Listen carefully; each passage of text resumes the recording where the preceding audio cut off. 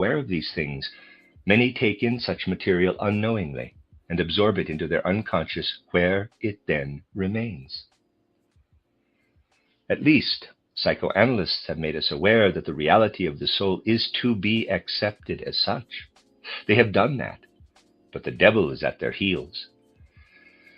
By that I mean that they are neither able nor willing to approach spiritual reality. Therefore, we find everywhere the most incredible statements. The people in our time do not pay enough attention to perceive these things. We naturally expect any reader of Jung's book to fall off his chair at such sentences, but people of our time do not do that.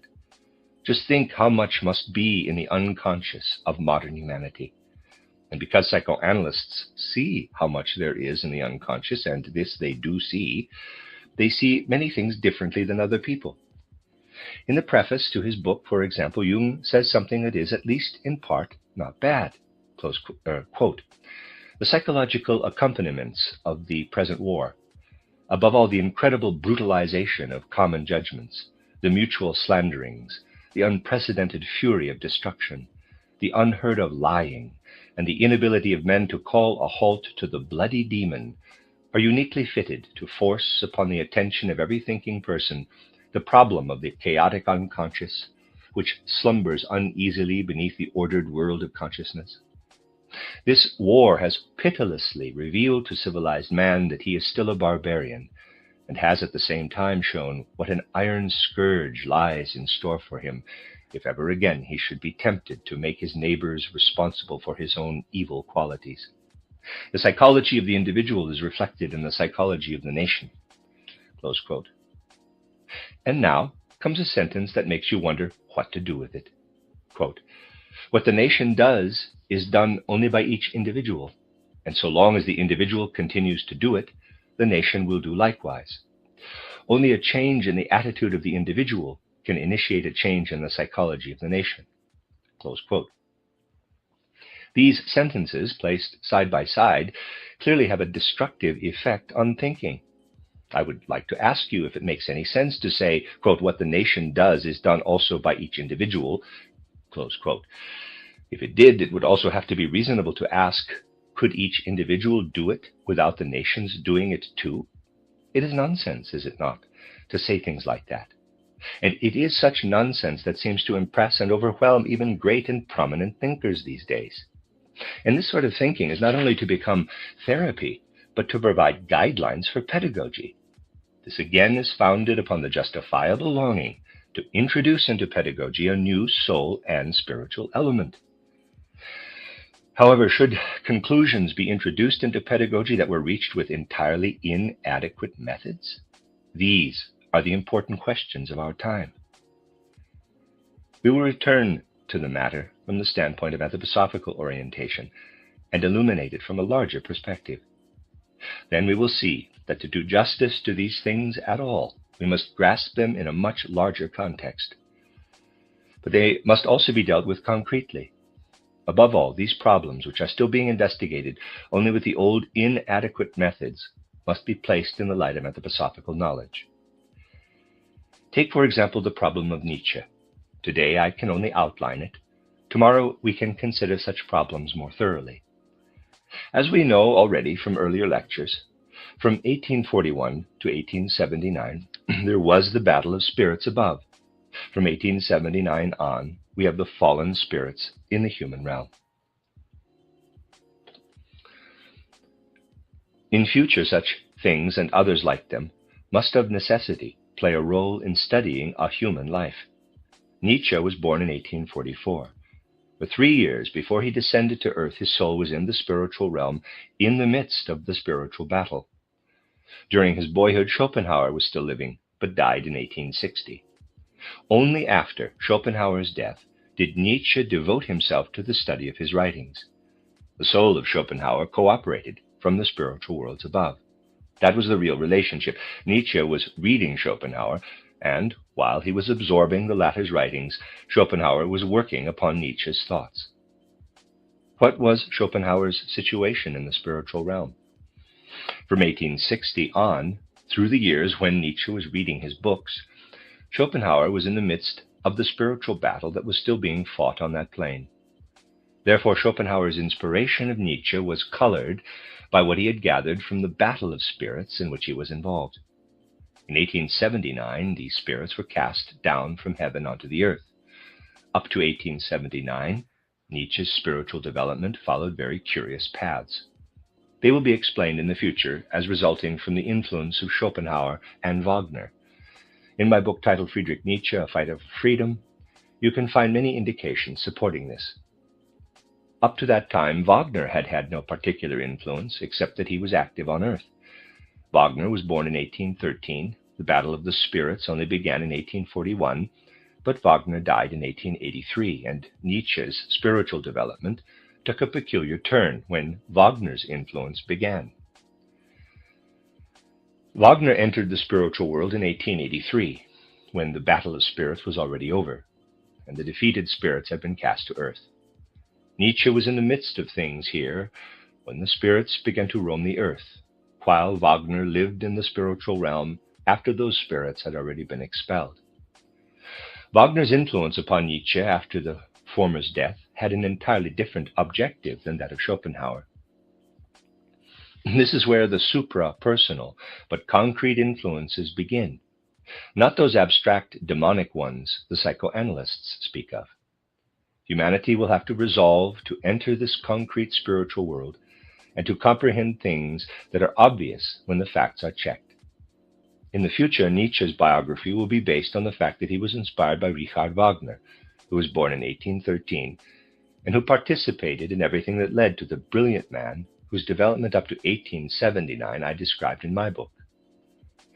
Such a biography will also explain that Nietzsche was influenced by Schopenhauer from his 16th year on, when Schopenhauer was involved in the spiritual battle fought on the spiritual plane before 1879. It will show that Nietzsche was exposed to Wagner's influence after the latter had died and entered the spiritual world, while Nietzsche himself was still here below, where the spirits of darkness were at work. Jung considers this a fact. Nietzsche found a demon and projected it upon Wagner. Oh well, projections, gradients, introvert or extrovert human types, all these are words for abstractions, but they say nothing about realities. These things are truly important. We are not agitating for a world view we have adopted.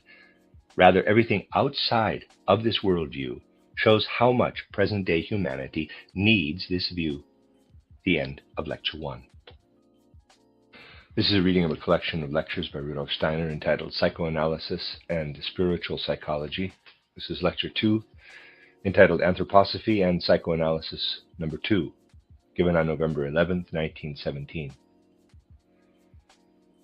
Yesterday I described what is called analytical psychology, or psychoanalysis, as an effort to gain knowledge about the soul by inadequate means. Perhaps nothing is as well suited as psychoanalysis to show that in our time, everything urges us toward anthroposophical spiritual science. Yet at the same time, people resist a spiritually scientific consideration of reality because of their unconscious prejudices. Yesterday I gave you examples of the grotesque leaps the thinking of our modern erudition necessarily makes when it dares to approach soul problems. And I showed you how to catch modern scholars at these leaps in their reasoning. I pointed out that one of the better psychoanalysts, C.G. Jung, categorizes people as belonging either to the predominantly thinking type or to the predominantly feeling type.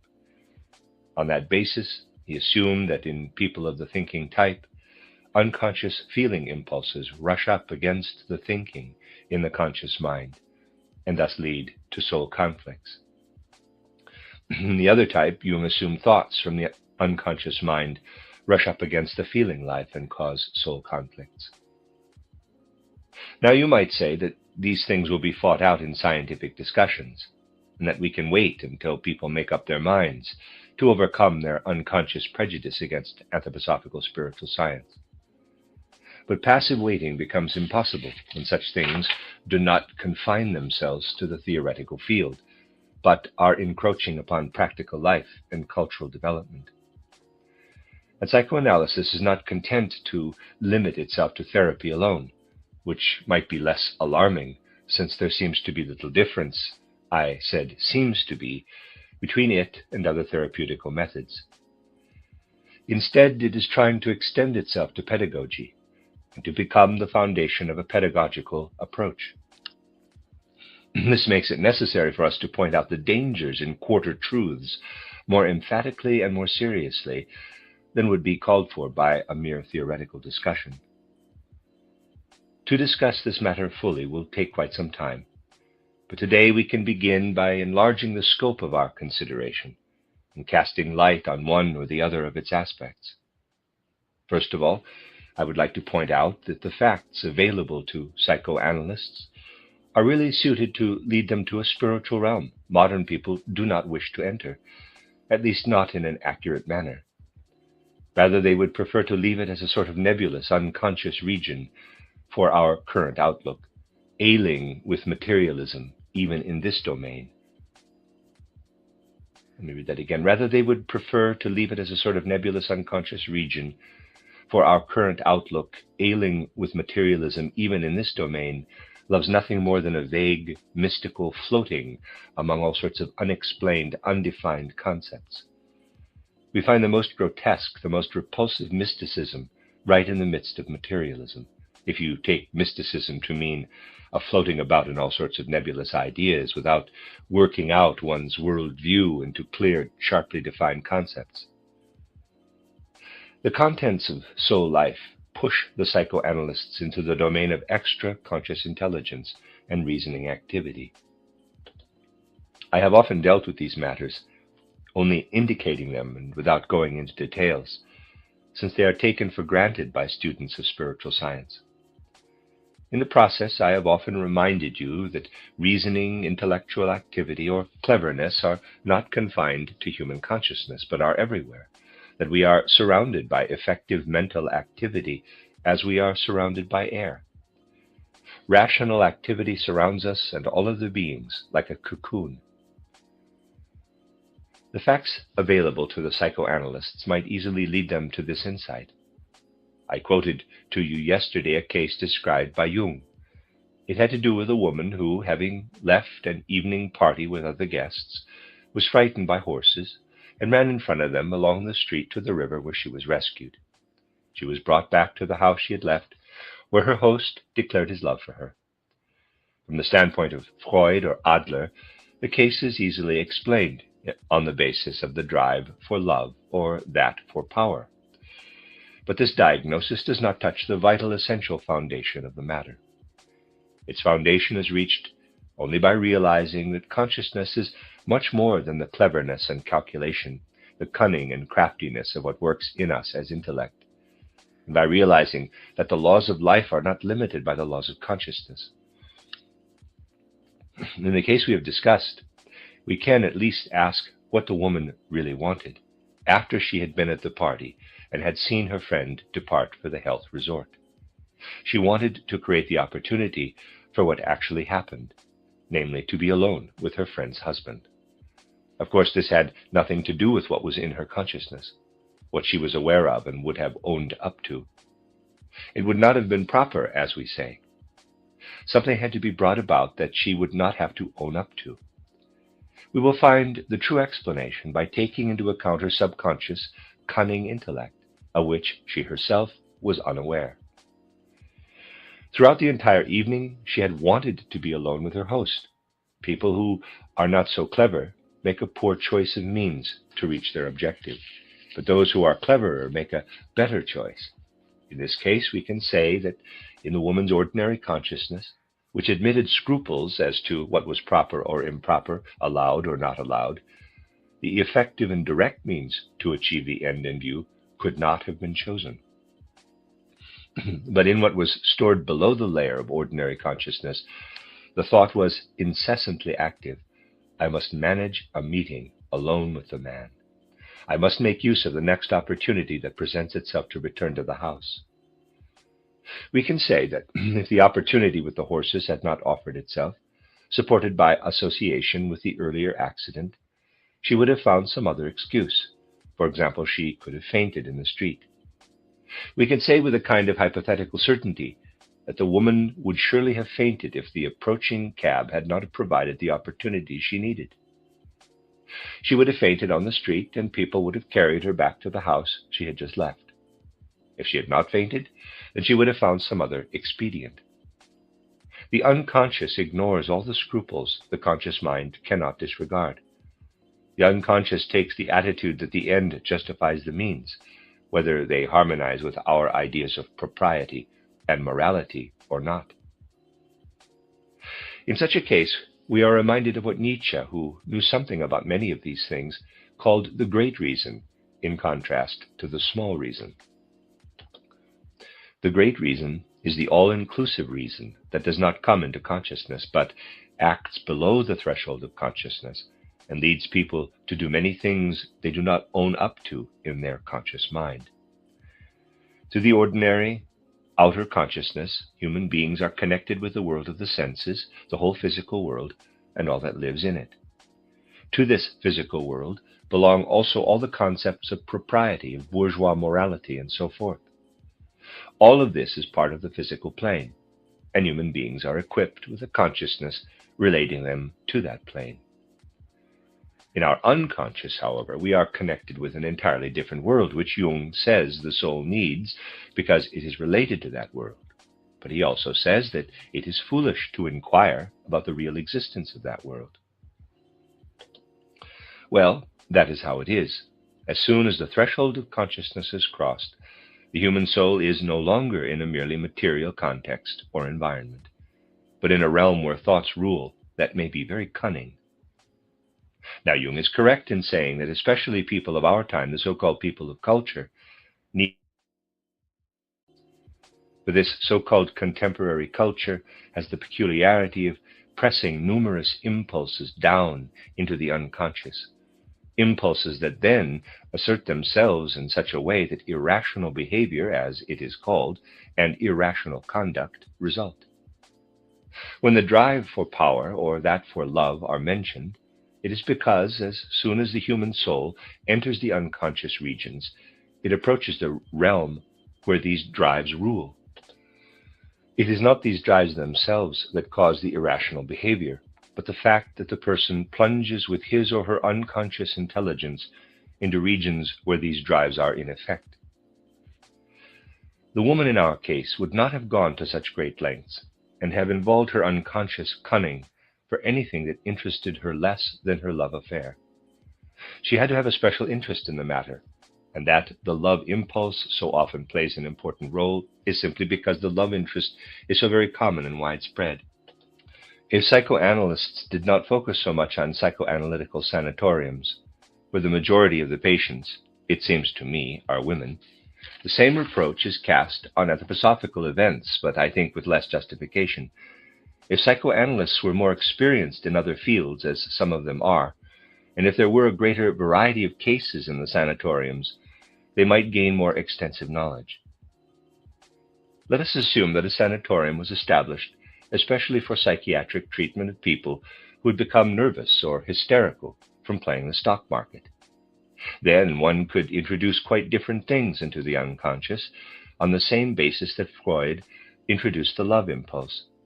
Then we could use the extensive unconscious cunning processes of the people who play the stock market. Then, through the usual methods of elimination, sexual love would be seen to play a very small part, and yet the subtleties of unconscious cunning and slyness could be studied at their height. Even the drive for power could not always be designated as the primary impulse, but altogether different drives would be found ruling the regions into which our soul descends when we enter the realm of the unconscious. If, in addition, a sanatorium were established for scholars suffering from hysteria, it would be found that what works in their unconscious can rarely be traced back to the drive for love. For those with any knowledge in this field realize that under present conditions, scholars are seldom drawn to their chosen science by love, but by quite different forces that would be revealed if brought to the surface through psychoanalysis. The all-embracing truth is that the soul is led from the realm of the conscious down into the unconscious regions, which can become conscious only with the help of spiritual science, where our drives and instincts rule. These drives cannot be mastered because we can conquer only what is in our conscious mind. There we have another inconvenient truth. Of course, it forces people to realize that in their unconscious mind, human beings can be very sly creatures, and much more cunning than they are in their ordinary conscious mind, more cunning than even the psychoanalysts are prepared to admit. In this field, we can have some strange experiences with ordinary science. You can read about these experiences in the second chapter of my new book, Riddles of the Soul, which will be published soon. In that section, I deal with what the academic Dessoir dared to write in the chapter on anthroposophy in his book, Beyond the Limits of the Soul. This second chapter of my Riddles of the Soul will be useful for thinking people who want to form an opinion about the morality of present-day scholars. You will see when you read this chapter what kind of opposition we are dealing with. Of the points mentioned in my book, I will here bring up only a few that are related to our present theme. Dessoir has all sorts of objections to this and that, and always refers to passages taken from my books. In a very interesting context, he tells how I distinguish consecutive cultural periods: the Indian, the ancient Persian, the Chaldean, Egyptian, the Greco-Latin, and now we live in the sixth, he says, according to Steiner. This proves that we have to refute these statements in a schoolmasterly manner, for it shows us the way to confront such an individual. How does Max Dessoir come to assert, in the midst of all his other nonsense, that I said we are living in the sixth post-Atlantean cultural epoch? It may be easily explained if you have any practice in philological methods. I worked for 6.5 years at the Goethe Archives in Weimar and learned a little about how to use the philological methods, so I can easily show through these methods how Dessoir came to attribute to me this statement regarding the sixth cultural epoch. He had been reading my book, An Outline of Occult Science, in which there is a sentence leading to a description of our current fifth post-Atlantean cultural period. In this sentence, I say that things are prepared over long periods of time, and in one paragraph I explain that events taking place in the 14th and 15th centuries were prepared in the 4th, 5th, and 6th centuries. About 5 lines further on, I say that the 6th century was a preparation for the 5th cultural period. Dessoir, as is typical of him, read only superficially, and later checked hastily, as many a scholar does, the place he had highlighted in the margin with a red or black pencil, and confused what was said about the cultural period with what had been stated earlier about the 4th, 5th, and 6th centuries. Thus he speaks of the, quote, 6th cultural period, close quote, instead of the 5th, because he had skipped a few lines. You see, the grand superficiality such a person works with. Here we have an example of how such, in quotes, scholarship may be shown up philologically. This entire chapter in his miserable concoction is riddled with such mistakes. And while Dessoir claims to have studied a number of my writings, I could prove philologically what books this number comprises. He read and partly understood the philosophy of spiritual activity, for he devotes a sentence to it that is utter nonsense. And he read An Outline of Occult Science, but in such a way as to end up with the kind of stuff I have just described. In addition, he read the small work, The Spiritual Guidance of Man, and the little booklets, Reincarnation and Karma, and Blood is a Very Special Fluid. This is all he read, as is clear from his essay. He read nothing else. That is the morality of our present-day scholars. It is important to expose the erudition of our time in such a context. Out of the great number of my books, he chose such a very small amount to read, and then he bases his whole argument on them, and with distorted thinking to boot. Indeed, many of our scholars these days do exactly the same thing. When they write about animals, for example, they usually have about as much material to base their observations on as Dessoir had. Quite a pretty chapter could be written if we studied Max Dessoir's unconscious mind. He himself, however, in a special passage in his book, provides the opportunity for us to take his unconscious into account. Grotesquely enough, he relates that when he is lecturing, it sometimes happens that his thoughts go on even though his soul is no longer present with them.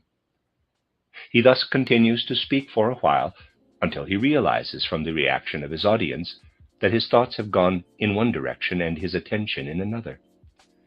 He tells this quite naively. Just think. On that basis, he then proceeds to discuss all kinds of peculiarities of human consciousness. I have pointed out quite gently that Desoir here reveals himself. At first I thought he could not possibly mean himself. He must simply identify with other clumsy lecturers, and therefore he speaks in the first person. It would be unreasonable to think that he is describing himself, but he really does exactly that. Well, in the discussion of such matters, many odd things will be noted. He deals with, titled The Philosophy of Spiritual Activity, in one comment, by formulating a trivial sentence that is Desoirish and did not originate with me. The whole thing is crazy. He says in that passage, quote, Steiner's first book, The Philosophy of Spiritual Activity, close quote. Well, since that book is the culmination of 10 years writing activity, I have to draw your attention to this spouting of academic paranoia, to such academic madness as an example of many scholars' ethics. I know, of course, that although I have shown in my book that Desoir's presentation is corrupt, people will say again and again that Desoir has refuted Steiner. I know it very well. Trying to break through what people nowadays imagine they have long since got completely rid of, namely belief in authority, is like talking to the wall. But in particular, this chapter in Desoir's book will prove the difficulties spiritual science must struggle against in contemporary culture, simply because it insists on clear, sharply defined concepts and concrete spiritual experiences. There is no question of logic with such an individual as Desoir, and a lack of logic in the broadest sense characterizes our contemporary so-called scientific literature. These are the reasons why official erudition and official spiritual trends, even if they work themselves out of such extreme inferiority as the psychiatry or psychology taught in the universities, will nevertheless never get anywhere. They lack the basic requirement, namely a genuine observation of life. So long as it is not widely realized how far from genuine research and from a true sense for reality those things are that pose nowadays as scientific literature, I do not say as science, but as scientific literature, and that often form the content of university lectures and popular talks. So long as this trust in authority is not broken, nothing good will come of it. These things must be said, even if we have the deepest respect for scientific thinking and for the great achievements of natural science. That these things influence life in such contradictory fashion must be realized. Well, after this digression, let us return to our subject. Desoir finds it especially aggravating that as he maintains in a combination of objective untruth and slander, I said in my little book titled The Spiritual Guidance of Man, that there is an important unconscious working of spiritual impulses. I pointed them out by showing that while a child builds up his or her brain, a greater wisdom is at work than the one we later become conscious of when the brain is completed. A healthy science ought to take its starting point from such normal workings of the unconscious, but it would still need something else. When you read my book titled Knowledge of the Higher Worlds, you will find there a discussion of the secret of the threshold. In my explanation of this secret, I show that after we cross the threshold into the spiritual world, a kind of separation takes place, a sort of differentiation of the three fundamental powers of the soul, thinking, feeling, and willing. Remember, in that same book, I explained in the description of the guardian of the threshold that these three forces, which work so closely together in ordinary consciousness that they can hardly be separated, now become independent of each other. If I sketch them, this narrow middle section, and as a drawing, is the boundary between the ordinary consciousness and that region where the soul lives in the spiritual world. Thinking, feeling, and willing must be so drawn as to show this as the range of will, and it's in red, but bordering upon the realm of feeling, which is in green, and this in turn borders upon the realm of thinking, which is in yellow. But if I were to sketch their paths after crossing the threshold into the spiritual world, I would have to show that thinking becomes independent on the one hand, feeling separates itself from thinking, and will becomes independent too. In other words, thinking, feeling, and willing spread out like a fan. You'll find this described in more detail in my book, Knowledge of the Higher Worlds.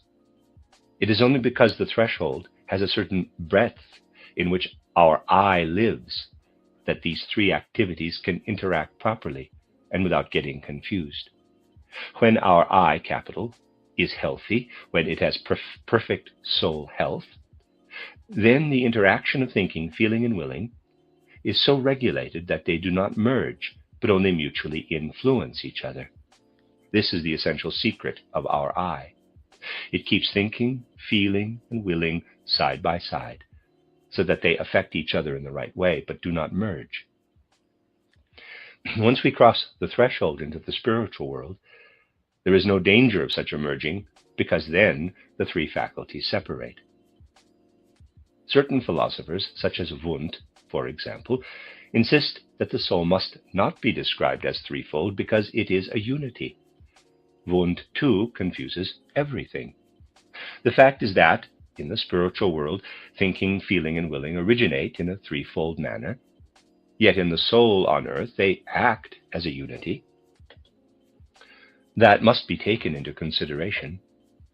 When people claim, as they have recently done, that anthroposophy distinguishes actually three souls, even though there is only one, and that therefore there is no justification for anthroposophy, then we must point out that the unity of the human being is not impaired by the fact that each of us has two hands. The drawing on the previous page shows the relationship between the soul forces working in and with the I, as well as the way they work on the other side of the threshold of consciousness in the spiritual world. However, a different condition can come about if the I has been weakened in any way. Then the threshold is crossed, as it were, in the opposite direction. Then thinking swerves aside, mingles with feeling and willing, and confusion results.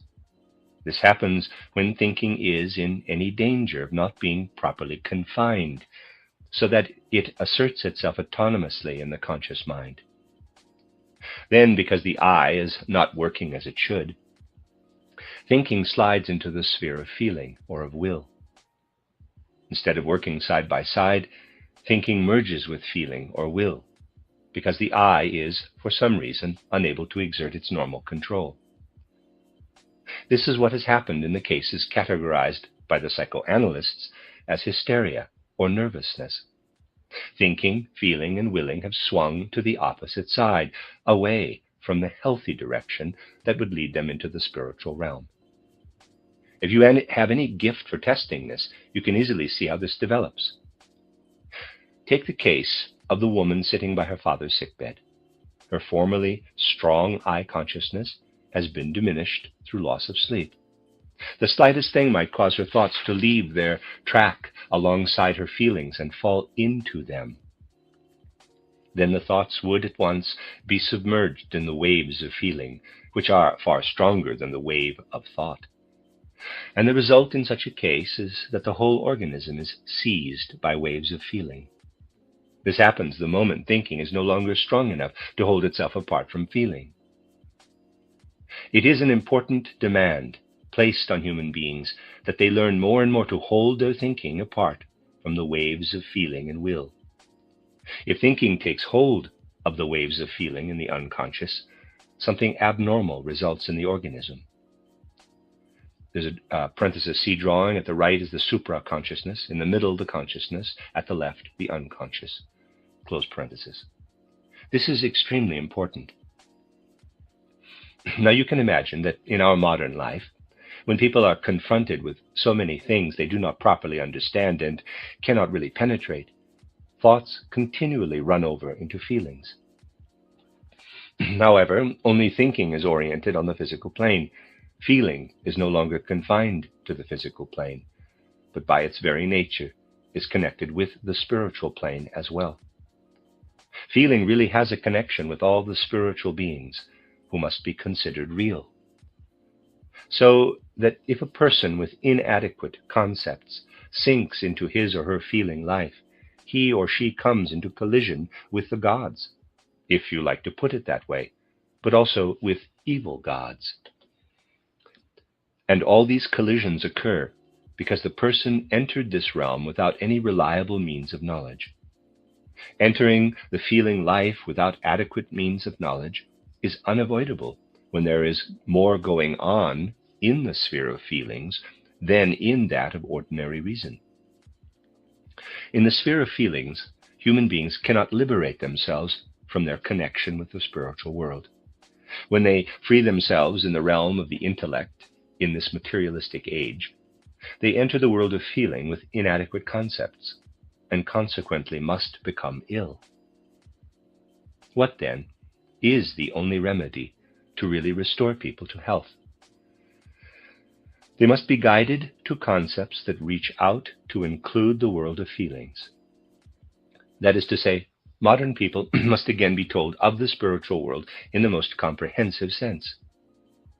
The therapeutic methods of the psychoanalysts, which are adapted to the individual, are not what is needed, but rather spiritual science, which applies to all humanity. If people really take in the concepts of spiritual science, and not everyone who listens to lectures or reads about them really takes them in, if people really absorb them, it will not be possible for thinking, feeling, and willing to intermingle chaotically in the unconscious. This chaotic intermingling is at the root of hysteria and nervousness, which are psychological symptoms and are the subject of psychoanalysis. However, all this requires that we have the courage to approach a direct experience of the concrete working of the spiritual worlds, the courage to realize that we are living now in a crisis connected with the one we have found in the year 1879, whose painful aftermath we are still suffering.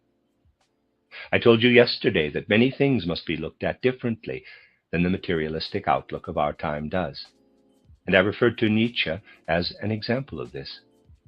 Nietzsche was born in 1844. In 1841, the battle in the spiritual world began, of which I have already spoken. And for 3 years, Nietzsche was in the midst of it. Richard Wagner, born in 1813, at first took no part in it. So Nietzsche lived in the spiritual world for 3 years after the battle had begun. He absorbed all the impulses he could under the influence of this battle and brought them down to earth with him. If you read Nietzsche's early writings, you will notice his pugnacity. Almost every sentence shows the after effects of what he experienced spiritually in the 3 years from 1841 to 1844. This gave a definite coloring to all the writings of Nietzsche's early period. As I've pointed out, another important event was that Schopenhauer died when Nietzsche was a boy of 16. Nietzsche then began reading Schopenhauer's works. A real relationship developed between the soul of Schopenhauer in the spiritual world and that of Nietzsche on earth. Nietzsche read every phrase of Schopenhauer so receptively that the author's impulses from the spiritual world could enter into him. Schopenhauer had ascended into the spiritual world in 1860 when the battle was still raging. What was his objective? What did he want? Under the influence of the battle, Schopenhauer wanted to see his thoughts rather than his works continue into the future. Nietzsche did indeed continue Schopenhauer's thoughts, but in a peculiar way. After passing through the gate of death, Schopenhauer saw that he had composed his writings in an epoch when the spirits of darkness were approaching, but had not yet arrived on earth. Thus he wanted to have his thoughts and the impulses growing out of them continued into the future. That is, As he was confronted by the battle of the spirits of light against those of darkness in the spiritual world, Schopenhauer wanted to have his writings continued. He formed in Nietzsche's soul the impulses to continue his thoughts. What Nietzsche's soul received from the spiritual world at that time contrasted sharply with what was happening on the physical plane in his personal relationship with Richard Wagner. This is how Nietzsche's soul life, as well as his career as a writer, developed. Then came the year 1879. The battle had been raging in the spiritual realms, began to be transferred to earth after the spirits of darkness had been flung down. Nietzsche's whole karma, in which I include his concrete relationship to the spiritual world, exposed him to a certain danger, namely the danger of being driven into very evil paths by the spirits of darkness. Schopenhauer had, as it were, a transcendent, egoistic motivation. His soul was in the spiritual world and inspired Nietzsche to carry on his work. This is a transcendent, egoistic motivation lasting beyond death. After all, egoism is not necessarily always bad. But when Wagner entered the spiritual world in 1883, the spirits of darkness had already come down. Thus, he entered into an entirely different atmosphere, so to speak. He became Nietzsche's unselfish spiritual guide. We have to speak about things here that are paradoxical, but are nevertheless true. Wagner did not make Nietzsche carry on his work, but allowed him to remain in the current appropriate for him. And Wagner did Nietzsche the favor of letting him become mentally deranged at the right moment to keep him from getting into dangerous regions with his conscious mind. That sounds paradoxical, but this is how unselfishly Wagner's soul worked upon Nietzsche from realms that were purer than those where Schopenhauer's soul had acted, who had still been in the midst of the battle between the spirits of darkness and the spirits of light. What Wagner wanted to do for Nietzsche was to protect him in his karma, as far as possible, from the spirits of darkness, which had already descended to earth.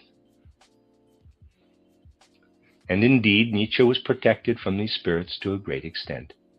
If you read his last writings in the right spirit, you will find great thoughts there, especially if you separate out the strong resistances or the things that have developed out of them. In my book titled Nietzsche, A Fighter for Freedom, I try to show the mighty thought impulses detached from all his conflicting impulses. Yes, the world is deep. There is really some truth in Nietzsche's saying, quote, "The world is deep and deeper than the day divine," so, close quote. So we must not criticize the vast regions of the spiritual life with our ordinary consciousness.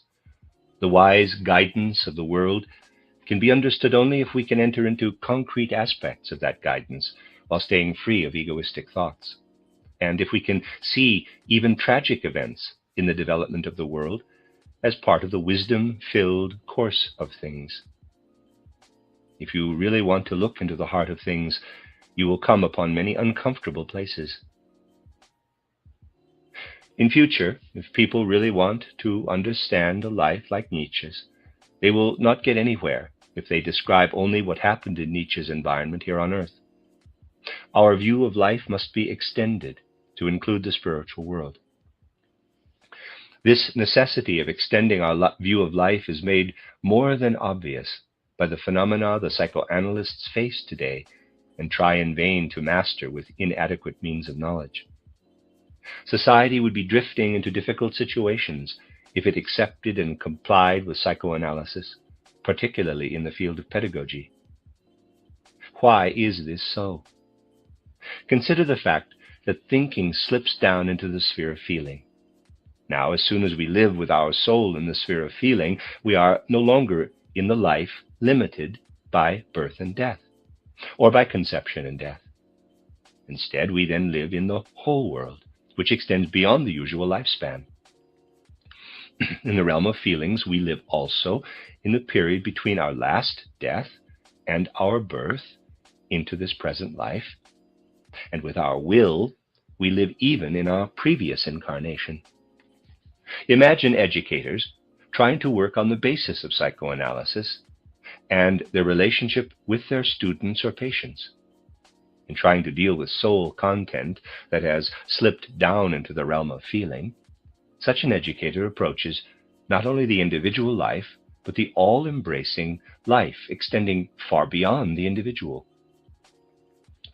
Concerning this all-encompassing life, however, the connections between people cannot be exhaustively described by means of mere ideas, but lead instead into genuine life connections.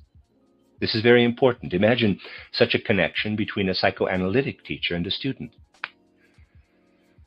What would take place there could not be confined to the realm of ideas being conveyed to the student, but real karmic connections would have to be established, because one is intervening much more deeply in life. In such a case, the individual in question would be torn out of his or her karma. The course of his or her karma would be changed. It will not do to deal with what extends beyond the individual in a purely individual manner. Instead, it must be treated in a universally human way. We have all been brought together in a certain time period, so there must be a common element that acts as soon as we go beyond the individual. In other words, individuals cannot be approached in therapy or education by individuals as psychoanalysts do, but something universal must enter. Even into the general culture of the times, something must enter that points the soul to what usually remains in the unconscious. And what is brought up into consciousness must become part of the milieu, not a transaction between individuals. Here you see lies the great mistake that is being made. It is a far-reaching and tremendously significant mistake. Instead of trying to permeate cultural life with knowledge of the spiritual world as it should be in our times, the psychoanalysts shut all the souls that show how repressed spiritual life becomes pathological into sanatoriums and treat each one individually. This can only lead to the forming of confused karmic connections. What takes place between the individuals does not result in bringing to light the unconscious soul content, but in a karmic bond between doctor and patient, because it encroaches upon the individual. You see, this leads us into real concrete life, and we must not play with that. Real concrete life can only be mastered if nothing else but what is universally human is striven for. These things must be learned from the concrete relationships of human beings to the spiritual world. Therefore, it would be good if people could stop talking abstractly, as Jung does, saying that the individual experiences everything humanity has gone through, even all sorts of demons. But Jung makes them into abstract demons, not realities, by saying that it is stupid to discuss whether they exist. He makes them into abstract demons, mere thought demons, that could never make anyone ill, and that could never live in the unconscious, but only in the conscious mind. That is the point. The people who accept such theories are themselves working with so many unconscious ideas that they can never come up with the right thing. Instead, they end up making certain concepts absolute. And I have to repeat again that when we begin to make ideas absolute, then we come to a dead end, or we reach a pit and fall into it without thinking. A man like Dr. Freud is obliged to extend the sexual domain over the entire human being in order to make it account for every soul phenomenon. I have said to various people who have approached me with psychoanalytic tendencies that a theory or worldview must hold its own when you apply it to itself. Otherwise, it crumbles into nothingness. The simple logical fallacy, if you extend it far enough, is an example. A Cretan says all Cretans are liars. If it is said by a Cretan, and if it is true, then it would be a lie, and the statement would cancel itself out. It is not possible for a Cretan to say all Cretans are liars and assume that this statement applies absolutely. This shows the pattern of absolutizing, but every theory has to be applied to itself without crumbling.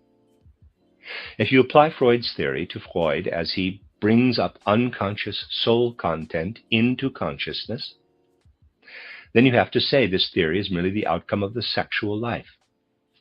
Just as the statement that all Cretans are liars would be a lie if coming from a Cretan, so does the theory of the universality of the sexual drive crumble if you test it out by applying it to itself.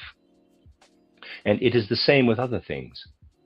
You may understand this principle for a long time without applying it vigorously in accordance with reality. It will be one of the special achievements of anthroposophically oriented spiritual science that it can be applied to itself in this way. The end of Lecture 2.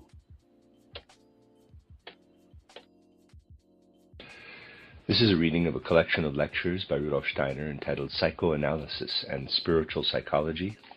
This is Lecture 3, entitled Spiritual Psychology, Subconscious and Supraconscious, given on February 25th, 1912. Today and the day after tomorrow, I propose to discuss a few of the more important facts relating to consciousness and to karmic connections.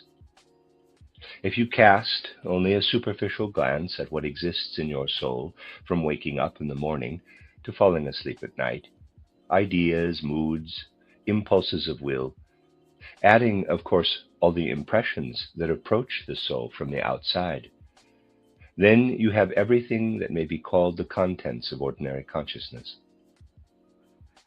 It must be clear to us that all these details of our conscious activity are dependent under ordinary conditions on the instruments of the physical body. The immediate, irrefutable proof of this is that we must wake up in order to live within these facts of the ordinary consciousness. For us, this means that we must descend into the physical body with what is outside the body during sleep. And the physical body must be at our disposal with its instruments if the activities of the ordinary consciousness are to take their course. Now, the following question arises. In what way do we as human beings, as soul and spiritual beings, make use of our physical instruments, our sense organs and nervous system, to live in our everyday consciousness? In the materialistic world out there, we find the belief that our physical instruments, in fact, produce what goes on in our consciousness. I have frequently pointed out that this is not the case. It is not true that we should think of our sense organs or the brain as producing the events in our consciousness in the same way a candle brings forth a flame. The relationship between what we call consciousness and the bodily instruments is completely different. We can compare it with the relationship between a person looking into a mirror and the mirror. When we are sleeping, we live in our consciousness in the same way as if, let us say, we were walking straight ahead in a room. If we walk straight ahead in a room, we do not see ourselves, how our nose or forehead looks, and so on and so forth. Only when someone comes toward us with a mirror do we behold ourselves. Then we are faced with what has existed all along, but now it also exists for us. It is the same with the contents of our ordinary consciousness. They exist continually within us, and as such, they have nothing whatsoever to do with the physical body, as little as we ourselves have to do with the mirror mentioned above. The materialistic theory concerning this is simply nonsense. It is not even a possible hypothesis. For what the materialists claim can only be compared with people saying that because they can see themselves in the mirror has created them. If you want to delude yourself that the mirror creates you because you see yourself only when it is held up to you, then you can also believe that parts of the brain or of the sense organs produce the contents of your soul life. Both statements are equally, in quotes, intelligent and, in quotes, true. That mirrors create human beings is just as true as that our brain produces thoughts. The contents of our consciousness persist. For our organization, it is necessary that we be able to perceive these existing contents of consciousness. To this end, we must face the reflection of our consciousness in our physical body. Thus, our physical body is what we may call a reflecting apparatus for the contents of our ordinary consciousness. These contents exist in our soul and spiritual being, and we perceive them by holding up to them the mirror of our corporeality. We cannot perceive them directly in our soul, just as we cannot see ourselves without a mirror. That is how things are. Of course, our body is not just a passive reflecting apparatus, but there are all kinds of processes going on within it. So we can imagine that while a mirror is silvered on the surface to produce the reflection, beneath the surface of our physical body, there are all sorts of processes going on. This comparison is sufficient to show the relationship between our spiritual and soul being and our body. What we want to keep in mind is that for everything we experience in our everyday consciousness, our physical body is an adequate reflecting apparatus. Behind, or let us say beneath, the facts of ordinary consciousness lie the things that stream into our ordinary soul life and that we designate as contents living in the hidden depths of the soul. Poets and artists experience something of what exists in the hidden depths of the soul, especially when they know, as genuine poets or artists, that they do not arrive at what they express in their works through ordinary thinking and logic or through sense perception. Instead, these things emerge from the unknown depths where they exist without first having to be arranged by the forces of ordinary consciousness. But from these hidden depths of the soul, other things also emerge, things that play a part in our everyday consciousness, although in everyday life we are unaware of their origin. As we saw yesterday, we can go down deeper into the realm of semi-consciousness, the realm of dreams. And we know that dreams can bring up things from the hidden depths of soul life that we cannot lift up in the usual way just by exerting our consciousness. When an event long buried in memory appears before a person's soul in a dream picture, as happens again and again, the individual in most cases could never have lifted the event out of the hidden pits of soul life through recollection alone, because the ordinary consciousness does not extend so far down. But what is inaccessible to this ordinary consciousness is within easy reach for the unconscious. In the semi-conscious state, characteristic of dreams, much has been stored or preserved, so to speak, much that has been stored or preserved, so to speak, is brought up or allowed to rise up. However, only those things come up that have not had the kind of effect usually produced by experiences that sink down into the hidden depths of the soul.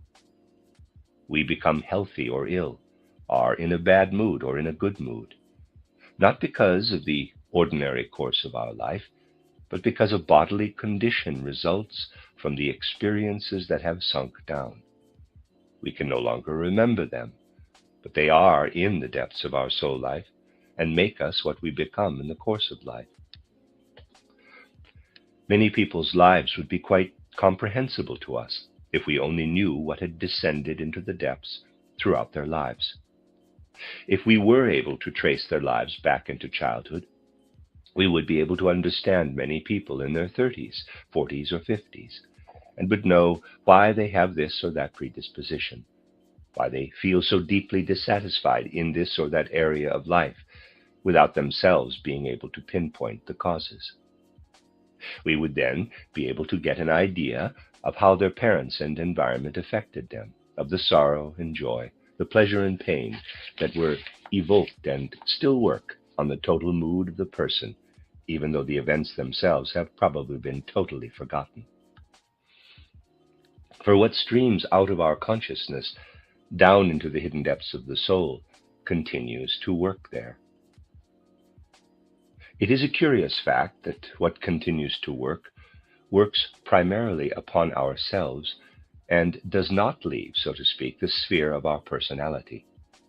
Therefore, when the clairvoyant consciousness descends, and this can happen through what we call imagination or imaginative cognition, when the clairvoyant consciousness descends to the realm of the unconscious, where the things I have just described rule, then the person concerned always finds himself or herself. The seeker finds what exists and surges within him or her. And that is good, for in true self-knowledge we must get to know ourselves by observing and familiarizing ourselves with all the driving forces at work within us. If we penetrate with our clairvoyant consciousness into the unconscious by means of the exercises for imaginative cognition, and do not notice that first of all we find only ourselves with all that lives and works in us, then we lay ourselves open to all kinds of errors. For nothing that can be compared to our ordinary contents of consciousness can make us aware that we are dealing only with ourselves. At one stage or another, we have the possibility, let us say, to have visions, to see apparitions that are new compared to what we know from experience.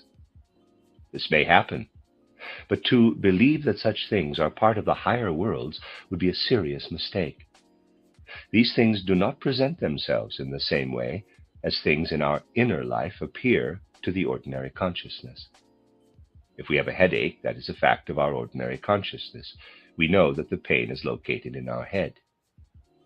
If we have a stomach ache, we feel it within ourselves. If we descend into what we call the hidden depths of the soul, we remain absolutely within ourselves, and yet what we encounter may present itself as if it were outside of us. Let us consider a striking example. Let us assume that someone has a longing to be the reincarnation of Mary Magdalene. I have already told you that I have counted 24 such Mary Magdalenes in my lifetime. Let us assume also that the person does not yet admit this wish to himself or herself. After all, we do not need to admit our own wishes to our conscious mind. That is not necessary.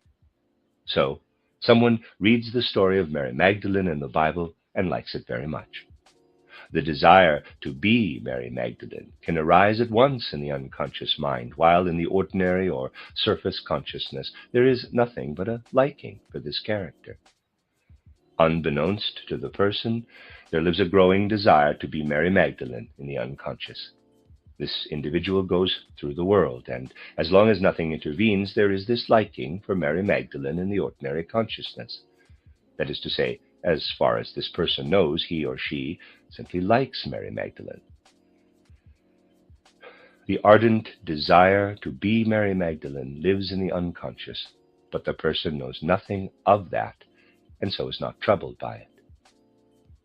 The person's life is guided by the contents of the ordinary consciousness, and this fierce desire may never enter his or her conscious mind. But let us assume that as a result of applying some occult practice or other, this person can reach his or her unconscious and enter into it. The desire to be Mary Magdalene may not be perceived the way we become aware of a headache. In fact, if it were perceived this way, then the person could be reasonable and sensible and react to this desire as he or she would react to a headache, namely by trying to get rid of it. But because of the person's irregular penetration into the unconscious, that is not what happens. Instead, the desire presents itself as a fact outside the person and appears as the vision, "You are Mary Magdalene." It stands before the individual, projecting itself as a fact. And at the current stage of evolution, human beings are not able to control such things with their I, capital. With good, correct, and careful schooling, this cannot happen, for then the I goes along into every sphere. But as soon as something happens without the I going along, such visions appear as objective facts. The observer in question believes himself or herself to be recalling the events surrounding Mary Magdalene and identifies with her. This is a real possibility. I emphasize this possibility today so you may see that only careful schooling and caution regarding our entrance into the domain of occultism can save us from falling into error.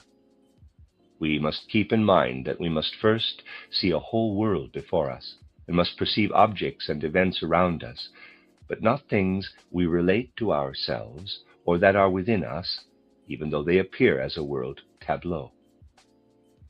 We must know that we do well at first to consider what we see only as a projection of our own inner life. Then we are well protected from errors along this way. This is the best of all. Regard, as a general rule, everything as phenomena emanating from yourself. Most of them arise out of our wishes, vanities, and aspirations, in short, out of characteristics connected with our egoism.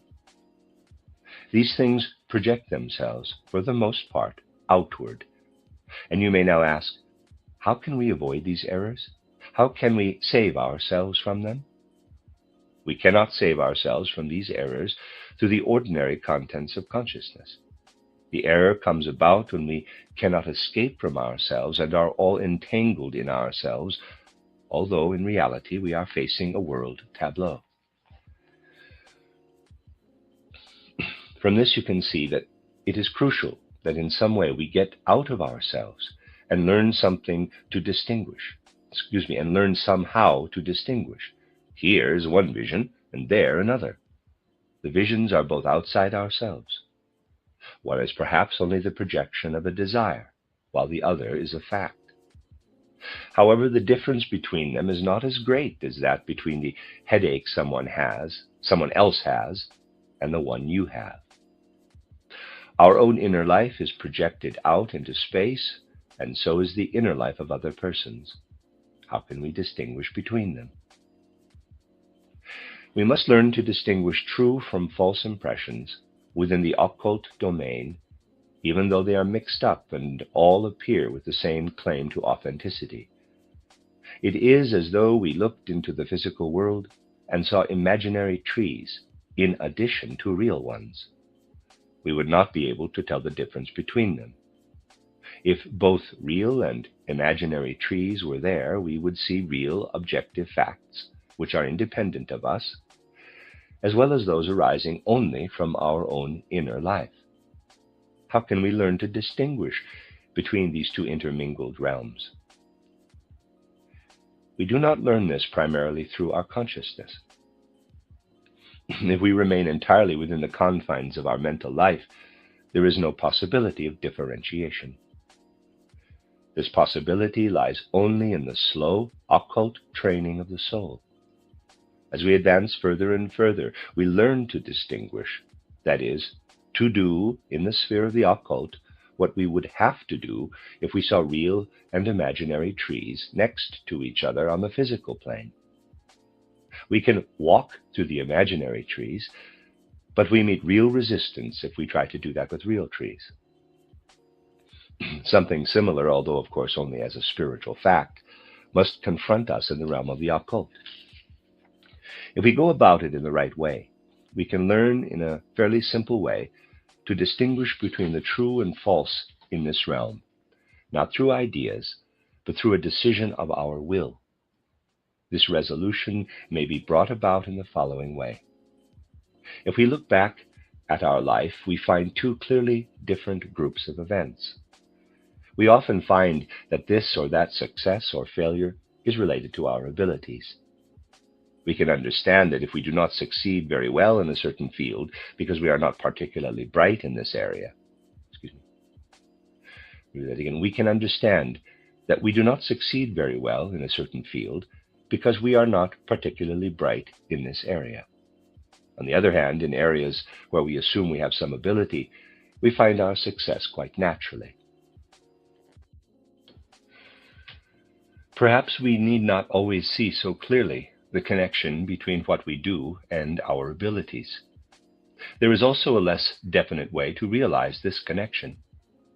For example, if someone in the later years of life is pursued by this or that misfortune, then that person can think back and say, quote, "I did little to make myself strong and energetic," close quote, or quote, "I was always careless and irresponsible," close quote.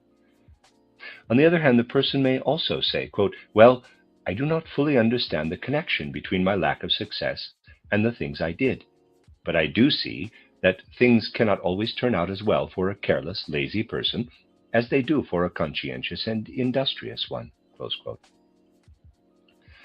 In short, we can understand some of our successes and failures, but for others we cannot discover their connection to our abilities. Then we feel that although we have this or that ability, and therefore should have been successful in this or that undertaking, it nevertheless did not succeed. Thus, there is clearly a type of success or failure whose connection with our abilities we cannot see right away.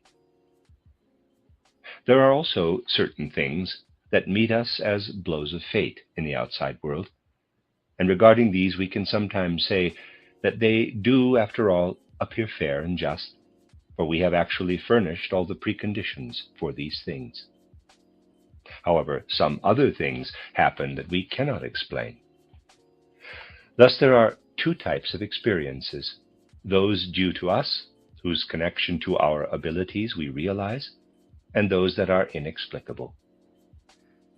Our external experiences fall likewise into two classes: those of which we cannot say we have produced their preconditions, and others where we know we have brought about the conditions that allowed them to happen.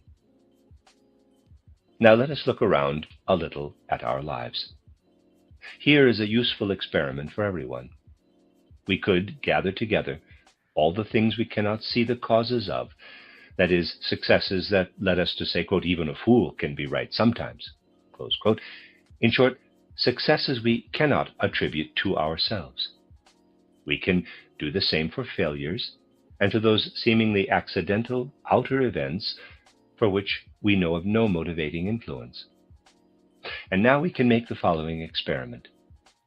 We construct in our mind an artificial human being, so to speak, who through his own abilities brought about all those of our successes we cannot explain.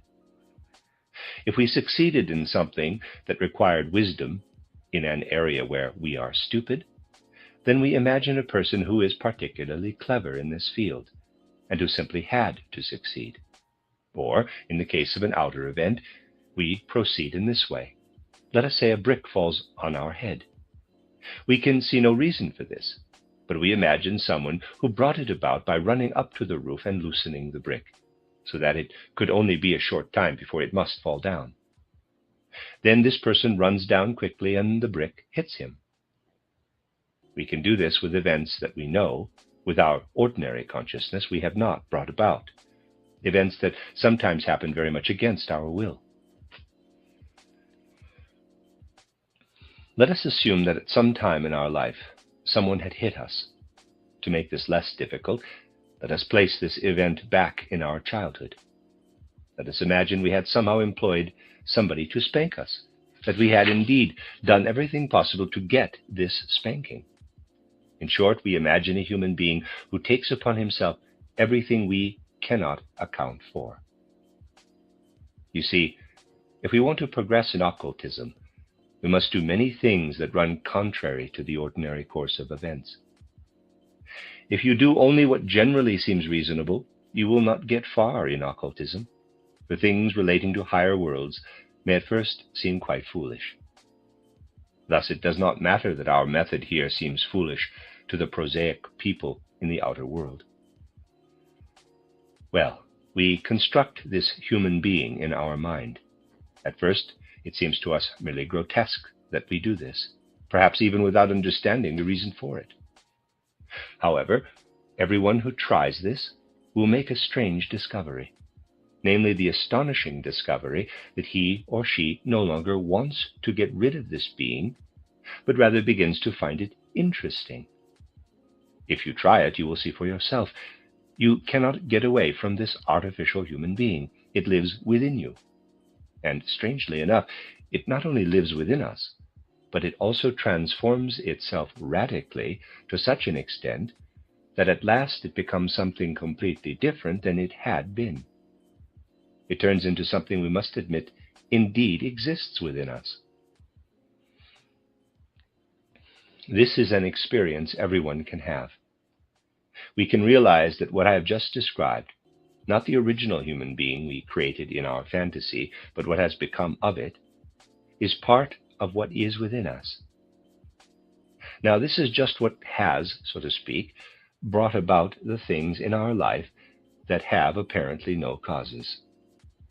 Thus, we find within ourselves the real cause of what otherwise cannot be explained. In other words, what I have described to you is not only the way to look into your own soul life and find something, but also the way from the soul life into the environment. For our failures do not remain with us, but belong to our environment. Thus, we have taken something out of our environment that does not agree with the facts of our consciousness, but presents itself as if it were within us.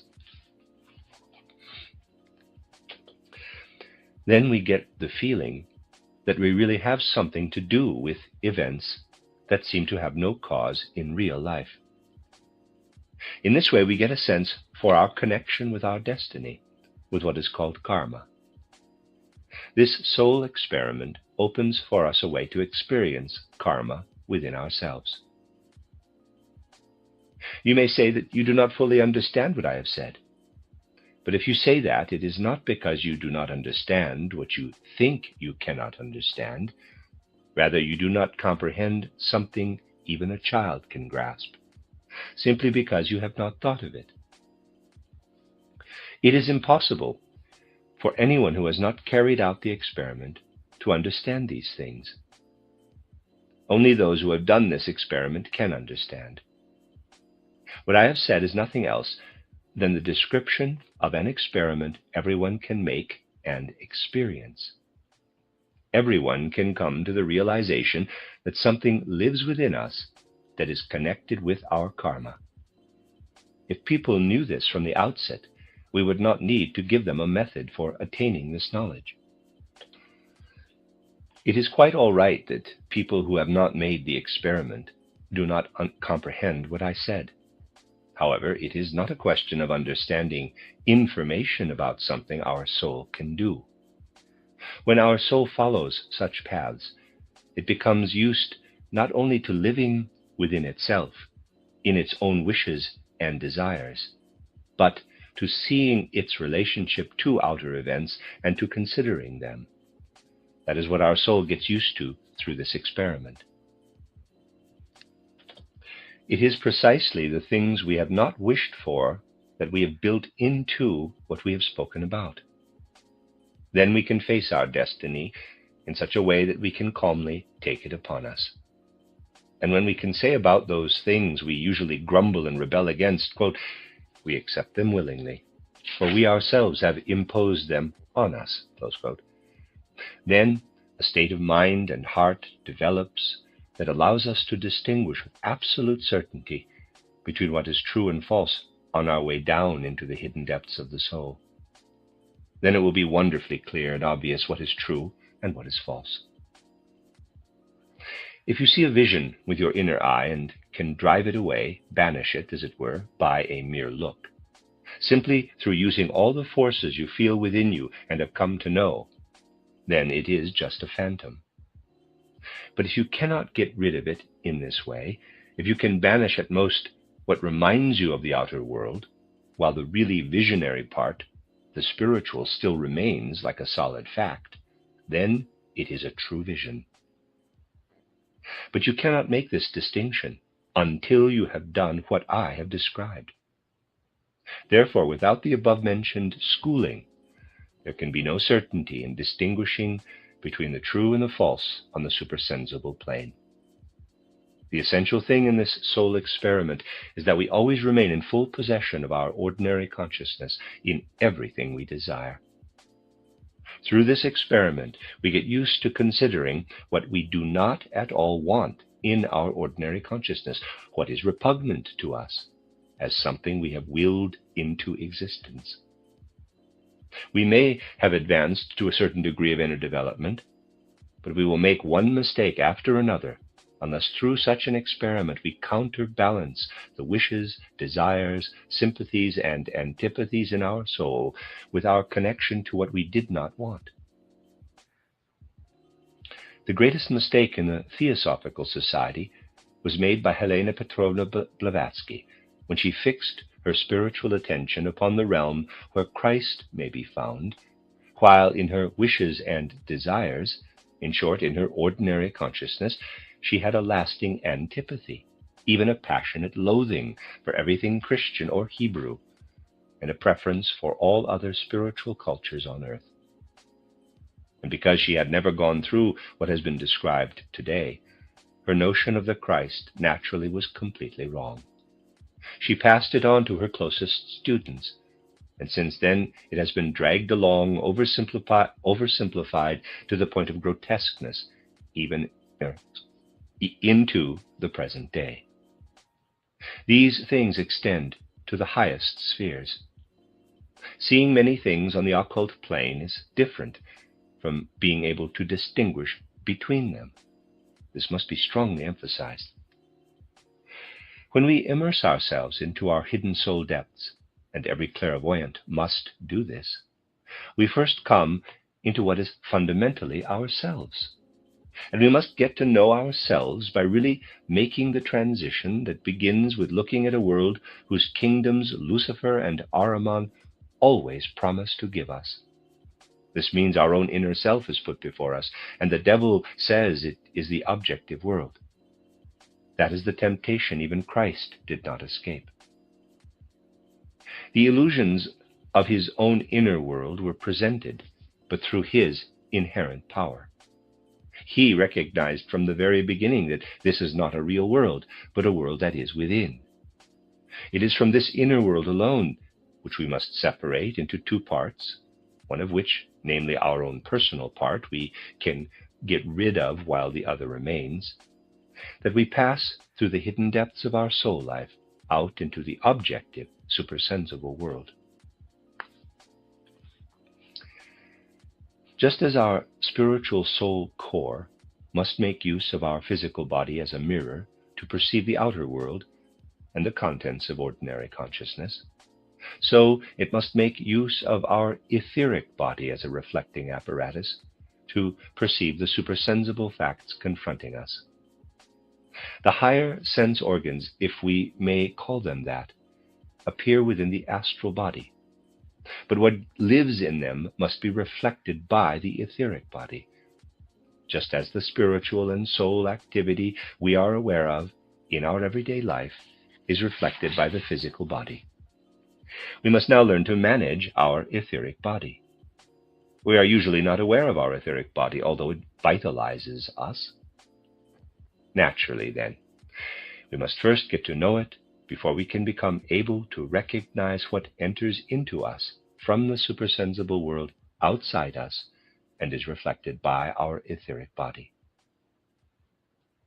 What we experience when we descend into the hidden depths of our soul life and experience first of all ourselves, that is, the projection of our wishes, resembles the life in Kamaloka. The only difference is that when we advance in our ordinary life to this state of being imprisoned in ourselves, for that is what we must call it, we can still return to our physical body.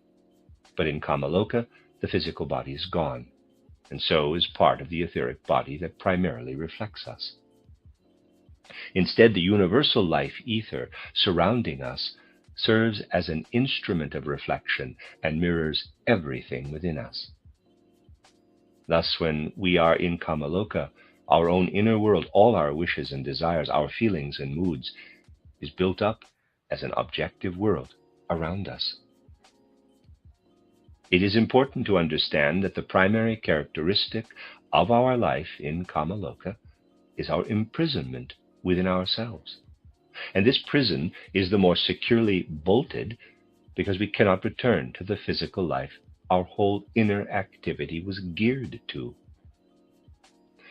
Only when we live through our Kamaluka period in such a way that we gradually realize, and the realization does come only gradually, that we can get rid of everything around us if we experience ourselves other than through mere desires and so forth, only then does our Kamaloka prison burst open. What does this mean? Let us suppose that someone dies with a certain wish. This wish is part of what projects itself outward and is built up around him in some kind of form. As long as this wish lives within this person, he cannot open Kamaloka with any key in regard to it.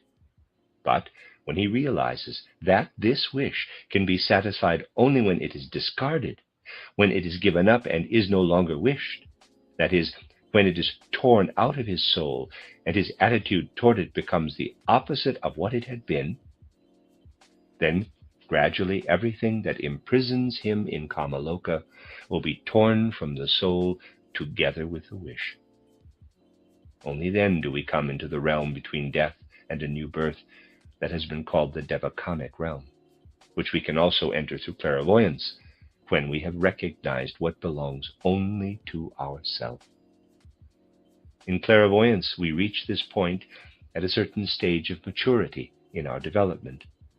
In Kamaloka, it comes simply as a result of the passage of time, simply because time so torments us through our own desires that at last they are overcome. Then, what we were led to believe was the world and its splendor is destroyed. The world of supersensible realities is usually called Devacon. How does this world of supersensible facts meet us? Here on our earth, we can speak of Devacon only because in clairvoyance, when the self has really been overcome, we enter the world of supersensible facts, which objectively exist and coincide with what is present in Devacon. The most important characteristic of the Devaconic world is that moral and physical facts and laws can no longer be distinguished. Moral and physical laws have become one and the same. What does that mean? Well, is it not true that in the physical world the sun shines upon the just and the unjust? Those who commit a crime may be put in prison, but the physical sun is not darkened. That is to say, in the physical world there is a realm of moral and one of physical laws, and both go their separate ways.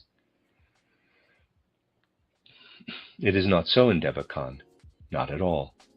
Instead, there, everything proceeding from morality, from intelligent wisdom, from the aesthetically beautiful, and so on, leads to creation, while everything that arises from immorality, intellectual untruths, and ugliness leads to deterioration and destruction. There the laws of nature are such that the sun does not shine upon the just and the unjust alike, but if we may speak figuratively, it darkens before the unjust. The just people passing through Devacon have there the spiritual sunshine, that is to say, the influence of the fructifying forces that help them in life. However, these spiritual forces draw back from the dishonest or nasty person. There things are possible that are impossible here on earth. For example, when two people, one who is just and one unjust, walk here side by side, the sun cannot shine on one without also shining on the other. However, in the spiritual world, the effect of the spiritual forces on people depends absolutely on the quality of the individual concerned. That is to say, the laws of nature and the spiritual laws do not go their separate ways, but follow one and the same path. That is the fundamental truth. In the Devaconic world, the natural laws and the moral and intellectual ones work together as one. As a result, the following occurs. When we enter the Devaconic world and live there, we have within us all the justice and injustice, good and evil, beauty and ugliness, truth and falsehood from our last life. All this acts there in such a way that it takes immediate possession of the natural laws. For example, in terms of the physical world, we would describe the law there as follows. If someone in the physical world had stolen or lied, and then went out into the sun, that person would find that the sun no longer shone on him, and gradually this lack of sunshine would make him ill. Or let us imagine that someone in the physical world told a lie and then had difficulty breathing. That is an analogy to what would be the case in the devachanic world. To the person who had burdened his conscience with this or that, something happens in his spiritual and soul nature, so that the natural law at the same time and absolutely expresses the spiritual law. Therefore, as this person continues to live and develop further through the devachanic world, gradually more and more properties will permeate him that will make what he then becomes an expression of the qualities he brought with him from the previous life. Let us suppose that someone lives in Devachan for 200 years after having lied much in a previous life. This person indeed lives in Devachan, but the spirits of truth withdraw from him. There dies in him what in a truthful soul would come to life. Or let us assume that someone with a pronounced trait of vanity, which he has not given up, goes through Devachan. In Devachan, this vanity is an extraordinarily evil-smelling emanation, and certain spiritual beings avoid a personality who gives out the offensive smell of ambition or vanity. This is not a figurative statement. In Devachan, vanity and ambition are extremely malodorous and lead certain beings to withdraw, and therefore their beneficent influence is lost. This is like expecting a plant to grow in the cellar, although it requires sunlight to thrive. A vain person cannot thrive. He will grow up under the influence of this characteristic. When he reincarnates, he lacks the strength to build in the good. Let me read that again. When he reincarnates, he lacks the strength to build in the good influences. Therefore, instead of developing certain organs in a healthy way, he forms an unhealthy organ system in his body. Thus, what we will become can be seen not only from our physical conditions, but also from our moral and intellectual ones. Only when we emerge from the spiritual plane do natural and spiritual laws go their separate parallel ways. However, between death and a new birth, they form a unity. And the natural forces implanted in our soul are destructive if they are the result of immoral deeds in past lives, but fruitful if they are the result of noble actions. This is true not only for our inner constitution, but also for what meets us from outside as our karma. In Devachan, the essential fact is that no difference exists between natural and spiritual laws. And it is the same for the clairvoyant who really penetrates to the supersensible worlds. The supersensible worlds are radically different from what we have on the physical plane. It is simply impossible for the clairvoyant to make the distinction the materialist outlook makes in saying that something is only an objective law of nature. Behind this objective natural law stands always a spiritual law.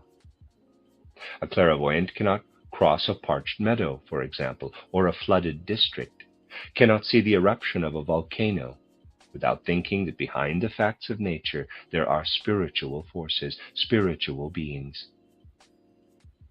For the clairvoyant, the eruption of a volcano is at the same time also a moral deed, even though its morality may lie in an entirely different, undreamt-of realm. People who always confuse the physical with the higher worlds will say, quote, well, when innocent human beings are destroyed in the eruption of a volcano, one cannot assume that it is a moral deed, close quote. Such a judgment would be as cruelly Philistine as the opposite one, namely to regard the eruption as a punishment from God for the people living near the volcano. Both judgments are possible only from the narrow-minded standpoint of the physical world. However, that is not the question, but much more universal things may be at stake here. Those who live on the slope of a volcano, and whose property is destroyed by its eruption, may in fact be entirely innocent as far as this life is concerned. it will be made up to them later. This does not mean that we should be hard-hearted and not help them. That would again be a narrow-minded interpretation of the facts. Nevertheless, it is true that in the case of volcanic eruptions, there is the fact that human beings do certain things in the course of Earth evolution that retard human evolution. And the good gods must work to compensate for that. And so, indeed, such natural phenomena sometimes are necessary to create a counterbalance. The connections between such things can sometimes be seen only in occult depths. In this way, things human beings have done counter to the true spiritual course of their development can find compensation. Every event, even if it seems to be a mere phenomenon of nature, is at bottom a moral matter. And spiritual beings in the higher worlds are the bearers of the moral law behind the physical facts. If you imagine a world where there is no separation of natural and spiritual laws, in other words, a world where justice rules as a natural law, then you have the Devaconic world. Therefore, in this Devaconic world, crimes are not punished through some kind of arbitrary measures. Rather, the immoral destroys itself as inexorably as fire consumes combustible substances. By the same token, morality advances on its own. We thus see that the essential characteristic, the innermost heart, so to speak, of existence, is quite different in the different worlds.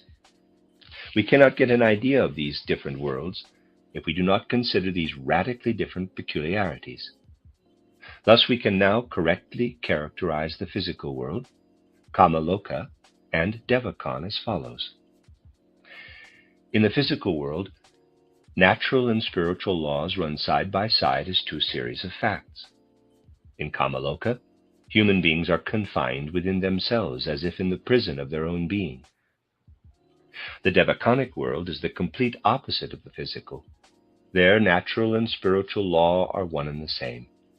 These are the three characteristics, and if you consider them carefully and try to get a feeling for how very different from our own a world must be where the moral, intellectual, and even the law of beauty are at the same time natural laws, then you will get a sense of what the Devaconic world is like. When we meet an ugly or a beautiful person in our physical world, we have no right to treat the ugly person as if he were to be rejected in soul-spiritual terms, or the beautiful one as if he were necessarily in soul-spiritual terms worthy of high esteem. In Devacon it is quite different. There we meet no ugliness that is not deserved. At the same time, a person who has an ugly face in this incarnation, because of his deeds in the previous one, and who strove throughout this life to be true and honest, will surely not meet us in Devacon in an ugly form. Rather, he will certainly have transformed his ugliness into beauty.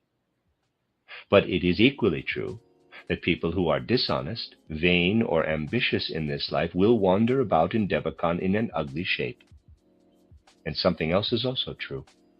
In ordinary physical life, we do not see that an ugly face continually robs itself of something, while a beautiful face gives something to itself. However, in Devacon, ugliness is an element of continuous destruction, while we will not see anything beautiful without assuming that it is the result of an equally continuous furtherance and stimulation.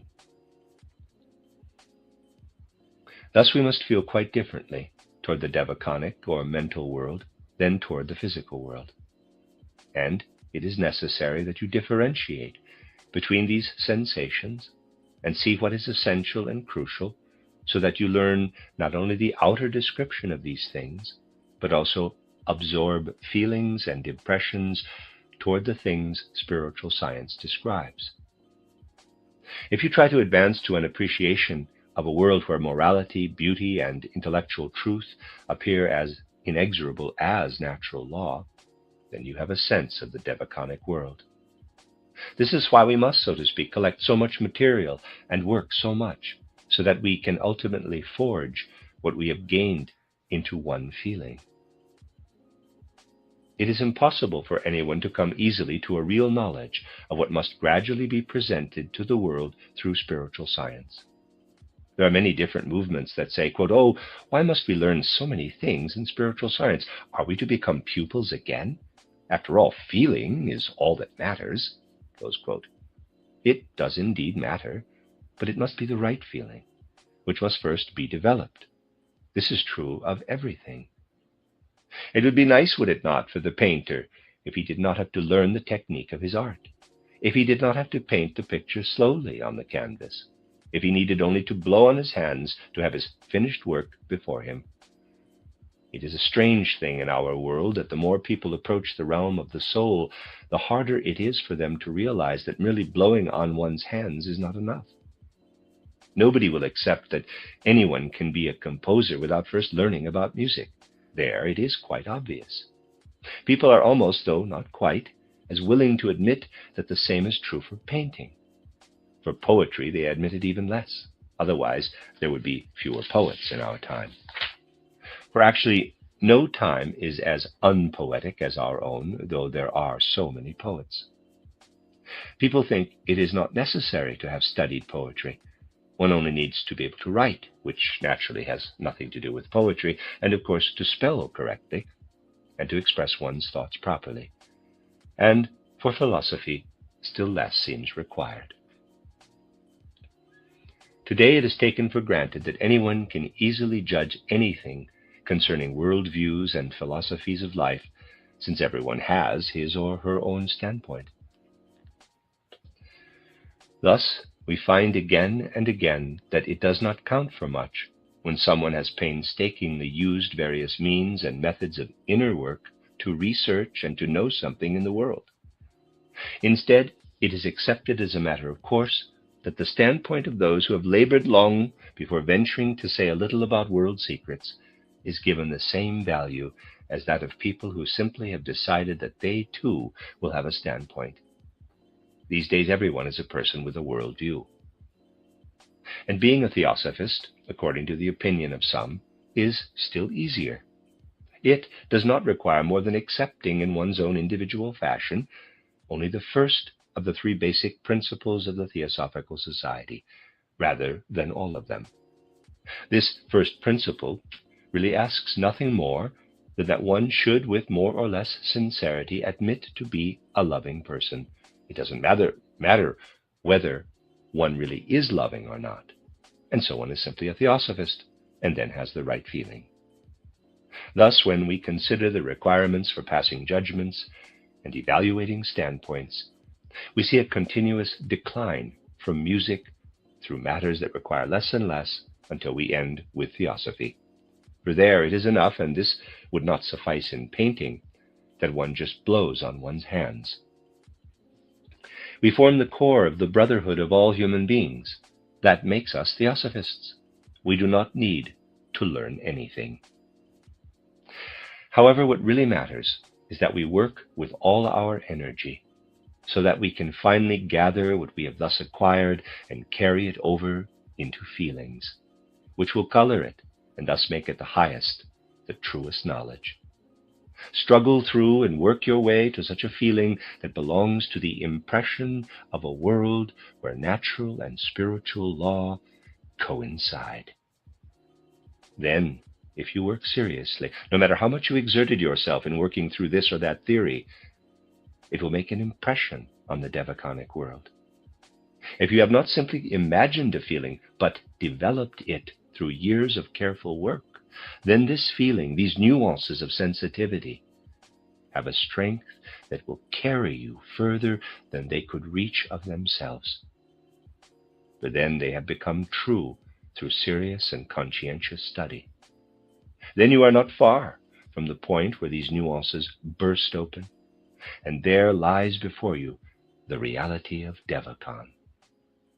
For if the nuances of feeling are truly acquired through work, they become a capacity for perception.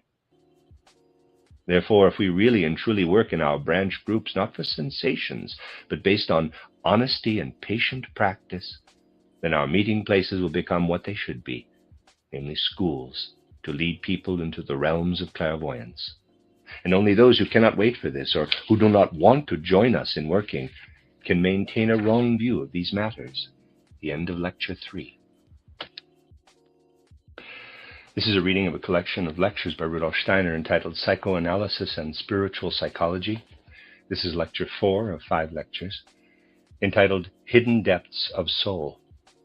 Given on February 27th, Steiner's birthday, or actually his name day, 1912. We have recently begun talking about the existence of hidden soul depths, and it will be good to continue to occupy ourselves with various details of this subject that may be useful for students of spiritual science. Generally speaking, it must be said that a complete explanation and understanding of these things can be worked out only on the basis of what spiritual science gives us. We have considered the human organization from various viewpoints. Therefore, you will easily be able to connect in the right way what appears when we look into the hidden depths of the soul with the human organization as we know it, from the more or less elementary presentations based on the worldview of spiritual science. It has been repeatedly said that everything in our mental images and perceptions, our impulses of will, our feelings, in short, all that goes on in our souls in the normal condition between waking up and falling asleep, may be called the activities, characteristics, and powers of our ordinary consciousness. Now we will represent in a diagram everything that is part of this ordinary consciousness, everything we know and feel and will between waking up and falling asleep, by enclosing it between these two parallel lines, and there's a drawing. In this section, AB, belongs our imagination, as well as every kind of perception. When we establish contact with the outer world and are in touch with it through our senses, and thus get a picture of this world through all kinds of connected sensory impressions, then that is also part of our ordinary consciousness. And all our feelings and impulses of will belong to it as well.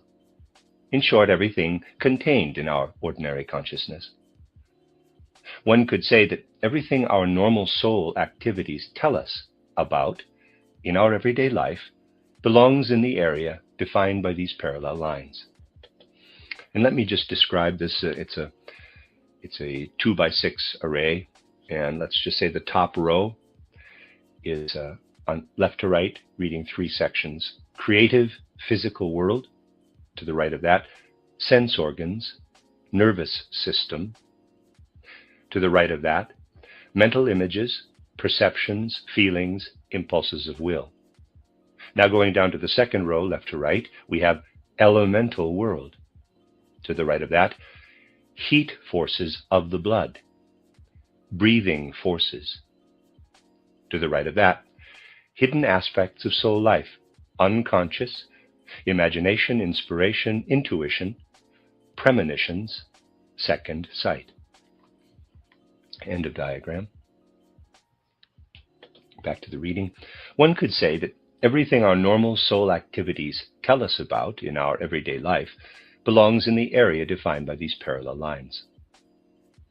The point is for us to know with certainty that this so-called soul life depends on using the physical body as its instrument, including the senses and the nervous system. If we contrast these parallel lines with 2 others, we can say that our sense organs and nervous system are the tools or instruments for this consciousness, and the sense organs probably to a greater extent than the nervous system. Beneath the threshold of this ordinary consciousness lies everything we can enclose between other parallel lines and can describe as the hidden sides of our soul life or as the unconscious. We get a good idea of what is embedded in this subconscious layer if we remember that through spiritual training, human beings can develop imagination, inspiration, and intuition. Just as we must place mental images, feelings, and impulses of will in the ordinary consciousness, so we have to locate imagination, inspiration, and intuition in the subconscious. As we know, the subconscious becomes active, not only as a result of spiritual training, but also as a legacy of a primeval, primitive state of consciousness that is, as an atavism. In that case, there appear what we call visions, and these visions of this naive, primitive consciousness correspond to the imaginations achieved through training. Premonitions appear also, and they are the primitive equivalent of inspiration. We will immediately see from a significant example what the difference is between an inspiration and a premonition.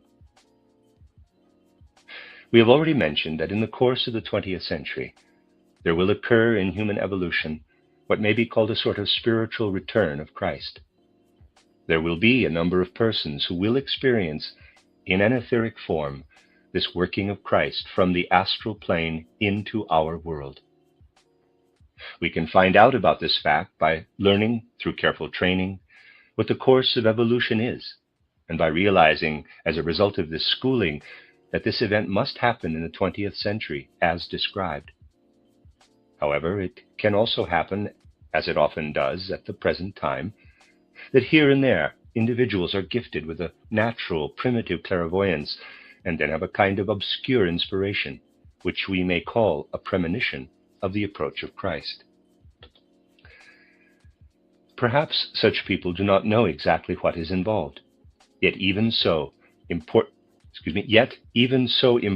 an inspiration as this can indeed appear in the form of a premonition if something occurs in the primitive consciousness that is more than a mere premonition or vision. The vision consists in putting some sort of picture in the place of a spiritual process. Let us say, for example, that someone has lost a friend whose eye has passed through the gate of death, I capital. This friend now dwells in the spiritual world, and a kind of bond establishes itself between the deceased and the one still living in this world. It is possible that the latter cannot rightly understand what the deceased wants from him, and has a false idea of what his dead friend experiences.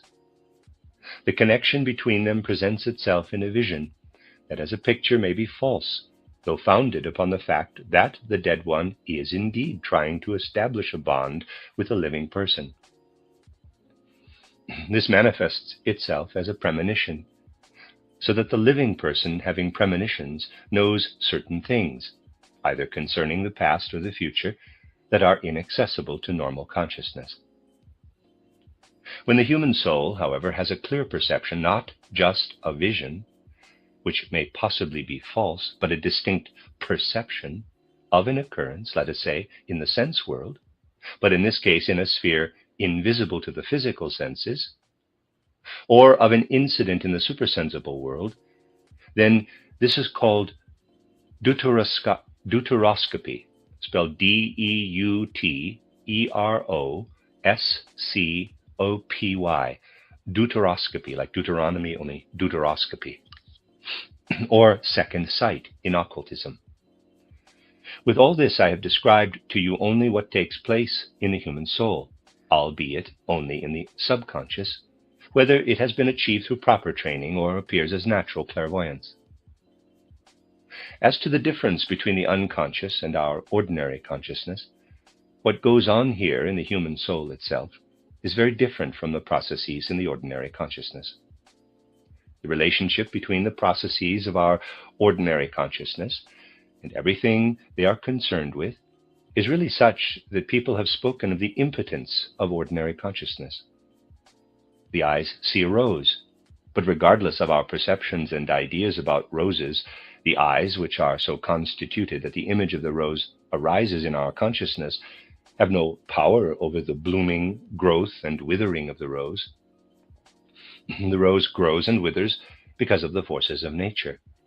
However, our eyes cannot perceive anything but the immediate present as long as only our ordinary consciousness is at work. This is not true for the facts and events in our subconscious. And this is what we must keep in mind, for it is extremely important. When we perceive something with our eyes, in the normal process of seeing, for example, colors or anything else, we cannot alter the objective facts in any way by mere perception. In fact, if nothing else happens to our eyes, they also remain unchanged by the mere act of seeing. It is only when we go beyond normal light to blinding light that we injure our eyes. Thus we can say that if we limit ourselves to the contents of normal consciousness, we do not even have any effect on ourselves.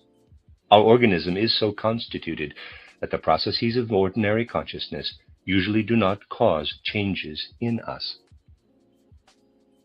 It is quite different with what appears in the unconscious. Let us assume that we are forming an imagination or have a vision, let's say, of a good being. This good being, then, is not in the physical, but in the supersensible world. Now, let us place the world of these beings that we perceive in an imagination or vision between these lines. And that's the lower horizontal row in the prior diagram. In that world, we have to seek all the perceptions and objects of our unconscious. I do not want to write anything in this space yet. Now, when we picture an evil or demonic being from this world in an imagination or vision, then we are not as powerless in regard to this being as our eyes are over the rose. When we have an imagination or vision of an evil being and develop for this completely clear visionary imagination a feeling that the being should depart, the latter must of necessity feel itself powerfully pushed or thrust away from us. The same principle applies when we have an imagination or vision of a good being. If we develop a sympathetic feeling, the good being feels impelled to approach us and to connect itself with us.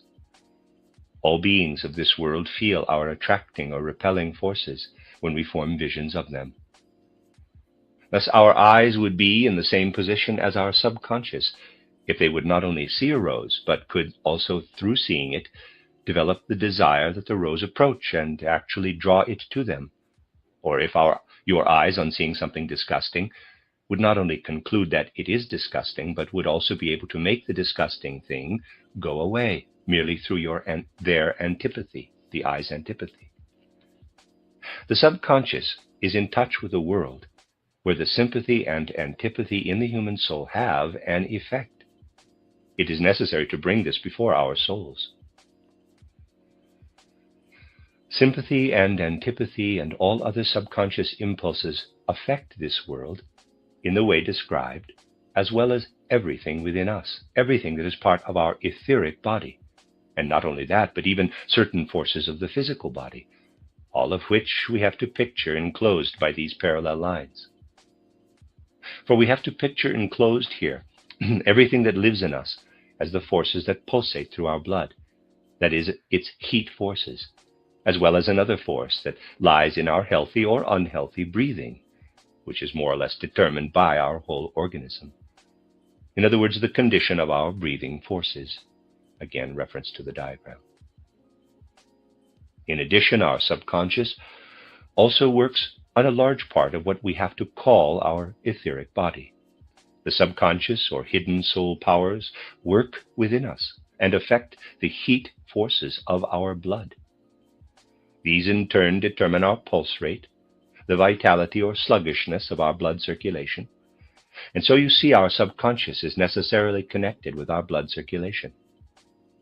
Whether somebody has a quicker or more sluggish circulation depends essentially on the forces of the person's subconscious. The demonic or good beings in the world out there can only be influenced when we have visions or imaginations or other perceptions of a certain clarity in our subconscious, that is, when we see them standing before us. It is only then that sympathy or antipathy evoke certain forces as though by magic, and these forces then become active in that world.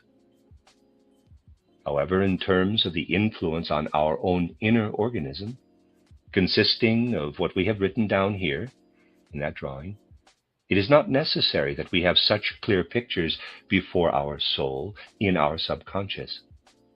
Whether we know which imaginations correspond to a particular sympathy or not, the sympathy will affect our blood circulation, our breathing system, and our etheric body. Let us assume a person has prevailing sensations of nausea for a certain time. If this person were a visionary or had imaginative sight, he or she would see these visions and imaginations that are really perceptions of his or her own being, as I described the day before yesterday. They would be projected into space, but would, nevertheless, belong to the person's own inner world. These visions and imaginations would represent the force of the nausea living in him or her. Yet, even if the person could not practice this kind of self-knowledge and simply had nausea, it would live and work on him or her. The sensations of nausea would influence the heat forces of the blood and the person's forces of breathing. Thus, it is indeed true that we have more or less healthy breathing and a more or less healthy blood circulation, depending on whether we experience this or that in our subconscious. The activity of the etheric body with all its processes is especially dependent on the world of feelings living in us. However, as becomes clear when the contents of the unconscious mind are really experienced by the soul, not only is there such a connection, but its existence exerts a continuous influence on the general condition of the human being. In other words, certain feelings and emotions enter into the unconscious, where they cause certain conditions of the heat forces of the blood, of the breathing power, and of the etheric body, and thus are beneficial to the organism or inhibit the individual's whole life. As a result of what enters into the subconscious, then, something in the person is always in the process of coming into being or dying away.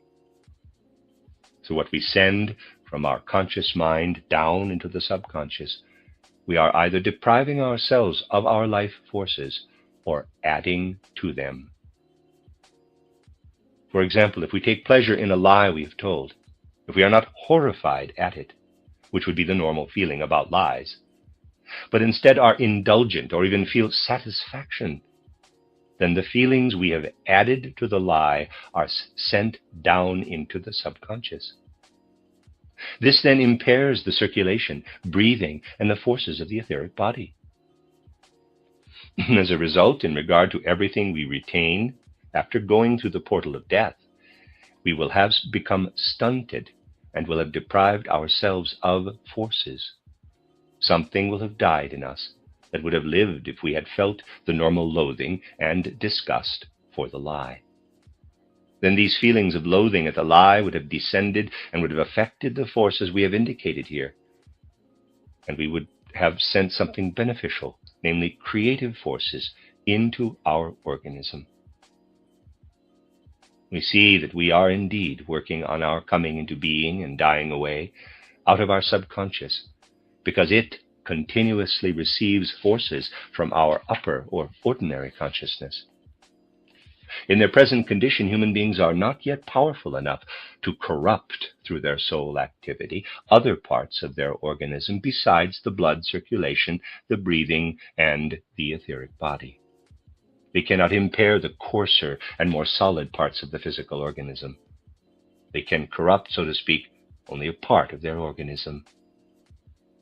We can see especially clearly what has been impaired when what remains of the etheric body, which is in constant interaction with the heat forces of the blood and the condition of our breathing, has been influenced in this way. Then it atrophies because of bad feelings. By the same token, it receives stimulating, strengthening, and beneficial forces through good, normal, and sincere feelings.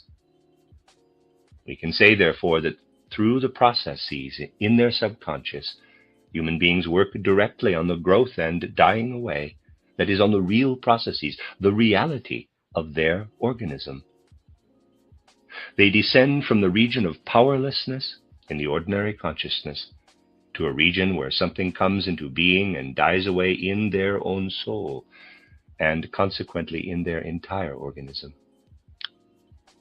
We have seen that because the subconscious can more or less be experienced by the soul, something may be known about it, and it also exerts an influence on a world sphere we can designate, with an expression used throughout the Middle Ages, the elemental world. We cannot enter directly into a relationship with this elemental world. We can do so only indirectly, by having those experiences within us that result from the influence of the subconscious on the organism. After some time, when we have come to know ourselves so well that we can say, if we feel this and send down this or that feeling resulting from our conduct into our subconscious, we destroy certain things or cripple them. But if we have other experiences and send down different feelings, we do something beneficial for ourselves. In short, when we experience this ebb and flow of destructive and beneficent forces in us for a time, then we will become more and more mature in our self-knowledge. That is what true self-knowledge really is. This can be explained only by analogy. The self-knowledge we gain in this way is as though a scorpion were biting off one of our toes every time we lie or do not have the proper feelings about a lie arising within us. No doubt if people felt such a real effect in their lies, they would not lie as much as they now do. A crippling of our organism in the physical world can be compared with what really happens, though we usually do not perceive it, through those daily experiences we send down into the subconscious mind. What is sent down because of our tolerant attitude toward a lie is such that it does bite off something and take it away from us, and the loss stunts us. In our future karma, we must then regain what we lost. If we send down a right feeling into the subconscious mind, there is naturally an almost endless scale of feelings that may descend. We grow and create new life forces in our organism. Observing our own coming into being and dying away is the first stage of true self-knowledge. People have told me that in the last lecture, they did not fully understand how to distinguish between a genuine vision or imagination belonging to the realm of the objective and something that appears out there in space but really belongs to our own subjective nature. Well, I cannot tell you to write down this or that rule, and then you will be able to make the distinction. There are no such rules. One learns this gradually in the course of development, and we will be able to correctly distinguish between what belongs to us and what is an outer vision and belongs to a real being only after we have first endured the experience of having deadly subconscious processes continuously eating away at us. Then we are equipped with a kind of certainty.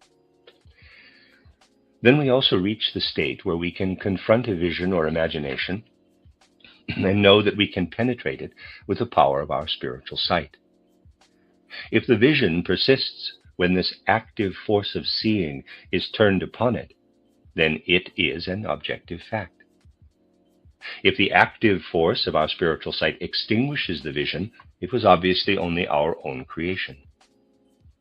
People who are not careful to do this may be looking at thousands and thousands of pictures from the Akashic record, but they do not test them to see whether or not they will be extinguished by a resolutely active gaze. They will see the Akashic pictures, which can tell us so much, only as images of their own inner life. It could happen, it is not likely, but it could happen, that somebody sees nothing but his or her own inner life, projected into dramatic pictures, and extended throughout the entire Atlantean world, throughout generations of human evolution. In spite of their apparent objectivity, these pictures may be nothing else but the projection of the individual's own inner self.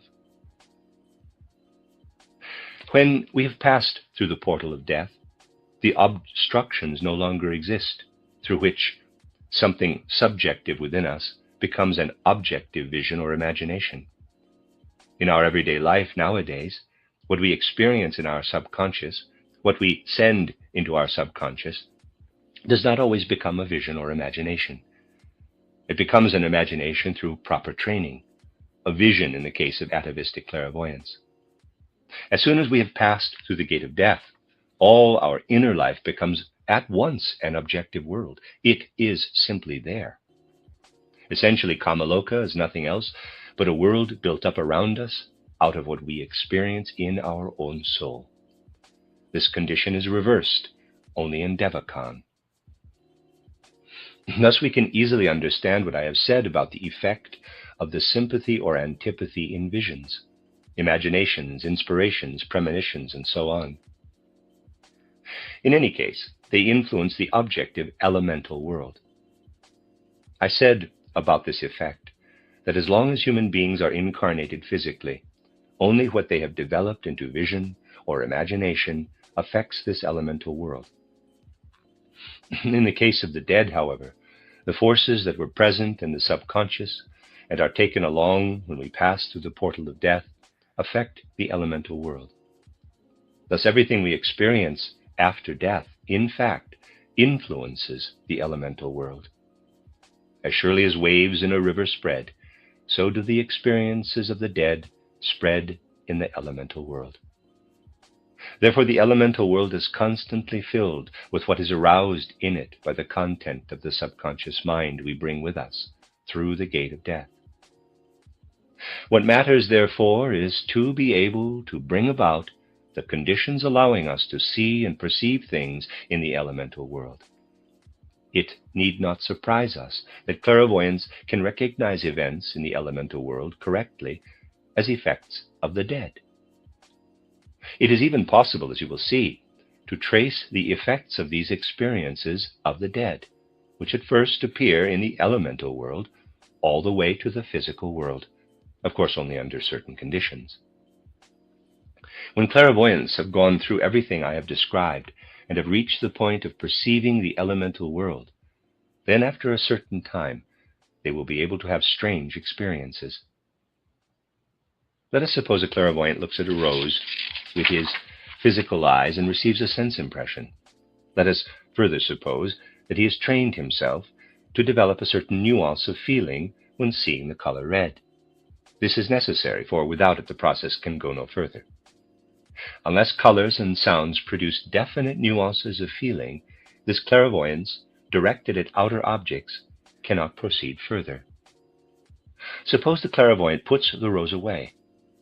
If he were not clairvoyant, what he has felt would sink into his subconscious and would be working there, making him either healthy or ill.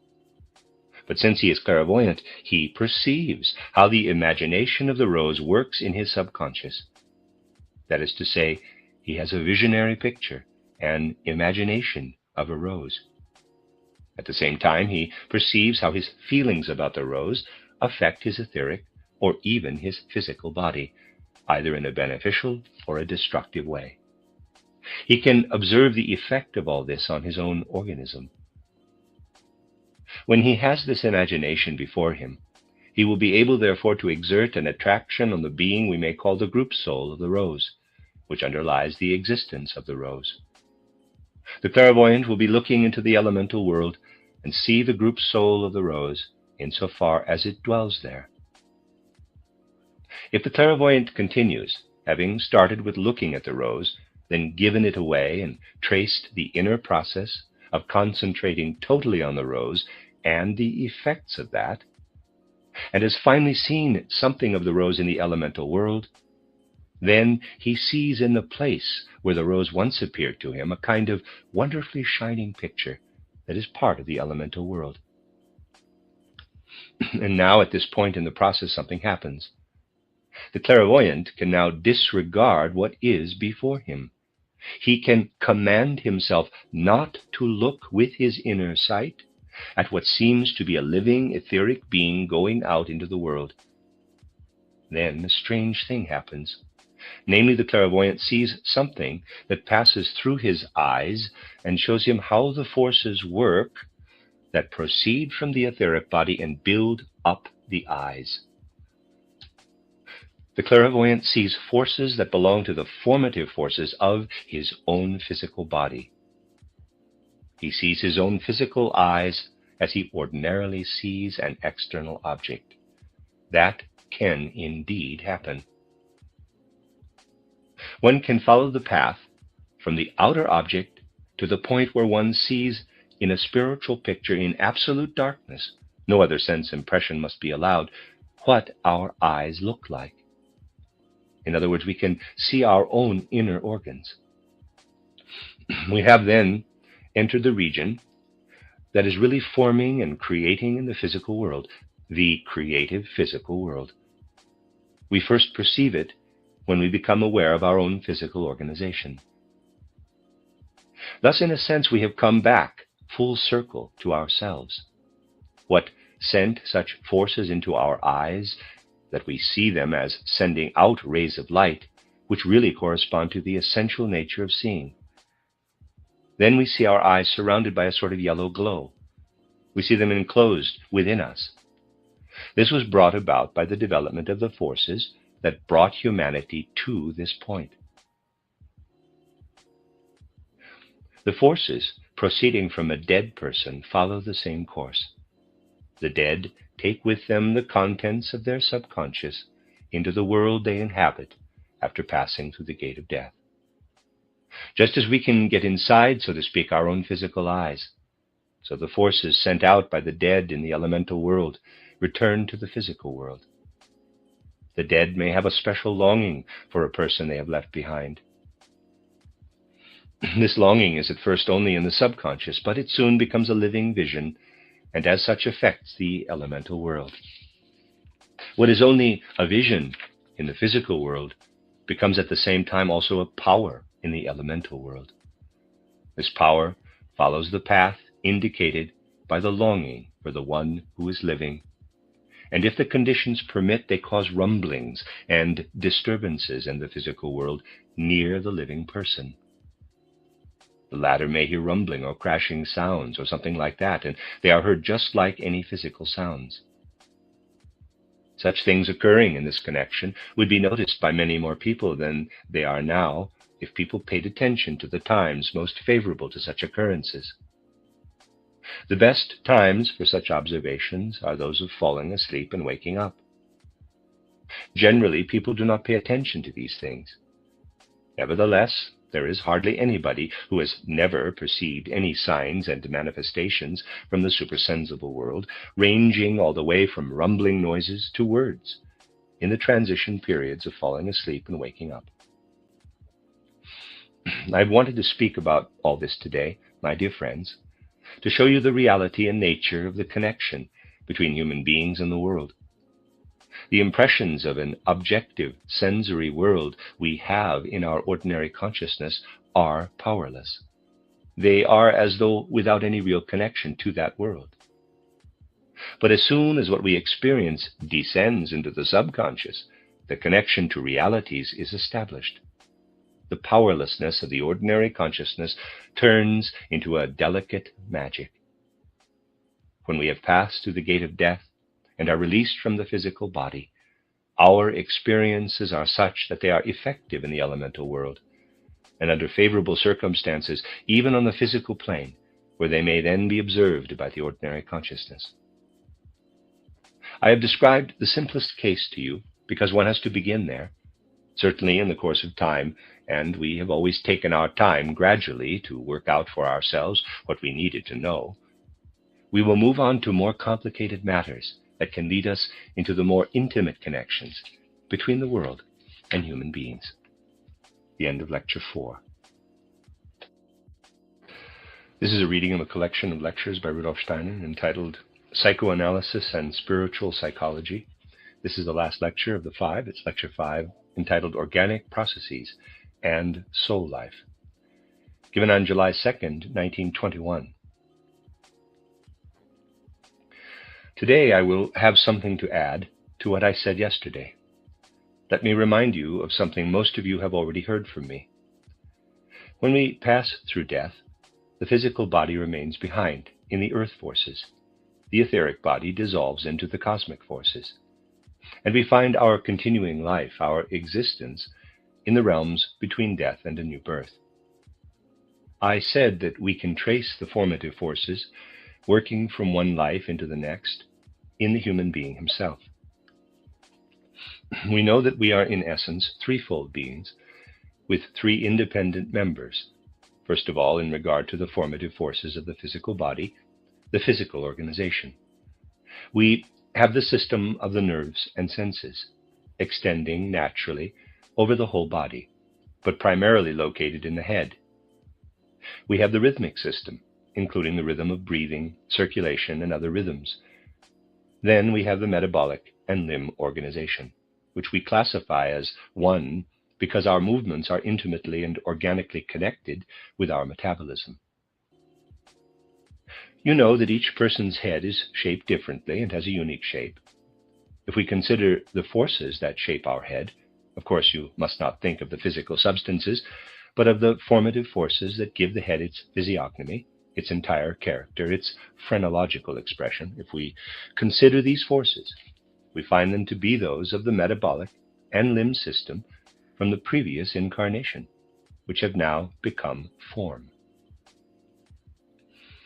Thus we have in the head the transformation of the earlier metabolic and limb organism.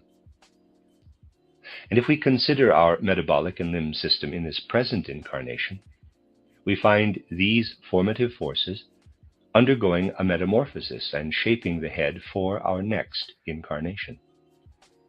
Thus, if we understand the origin of the human form, we can, through a development of the idea of metamorphosis, look back, as it were, from the human head of today to the metabolic system of the previous incarnation. By the same token, we can look from the present metabolic system forward to the head formation of the next incarnation. This view, which plays a certain role in our spiritual science, just as it has in the spiritual science of all ages, and these truths concerning repeated earth lives are definitely not without substantiation. Rather, everybody who understands the human organism can see them revealed in it. But the present trend of natural science is as far removed as possible from embarking upon the sort of investigation that would be necessary in this case. Of course, based only on the study of merely outer anatomy and physiology, one cannot help but reach the foolish conclusion that we can examine the liver in the same way as the lungs.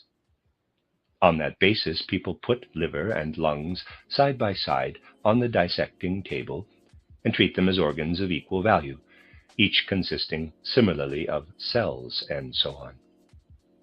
This approach does not lead to knowledge of these things, and two organ systems as different as lungs and liver cannot be studied merely externally by examining their cell structure, which is what current ideas necessarily lead to. If we really want to discover the pertinent details, we must employ methods that allow us to get an idea of these things. If we develop the methods I have described in Knowledge of the Higher Worlds and Its Attainment, it's a book title, then our power of cognition is greatly enhanced. I have to repeat here some of what I have already explained in lectures given last autumn in the Goetheanum. Our ordinary perception is strengthened. That is, the perception we use to look out through our senses at our environment and to examine our inner life, where we have an overview of our thinking, feeling, and willing. And if we expand this perception to the degree possible through these exercises, which I have often described, then our view of the outer world changes. First of all, we realize that it is total nonsense to speak of atoms the way the current worldview does.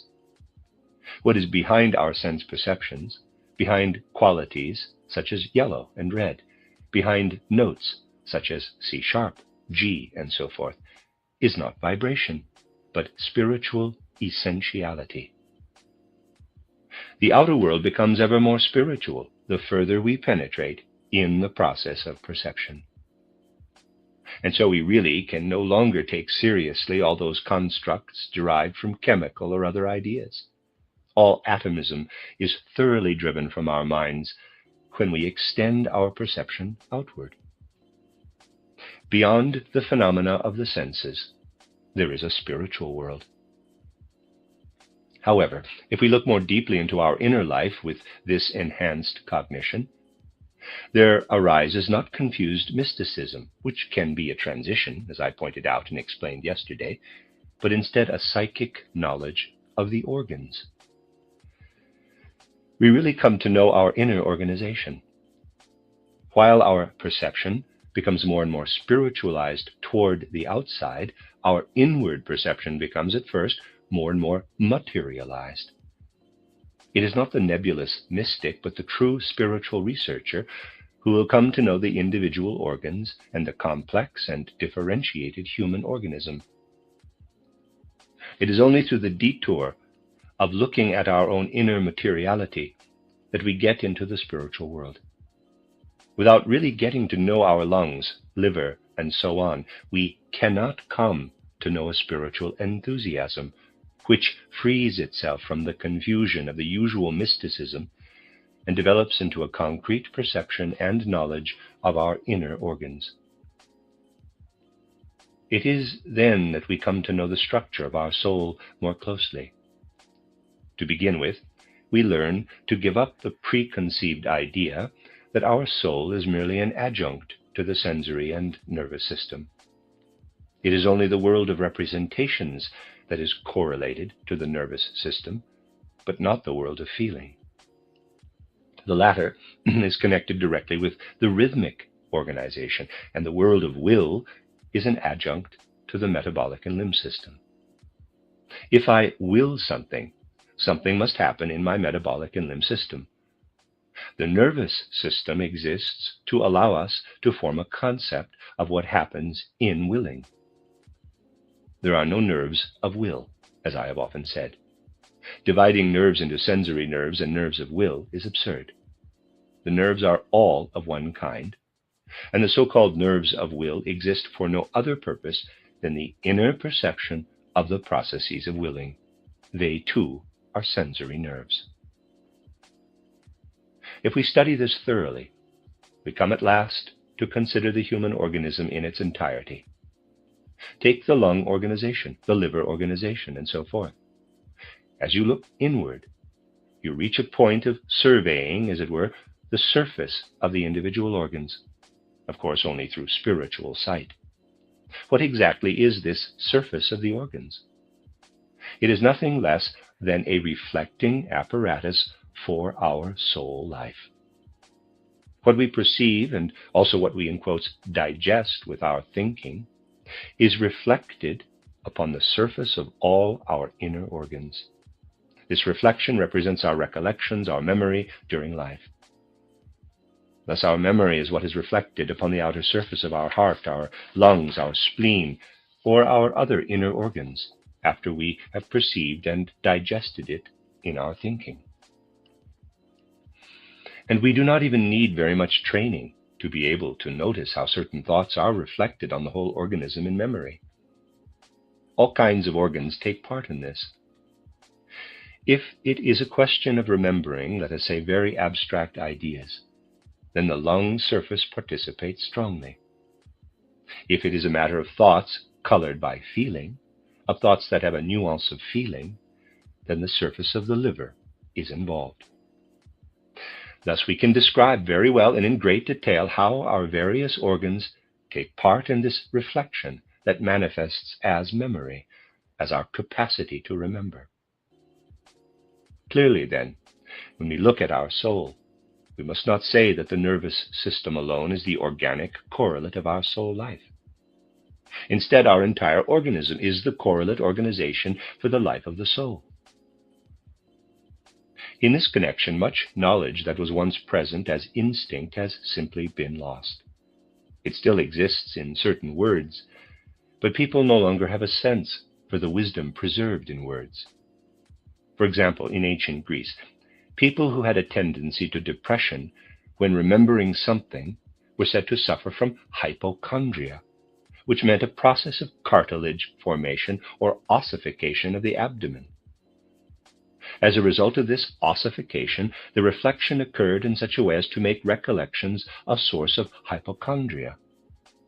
The entire organism is involved in these things. That is something we must keep in mind.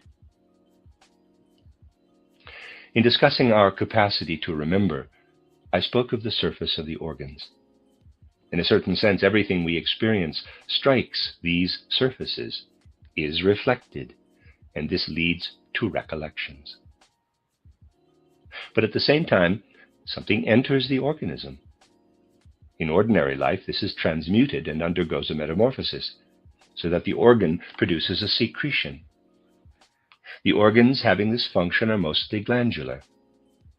They have an inner secretion, and the forces that enter are transmuted into these secretions. However, not everything is thus transformed into organic metabolism and the like. The organs also take up something that then remains latent within them and forms an inner force. For example, the forces developed in all thoughts, connected mainly with our perception of the outer world, in thoughts through which we form images of outer objects, these forces are in a certain way stored in the lungs.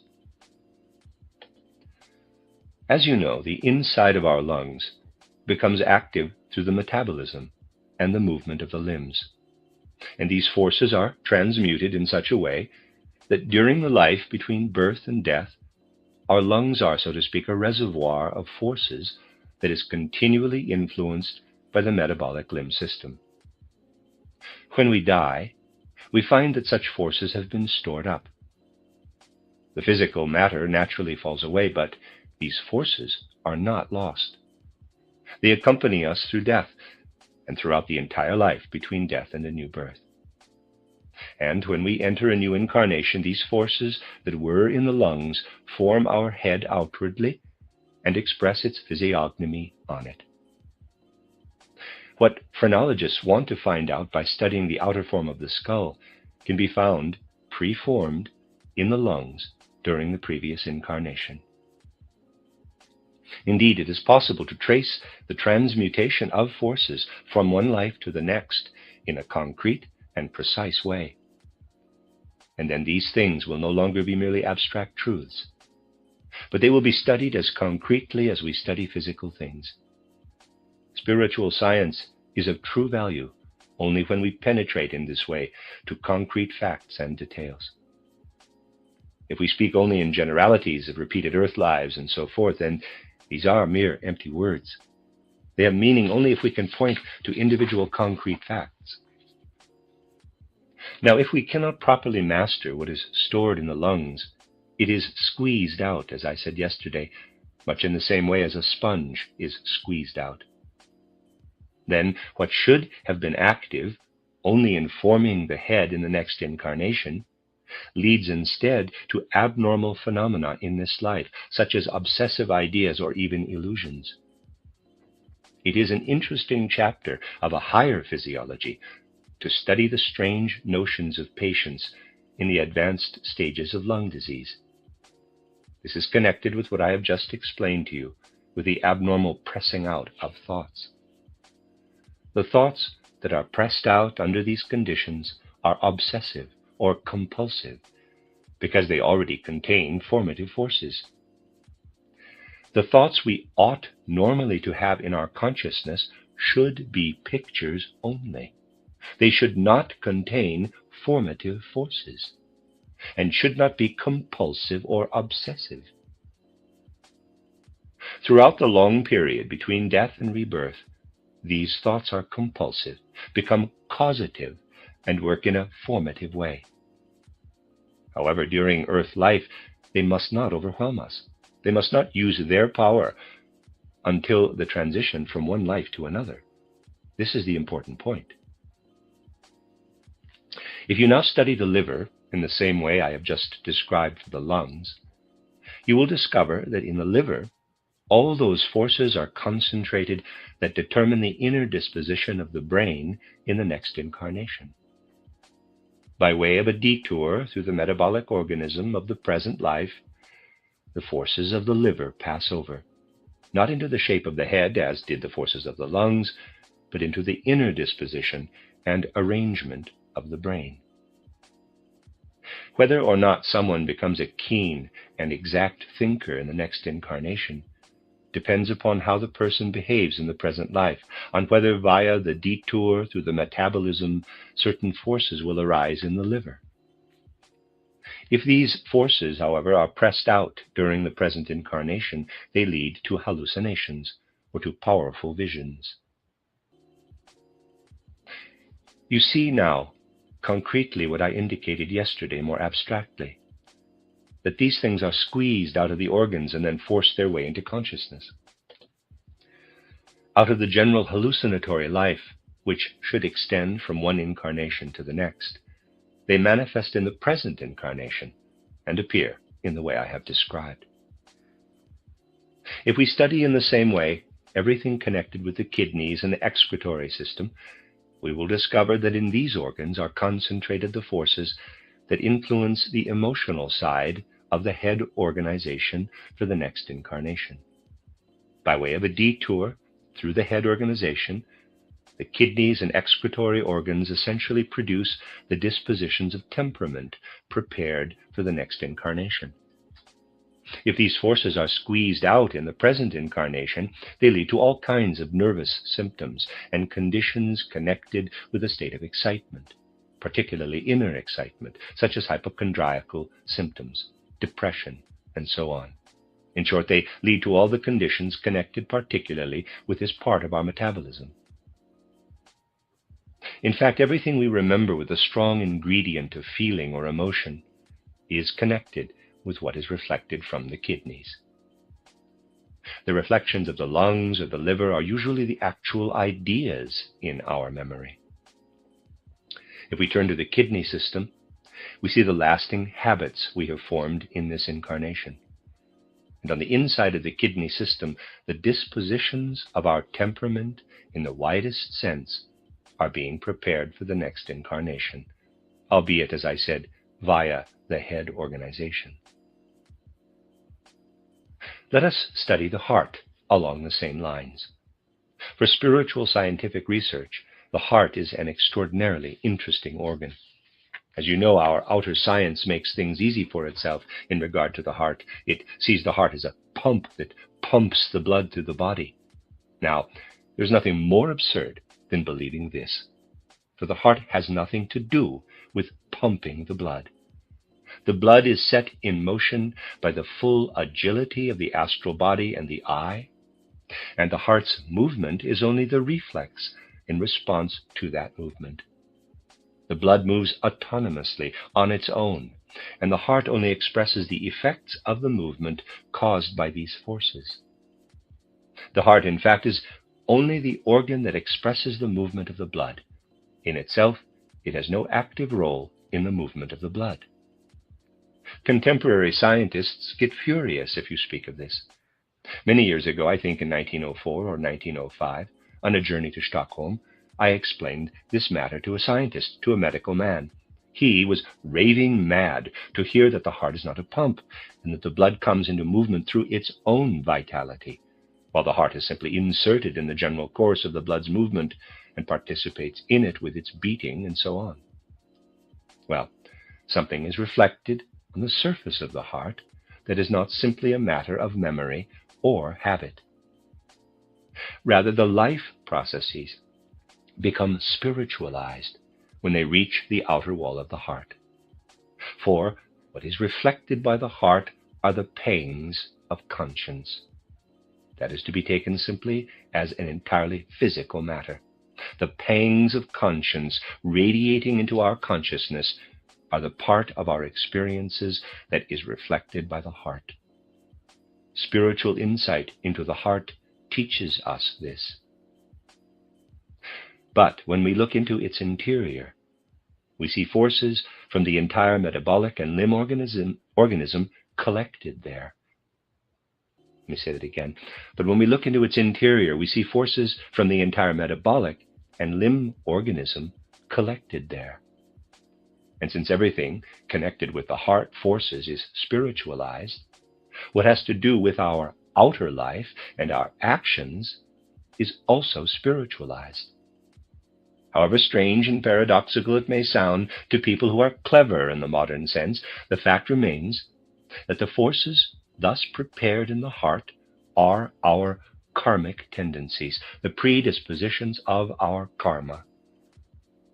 It is absolutely foolish to speak of the heart as a mere pumping mechanism, for the heart is the organ that brings what we consider to be our karma into the next incarnation from the metabolic limb system, via the metabolic limb system, so to speak.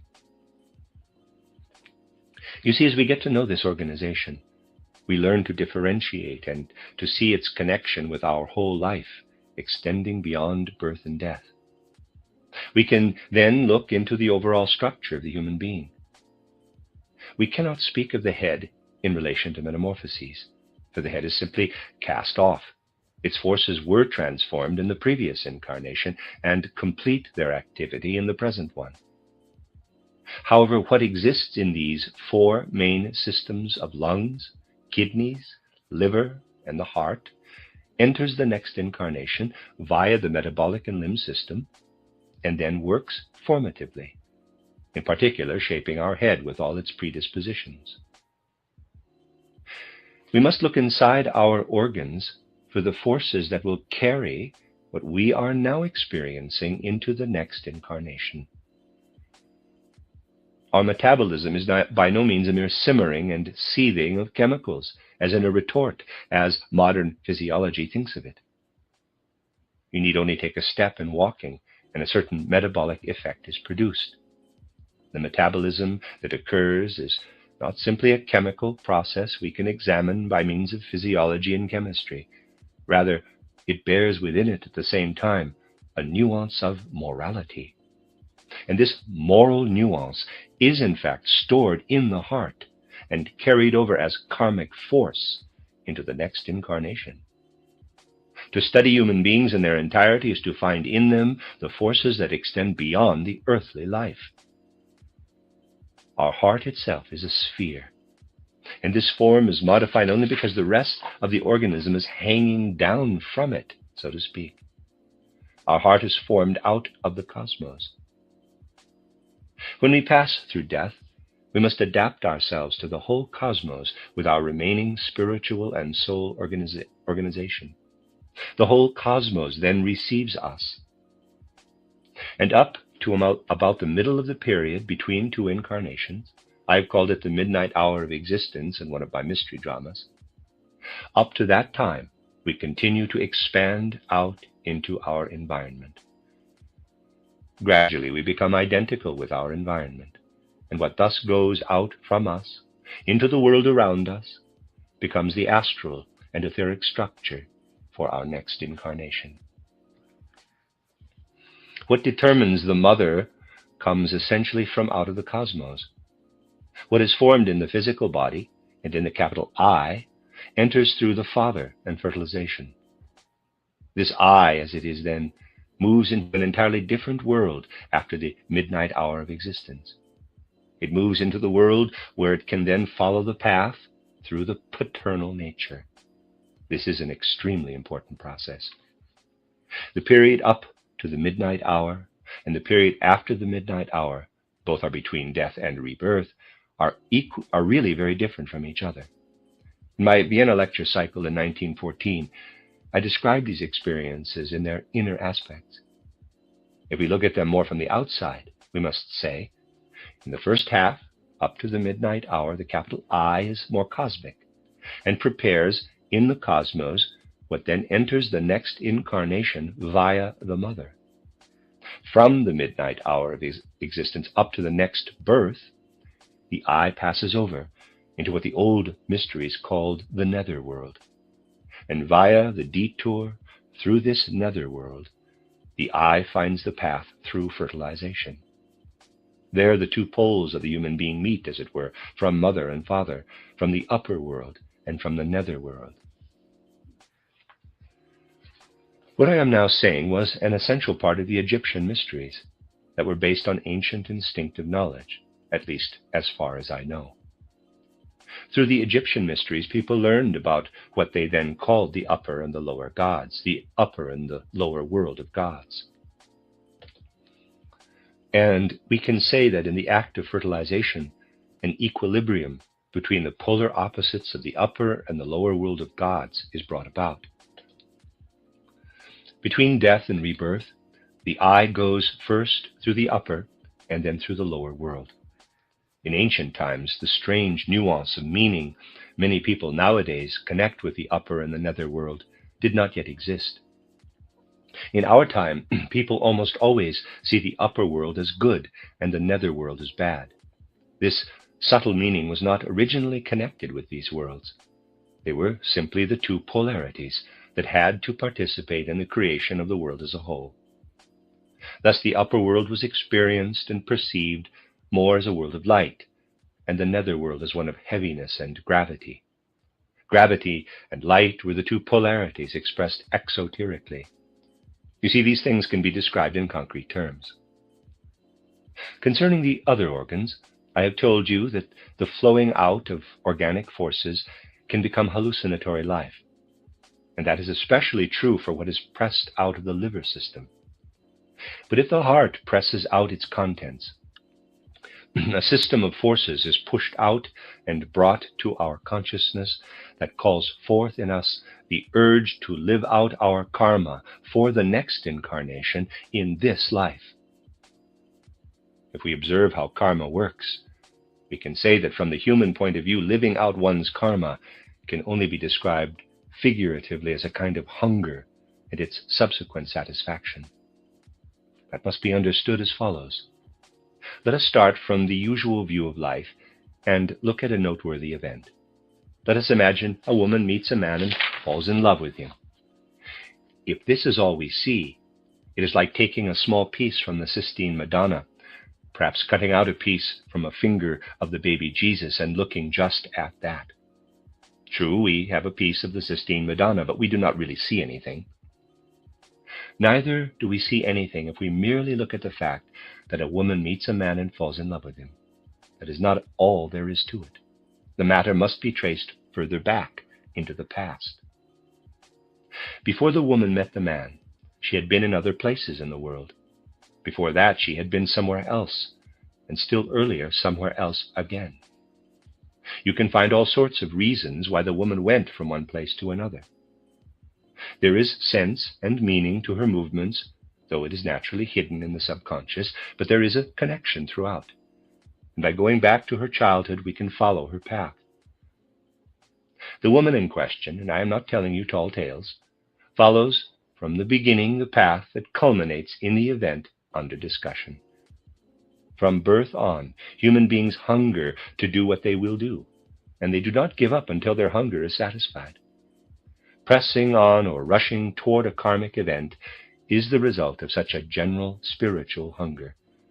The person is, as it were, driven to the event. This is what the human being as a whole is. Each has forces within propelling him or her toward later events in spite of the individual's freedom, which nevertheless exists, but acts on a different plane. Well, the forces that manifest as such a hunger, leading to their satisfaction in karma, are concentrated in the heart. And when they are pressed out prematurely and enter our consciousness during the present incarnation, that is, they still remain in the heart, but we are conscious of them, then pictures of them may form that lead to excitement, and then maniacal rage results.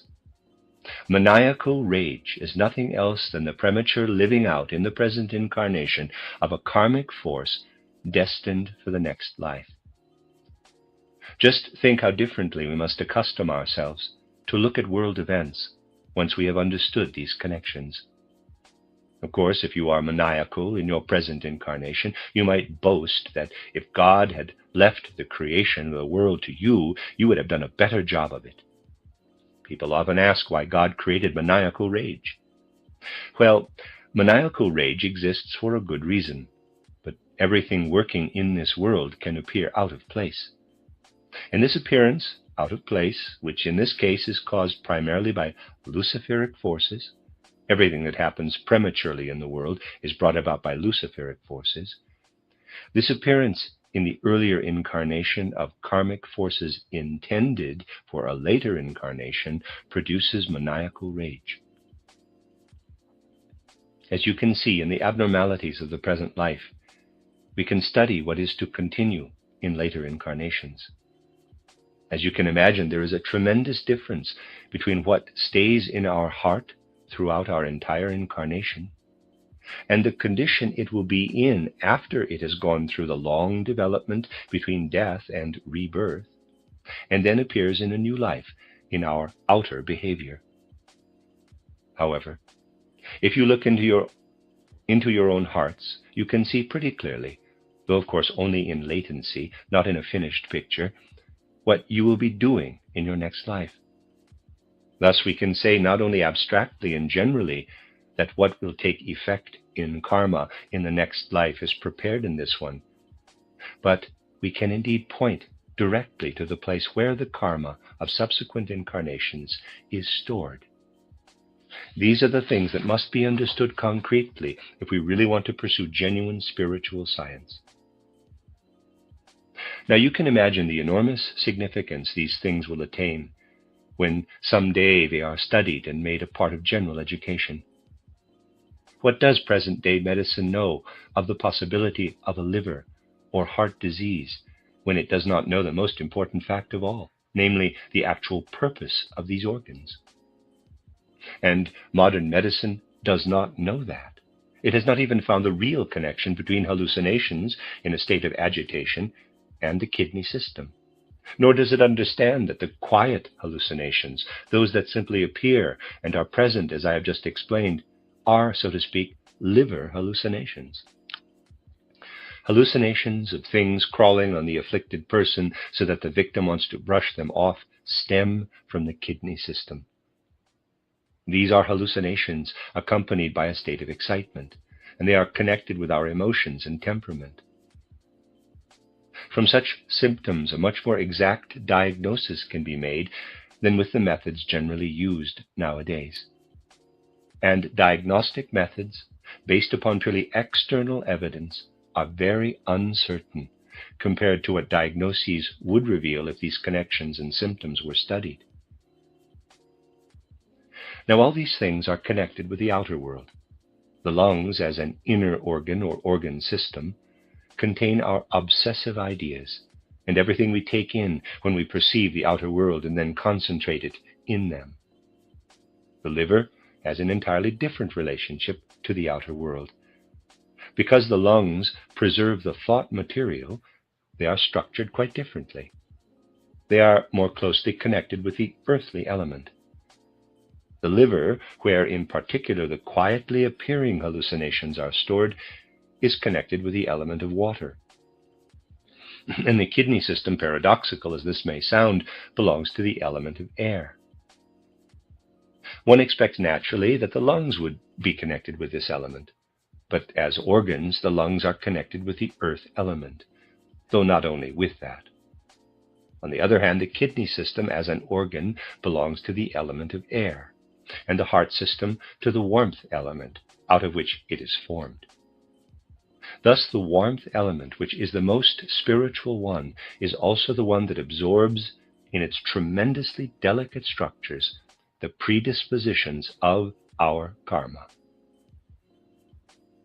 Since the human being as a whole is connected with the outer world, you will realize that the lungs necessarily have a special connection with the outer world in regard to the earth element, and the liver in regard to the element of water. If you examine the earthly qualities of plants, you will find there the remedies for diseases that originate in the lungs. Of course, this is to be understood in the broadest sense. If you take what circulates in plants, the circulation of their juices, you will find there remedies for all illnesses connected with the liver.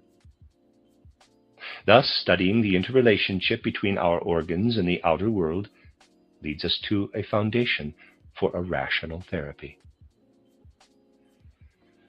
Generally, our present-day therapy is a hodgepodge of notes from experience. We can reach a really rational therapy only by studying in this way the interrelationship between the world of our inner organs and the outer world. Of course, this means we will have to overcome the pleasurable yearning for subjective mysticism. We cannot advance to really significant therapeutic insights if we refuse to go beyond the well-known, quote, small divine spark, close quote, Meister Eckhart speaks of. If we want only to pour out pleasure within us, to have beautiful pictures, rather than to penetrate through this element to the concrete structure of our inner organs. For therapeutic insights can be acquired only on the path of true mysticism that advances to the concrete reality of our inner organism. By way of the detour through knowledge of our inner organism, we learn about our passage from incarnation to incarnation. Similarly, as we study the outer world, the world of the senses, this tapestry of sense impressions leads us into the spiritual realm. We ascend into the world of the spiritual hierarchies, which we did not find by way of the detour through inner mysticism. Instead, the spiritual hierarchies are found on the path of a deeper contemplation of the outer world. The results we find on this path may at first be expressed in analogies, yet they are not mere analogies, for there exist deeper connections and relationships. Recently, I figured out for you how many times we draw breath in a 24-hour period. If we assume 18 breaths per minute, we have 60 times 18 in an hour, and in 24 hours in a day and a night, 25,920 inhalations and exhalations. Let us take another rhythm in human life, the rhythm of day and night. When you wake up in the morning, you draw the astral body in capital I into your physical and etheric bodies. This is also a kind of breathing. In the morning, you inhale the astral body and I, and when you fall asleep at night, you exhale them again. Thus, one complete breath here takes 24 hours, or 1 day. In a year, we have 365 such breaths. Now take the average lifespan of human beings, namely 72 years, and you have approximately the same result as above, a little more than 25,920. If we had started not with 72, but with a somewhat lower figure, you would have had the exact same amount of 25,920. In other words, if you look at the entire earthly life of a human being and count each day, each falling asleep and awakening as one breath, you then have in one lifetime as many inhalations and exhalations of the astral body and I as there are inhalations and exhalations of air in a 24-hour period. These rhythms harmonize completely, and they show us how wonderfully the human being is integrated into the cosmos. The life of 1 day from sunrise to sunset, that is one rotation of the earth around the sun, corresponds to an inner sunrise and sunset that lasts from birth to death. You see, we are part of the whole cosmos. And I would like to conclude this talk by pointing out an idea and asking you to think about it carefully and to meditate on it. Present-day science postulates cosmic processes in which the earth is said to have come about. Scientists say in the end, when entropy has run its course, the earth will be consumed in a cosmic heat death.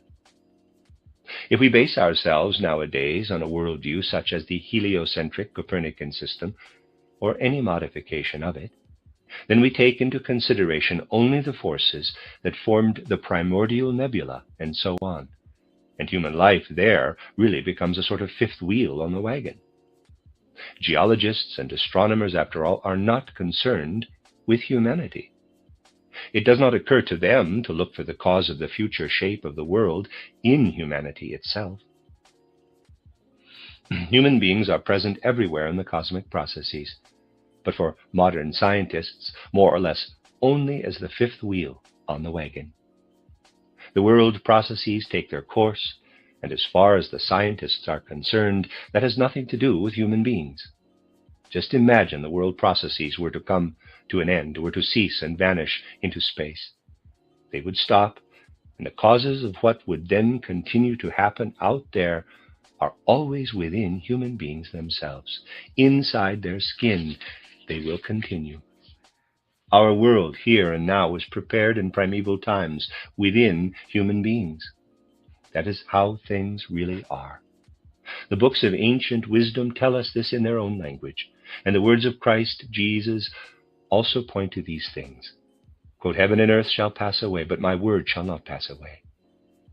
Everything that is part of the material world will vanish, but what comes from the soul and the spirit and is expressed in words will survive the destruction of the earth and live on into the future. The causes for future developments lie not outside our skin, but within us. We do not need geologists to search for these causes, but we can look for them ourselves in the inward forces of our organism that pass over into our next life, and then in other metamorphoses into later incarnations. Thus, when you want to see the future of the world, you must look inside human beings. Everything external will perish utterly. The 19th century erected a barrier against this insight, and this barrier is called, quote, the law of the conservation of energy, close quote. This law sees the forces around us continue, however, in reality they will all perish, disappear. Only what is still to come into being within humanity will shape the future. The law of the conservation of energy is the most false one imaginable. In reality, it does nothing else but make human beings the fifth wheel on the wagon of the world processes. It is not the statement of the conservation of energy that is correct, but the other one.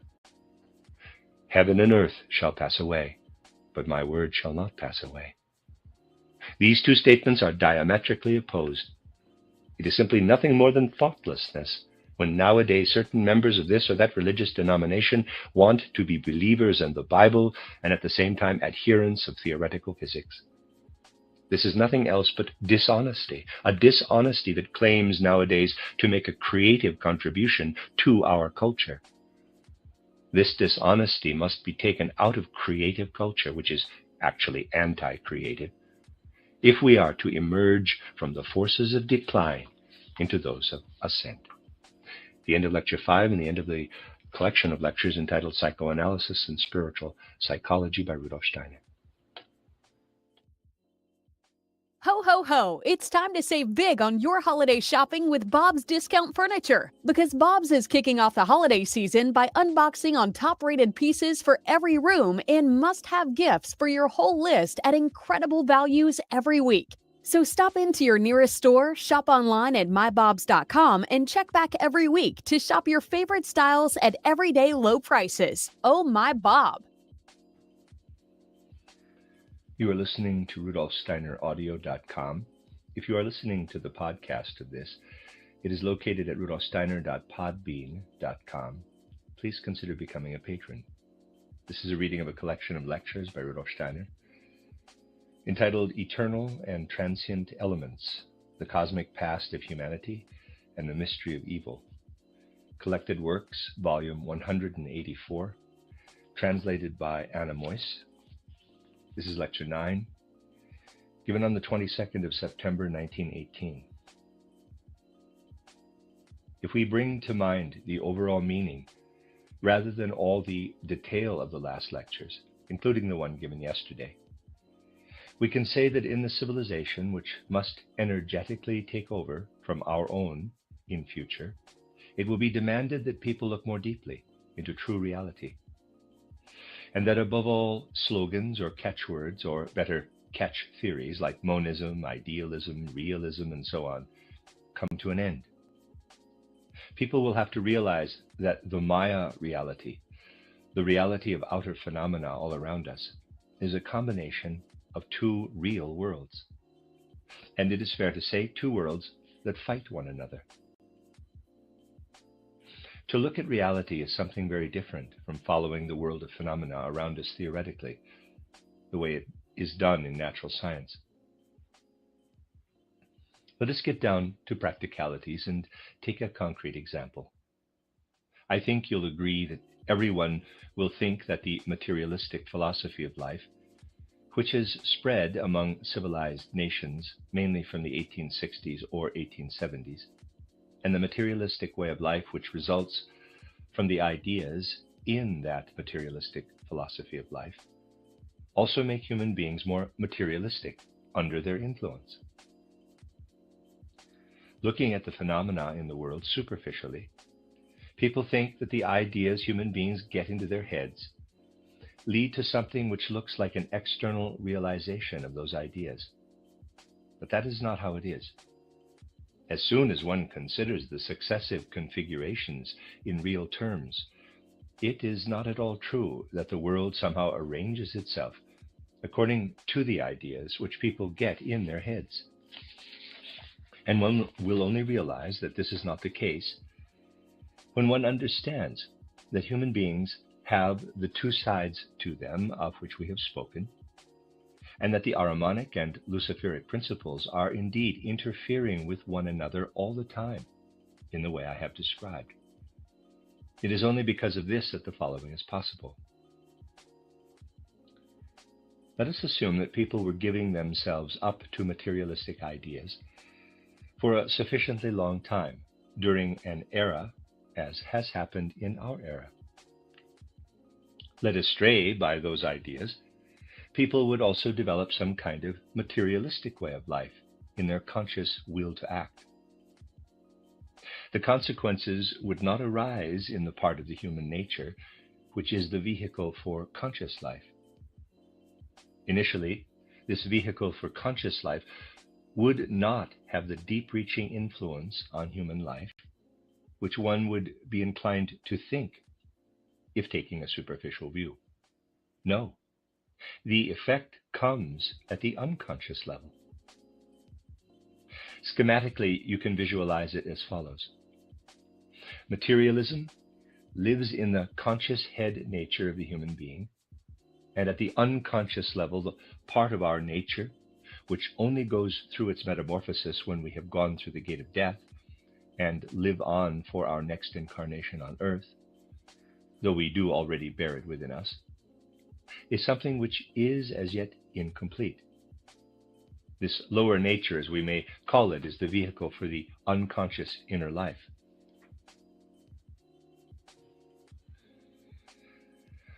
Strangely enough, it is growing more and more spiritual under the influence of materialism. Thus, the real consequence of materialistic ideas, the real consequence also of a materialistic way of life, is that man's lower nature is growing more and more spiritual. You therefore have to imagine the following. If you go really deeply into ideas of energy and matter and believe only in them, and if you arrange your life in such a way that you say, quote, food and drink, and then, after death, nothingness, close quote, and do everything you do in this style, materialism will truly become your way of life, and the lower nature will then grow more and more spiritual. But then this lower nature, which is growing more and more spiritual, demands that something else influence it, for it cannot make the progress which it must make through world evolution on its own. The consequence of having only materialistic ideas and materialistic sympathies in the upper nature of the human being is that this upper nature cannot influence the lower nature of the individual, and that the lower nature is therefore exposed to other influences. Upper nature being powerless, lower nature is exposed to the influence of the Luciferic principle. The Luciferic principle does not come into its own in the reality perceived through the senses, as I told you yesterday. The Luciferic entities are spirits. They enter into the lower nature of human beings when this grows more and more spiritual under the influence of materialism. And it is exactly because of materialism that nothing from the human beings themselves can enter into their lower nature. The paradoxical truth is that a materialist era is in reality always the preparation for a spiritual, though Luciferic, culture. Let us also look at the opposite situation. Let us assume an ecclesiastical truth, not filled with spiritualism, but resting purely on tradition, takes hold of people, or was intended to take hold of them. Abstract idealism is related to such an ecclesiastical truth. Belief is limited to abstract ideals, especially in the moral sphere, and there is no feeling for the way in which the abstract ideals arise. For however excellent such ideals may be, they will serve no purpose unless one has a feeling for the way in which they may turn into powers. Purely religious and purely idealistic ideas mean that the lower nature of human beings grows more and more materialistic, whilst materialistic ideas encourage spiritualism in man's lower nature. Purely ecclesiastical views based on tradition, with no spiritual aspect or abstract human idealism, encourage lower human nature to grow more and more material. I'd say that the typical figure showing this material progression due to traditional abstract ecclesiastical views, please forgive the drastic choice of words, is the fat prelate given up to traditional ecclesiastical views, his paunch growing larger and larger in the process. It is merely a comparison, it is not a fact, and not a law of which I speak. I merely want to illustrate. But it is in line with a reality which is behind these things. This process of lower human nature growing more and more material does, however, lack sustenance if there are only traditional or abstract idealistic notions in the head. A humanity which establishes such a civilization is predominantly exposed not to its own head nature, but to the Ahrimanic influences.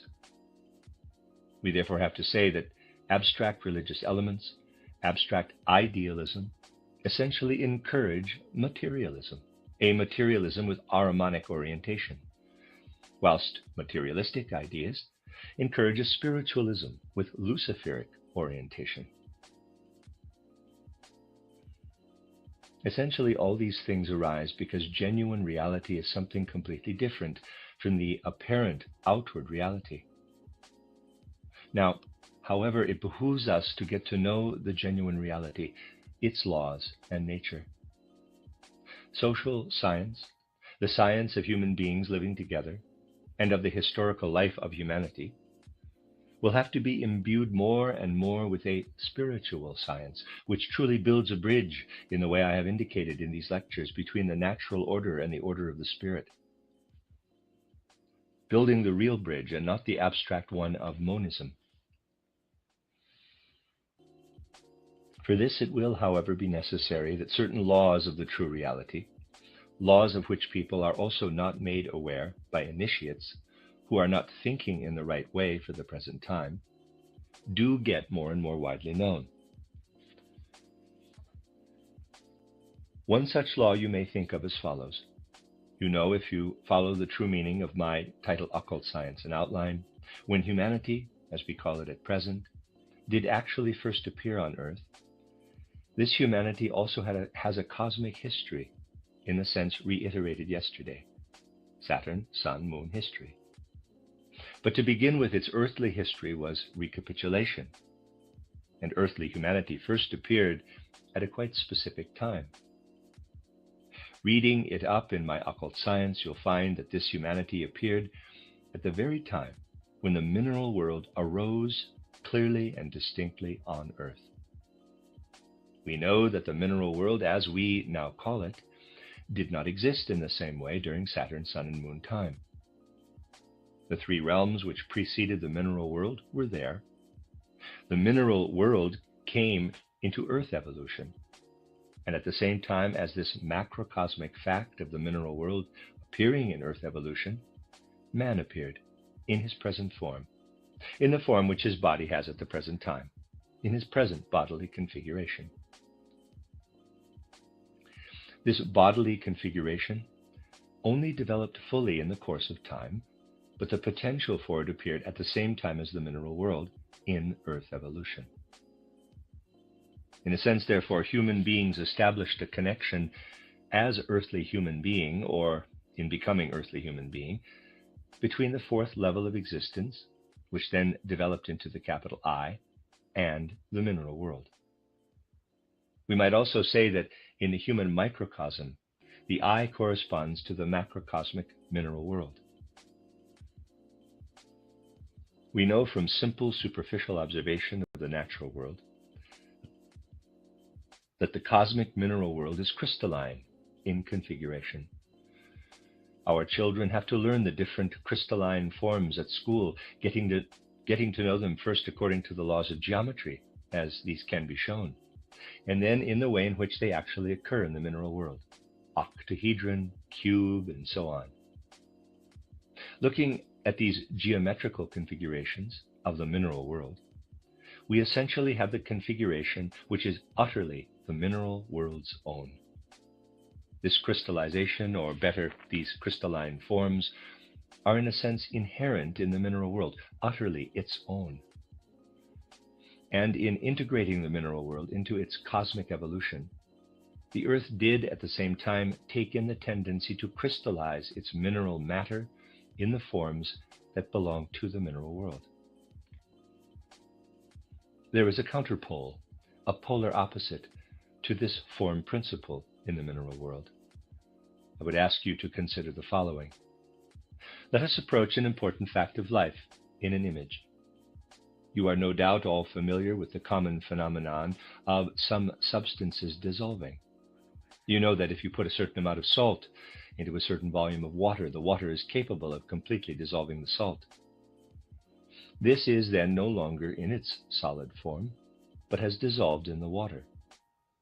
You also know that solid salt would be of no use for certain purposes in practical life, and it is necessary to dissolve the salt in liquid. Now, the tendency of minerals to crystallize in Earth evolution must not stay connected with this Earth, just as salt must not stay in its solid form for certain practical purposes. The cook must be able to change the solid form of salt into its dissolved form. She must use solvents, otherwise the salt would serve no purpose. In the same way, the tendency of minerals to crystallize must be dissolved in the cosmos. So there has to be a counter tendency, a polar opposite, which will ensure that this crystalline tendency has dissolved, is no longer there when the Earth has reached the goal of its evolution and will be about to change into its next form, the Jupiter form. Jupiter must no longer have the tendency to crystallize minerals. This tendency must be reserved for the Earth's body and must cease when the Earth will have come to the end of Earth evolution. The polar opposite to the tendency to crystallize is the tendency which is imprinted in the human and not the animal form.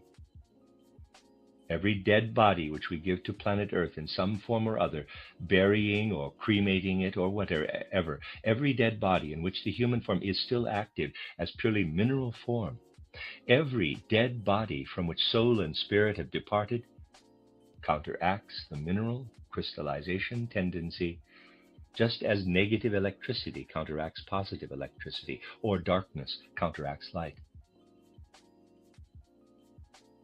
At the end of Earth evolution, all human forms imparted to the Earth during this evolution, the forms, I say, and not the substance, for it is the power that lies in the form with which we are concerned, will have cosmically dissolved the tendency to mineralize, to crystallize in the process of mineralization. You see how, again, a point is added where the bridge is built between two streams in the world, a bridge which cannot be built with natural science. In natural science, one investigates the changes to the human form after death in purely mineralogical terms, applying only the laws of mineralogy. One looks only for the things that are connected with the Earth's tendency to crystallize, treating the dead body in the same way. It means one will never discover the significant role which the dead human bodies, their form, plays in the Earth's economy. The Earth has changed enormously from the middle of the Lemurian age since mineralization has begun, and hence the tendency to crystallize. Anything on Earth that is less mineral, tending less toward crystallization than in the middle of the Lemurian age, is so thanks to the dissolving forms of human bodies. The tendency to crystallize will have gone completely when the Earth has reached its final goal. All the human forms given to the Earth will have acted as the polar opposite and dissolved the crystallization. There, the event of human death is also seen as a purely physical phenomenon in the whole of world economy. There, the bridge is built between phenomena, such as the phenomenon of death, which otherwise make no sense in world economy, and the phenomena which are referred to in natural science today.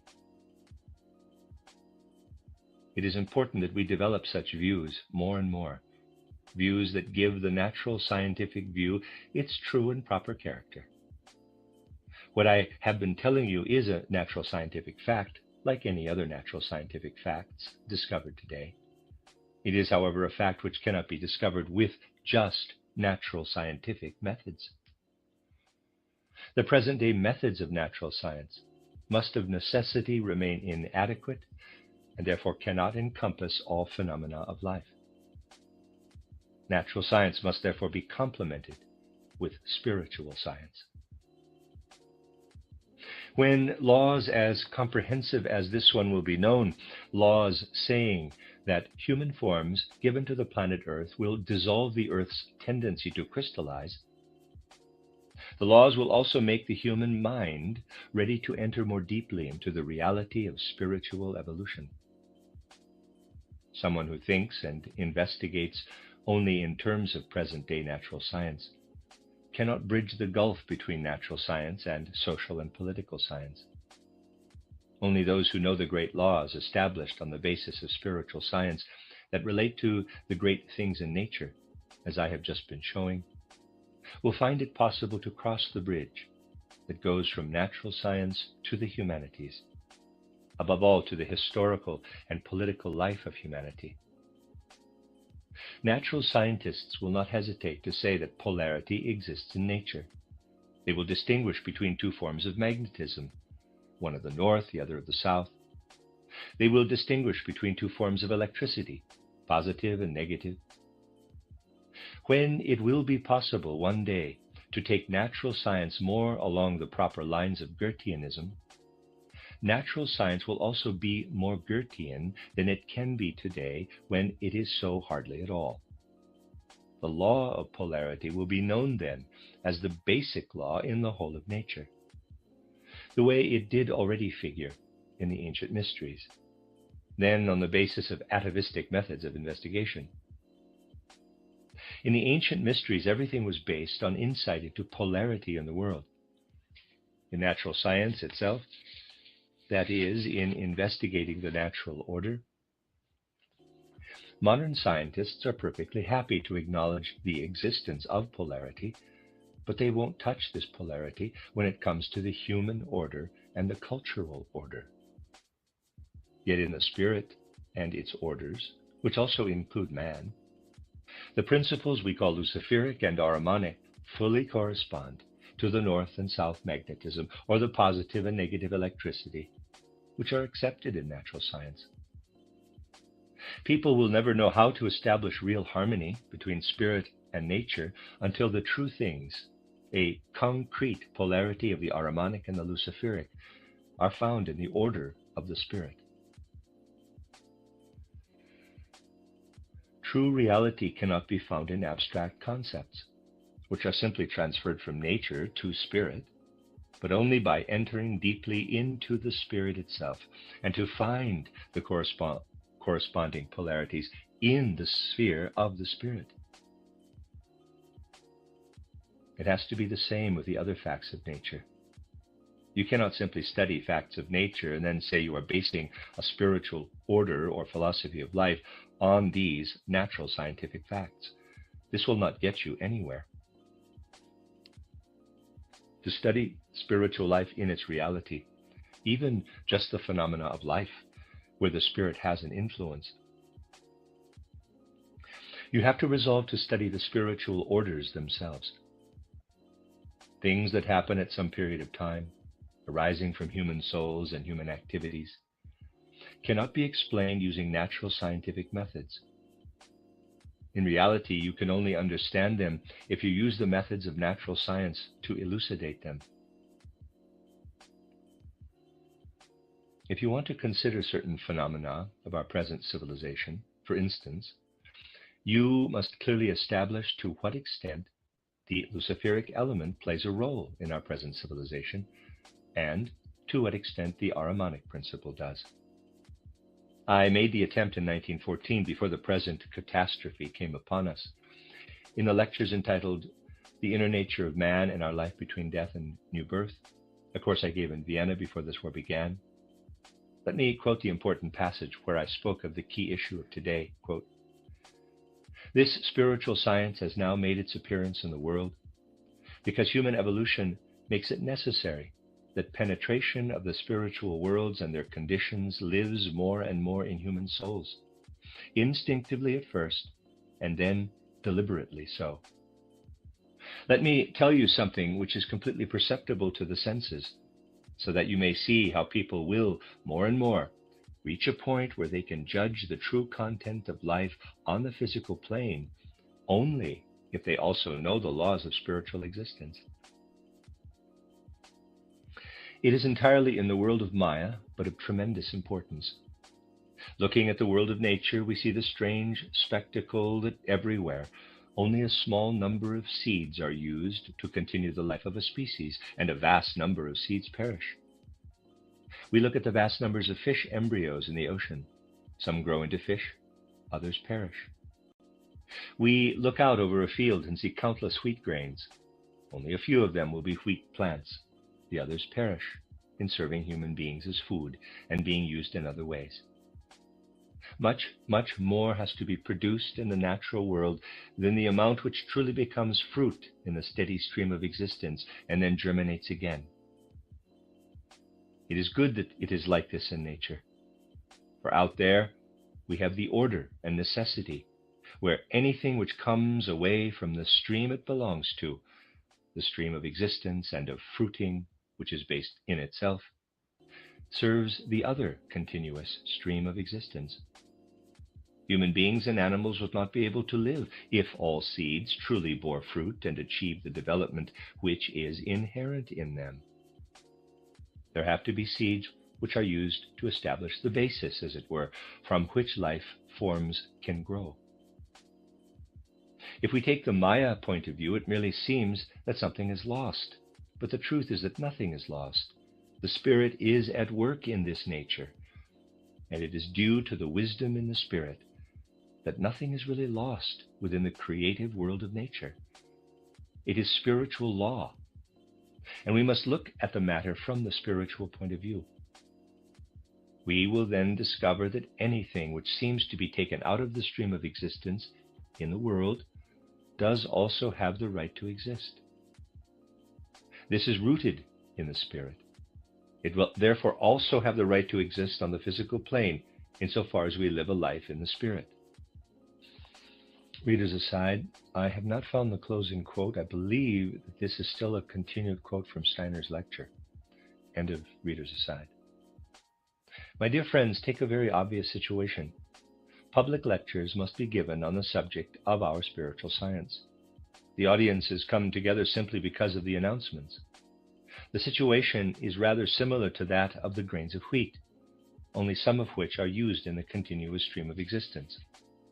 One must not shy away from facing the fact that one has to speak of the streams of spiritual life before many, many people who have apparently come at random, and that only a few of them will enter into this spiritual life, become anthroposophists, and go along with the continuous stream.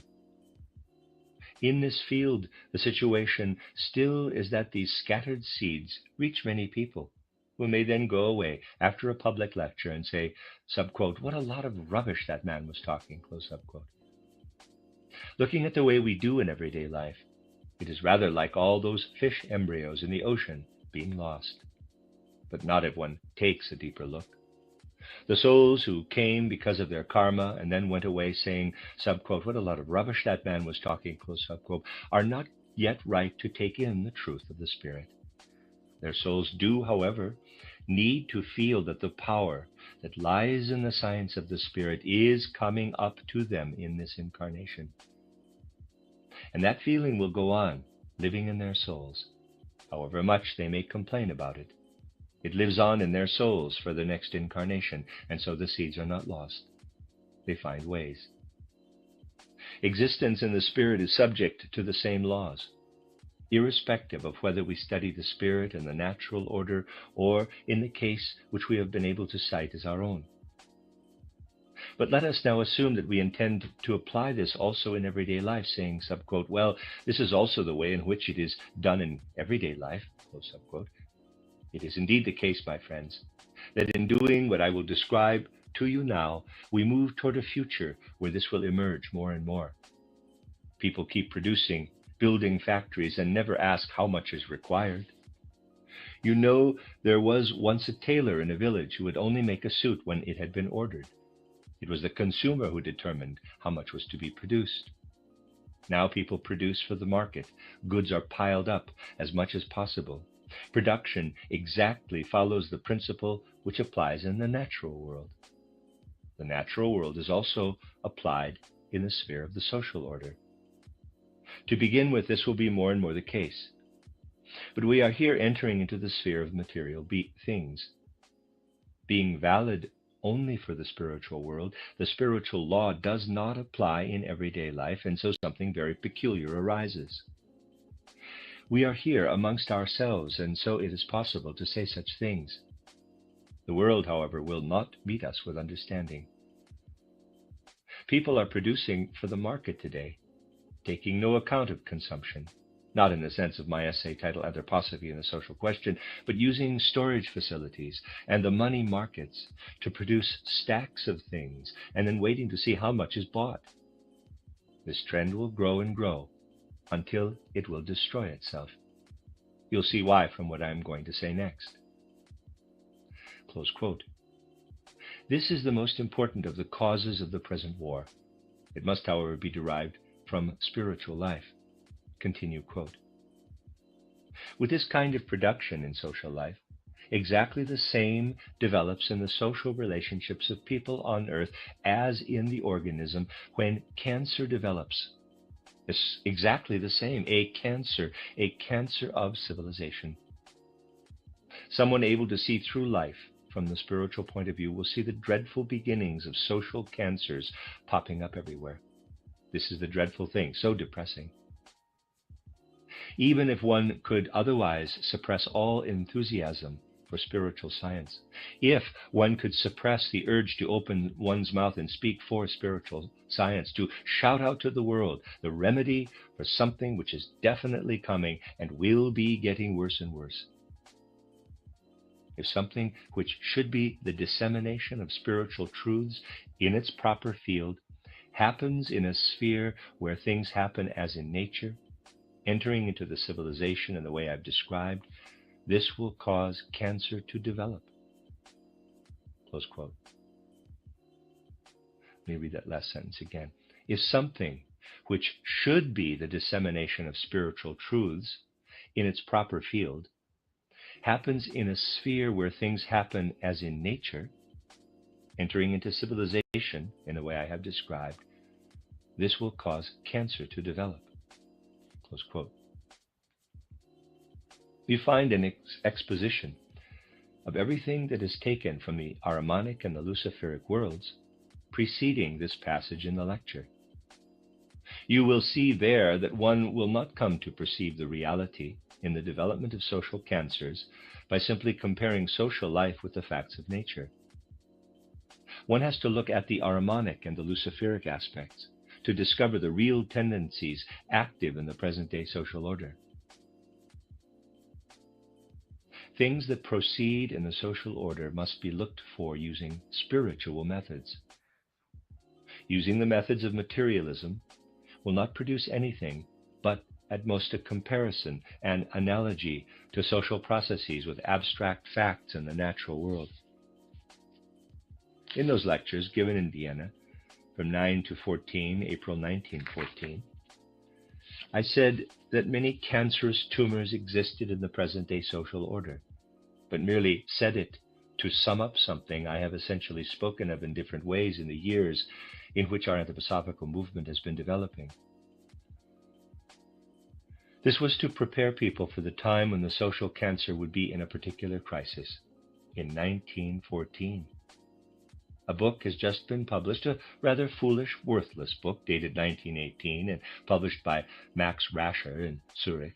It is C.H. Murray's titled Weltmutation, World Mutation. I'll read you some passages from the book. The author has completely focused his mind on economic facts. And whereas the things said in those lectures on the inner nature of man were helpful in arriving at reality, this book encourages people to turn away from true reality, leads them into wrong ways of thinking. I'll quote you some passages from the book. The author endeavors to grasp the development of European and American civilization merely by comparison, analogy with facts of nature. My lectures, given in 1914, give you the reality. But here you get abstract monistic comparisons, mere analogies that do not really say anything. Essentially, if one speaks just of facts of nature and then suggests that such things also exist in the social order, not understanding the social order, but merely pointing out analogies, this obscures rather than illumines understanding. But what does it lead to? It is shown how from antiquity, seeds of disintegration gradually entered into Western civilization, gnawing away at it from within. Such an aperçu is then put in words like this. Quote, these pathological changes started in the early Renaissance cities as they came into flower, in the city republics of still purely productive middle classes, when they had to feed their giant cell, cancer, adapted to the need and so had to become an apparatus for feeding a cancerous nodule. The development of this institution, this organization, which then became the structure of a modern state, went hand in hand with the transformation of the productive tissue, a tissue which must definitely not be considered to be part of their own life. Close quote. He refers to civilization, the order of civilization, as a productive tissue. That is, he merely raises a tissue of natural facts and not the genuine spiritual fact. Quote, for foreign elements cannot normally be in contact with one another in bodies without causing inflammation, as initially such inflammations also occurred when the Burgraves soldiers came in contact with the burghers. Think of the bells being rung to call the burghers together. Normally, this would simply have meant cutting out the toxic nodule. People did start to do this, and efforts to do so may also be seen in later times. Yet the moment the two elements, the cancerous nodule and the tissue at work or trade, were able to tolerate one another without getting inflamed, an anomaly arose which could only maintain itself under pathological conditions. Such abnormalities are found everywhere, in organisms where tumors, ulcers, in short, foreign elements are encapsulated to avoid inflammation. The tissue which develops is a deformity, and once healed, serves no further purpose in the organism. During the disease, it does, however, serve to protect the organism. It is an arrangement which makes the poison harmless in the body, though it may, on occasion, hypertrophy, grow beyond all bounds, and then be a seriously morbid element in itself. The modern state has thus also arisen as a deformity in a life of work or trade that was continually burrowed through. All the tissue needed to work together, however, to protect itself as the deformity developed, and to paralyze the harmful nature of it and counteract the destructive toxic effects. The state accordingly developed as a separate structure, which, whilst interlacing productive life, never did itself become the structure, the apparatus of productivity. The system of the whole of modern economics developed separately, alongside the state. The richest people, who required extensive protection for their commercial dealings, had the most immediate relationship with the toxic nodule. Because of this, they were also more eager and, being rich, also more able to offer more to the Burgrave. They provided the money he needed, and he would turn to the patricians when he wanted to get somewhere with the city. It was very much in their interest that the prince be strong. Others, whose trading did not go beyond the city walls, had a regular natural dislike of the burgrave, physiologically a negative chemotactic effect. They would really only tolerate him because of the protection given by the surrounding walls. The toxic effect did not, or only rarely, change the patrician's individual nature. They would only rarely become warring nobles, for they did already belong too much to the anti-toxic tissue of work or trade. Their wealth had come from this and was bound up with it. There would be a toxic effect not on the individual, but on the protoplasm, meaning their wealth. In the past, wealth certainly did not serve or function as capital, but merely as the reserves for life and prosperity. Now its role was changing. Wealth began to have work processes connected with it. Close quote. At this point, I'd ask you to recall that in 1908, I pointed out in lectures I gave in Nuremberg, which have now also appeared in print, that the modern economic order is removed from direct personal influence, and how money, capital as such, begins to work. I said, quote, the present-day social order is under the Ahrimanic influence working its way up in such a way that now one individual is on top and then another. The individual does not count any longer. What matters is that money as such runs things, casting an individual up and then throwing him down again. The shares, the piling up of capital, and the credit system as its counterpole, this impersonal and anti-personal way, is the Ahrimanic counter-image to the spirit self, and intended to develop for the future social order. Close quote. In the book, all this is put in purely Ahrimanic terms. There is, however, a danger that it will be considered with the greatest respect, because page by page it presents extensive notes relating to natural science. This Ahrimanic caricature of spiritual science has appeared years after reference was made to reality found through spiritual scientific investigation. It is often using the same words for the same phenomenon. It will impress people in spite of being misleading, unless they want to build a bridge from the external natural scientific facts that are presented here and the purely spiritual scientific processes, which can only be found with the help of spiritual science. It will undoubtedly happen that something like this, like other things that have occurred, and of which I have spoken in my lectures, will be accepted as genuine scientific knowledge, whilst the scientific validity of spiritual science will, without doubt, be denied and fought against most dreadfully in the immediate future. And this with an intensity which you cannot even imagine as yet. One must be able to see through these things, all the more so as these facts are just below the irreality of outward reality. It does need goodwill to gain insight into such facts, the will to follow the spiritual scientific investigations sensibly and with sound common sense. Opposing streams, polarities, must be balanced out. This can only happen if new influences come all the time into events on earth. Influences coming directly from the spiritual world, so that new facts concerning the world are continually revealed out of the spirit. People once brought a Jesuit to me in Rome, and I had a talk with him on this subject, although I knew that it was pointless and that it really was a case of love's labor lost. The reasons behind it are, of course, different, for there, too, one must consider the genuine reality and not the outward appearance of things.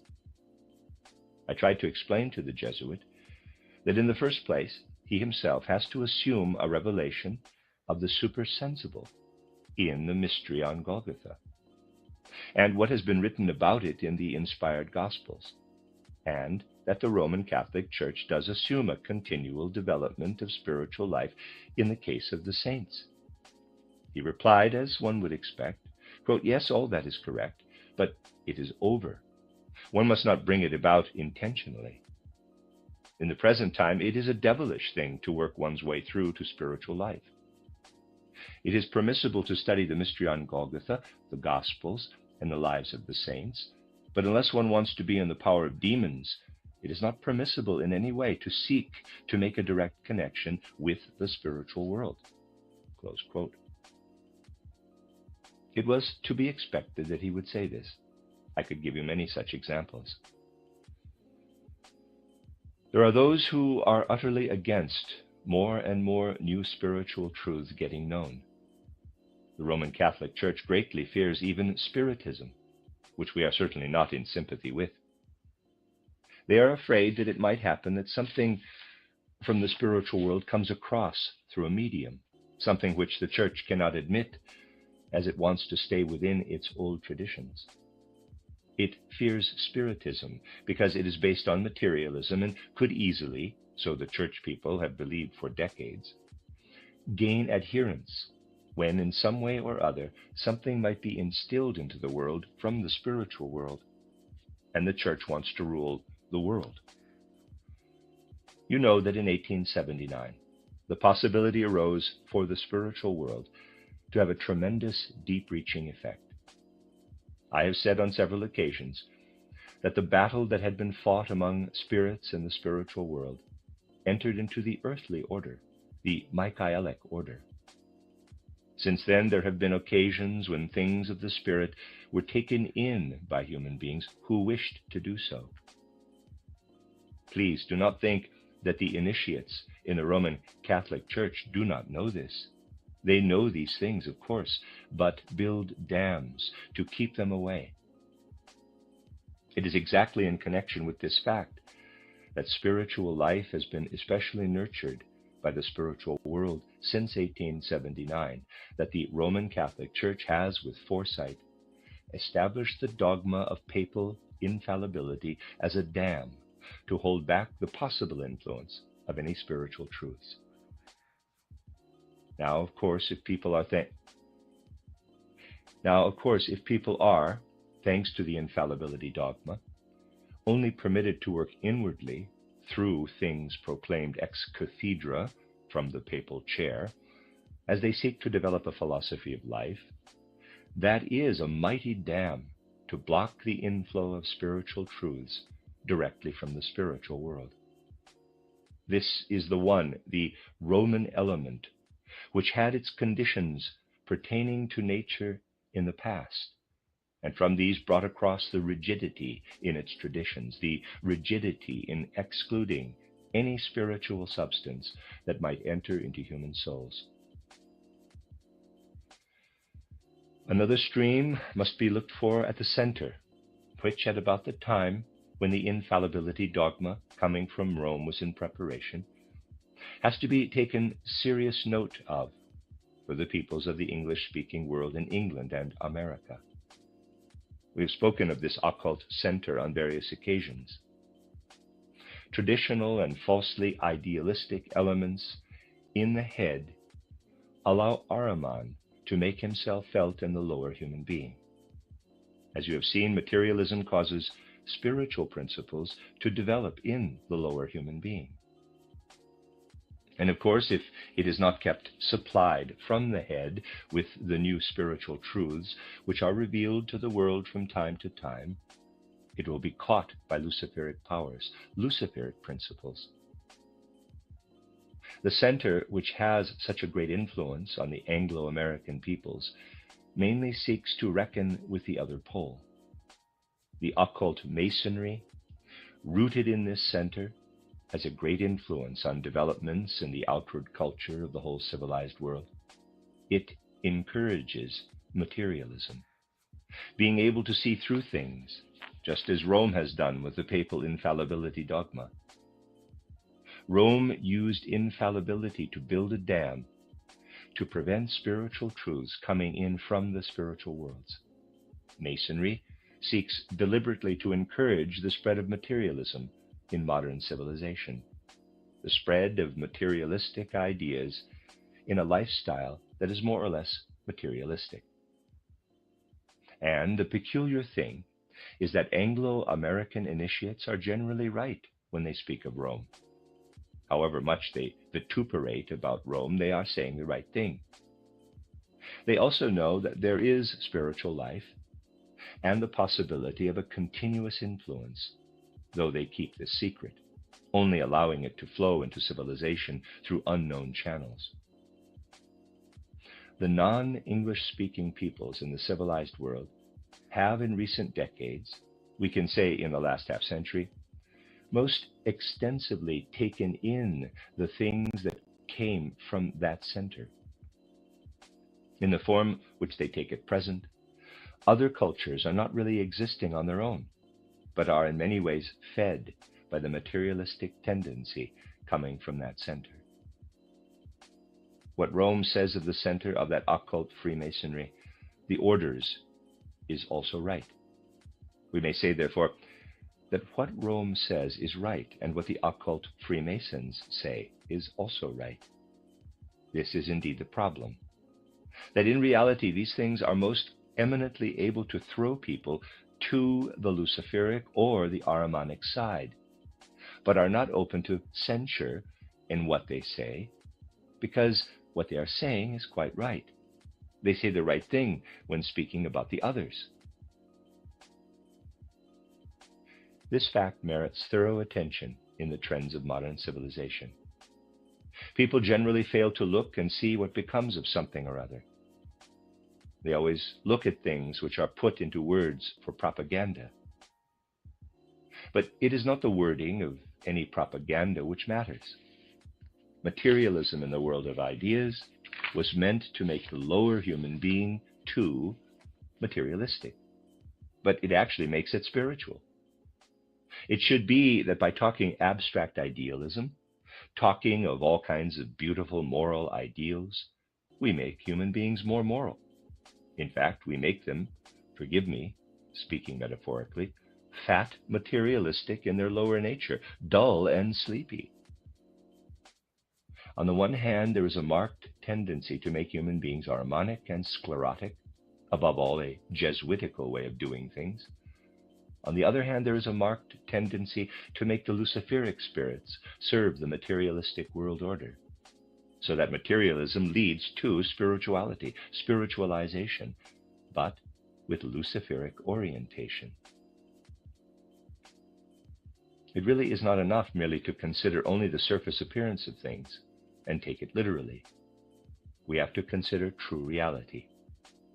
As our examples have shown today, paradoxical though they may seem, often the opposite purpose is served from what a superficial view suggests.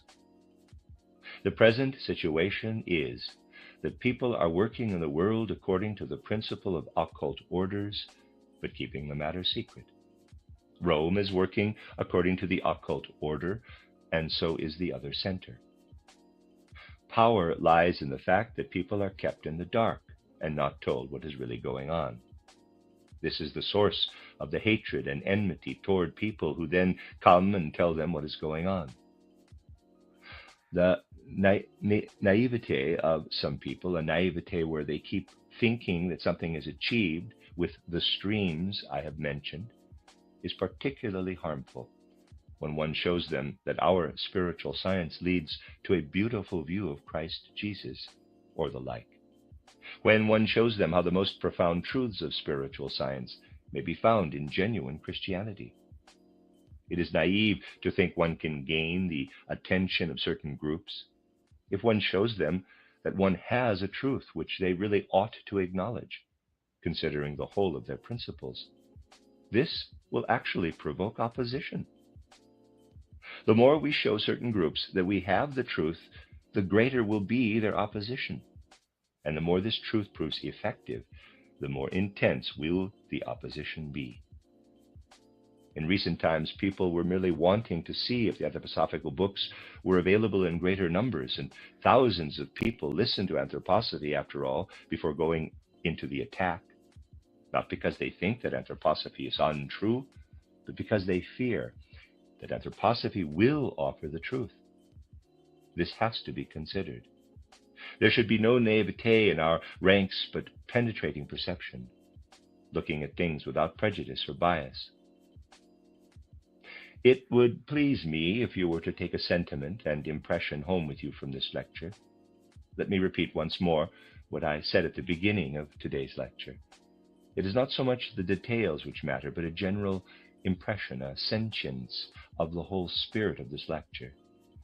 Gaining this, we can make ourselves more and more capable of taking our place in our present civilization, and in present-day life as it behooves someone who is truly awake and not asleep in the present time.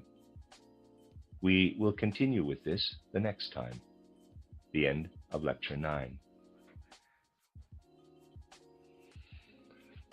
You are listening to RudolfSteinerAudio.com. If you are listening to the podcast of this, it is located at rudolfsteiner.podbean.com. Please consider becoming a patron. This is a reading of a collection of lectures by Rudolf Steiner entitled Eternal and Transient Elements, the Cosmic Past of Humanity, and the Mystery of Evil. Collected Works, Volume 184, translated by Anna Moyse. This is Lecture 10, given on the 4th of October 1918. Today and in the next few days, I want to draw some conclusions from the things said up to now, conclusions for human life itself. Let me say beforehand that in the world at large, people have ideas about anthroposophy with regard to which we should really develop a view which we must then also stress. Things we want to assert for life in the spirit, for the spiritual order, are generally acknowledged today, but for the natural order. The anthroposophical view must inevitably be misunderstood if it is mixed up with any old established errors or mysticism bordering on superstition. We must get in the habit of using terms like Ahrimanic or Luciferic, terms commonly used for the spiritual order, but at a higher level of existence. We may use them just as natural scientists use terms like positive and negative electricity, positive and negative magnetism, or the like. But in contradistinction to common or garden variety natural science, with all its prejudices, we must be clear in our minds that with regard to the spiritual order of the world, terms which in natural science have a definite and indeed abstract meaning must be taken in a more concrete, distinctly more spiritual sense. We know that human beings, as we know them in the life between birth and death, present one aspect which we have got in the habit of calling the physical body. Then the principle we call the ether body, or in the endeavor to make a passable term, the body of creative powers.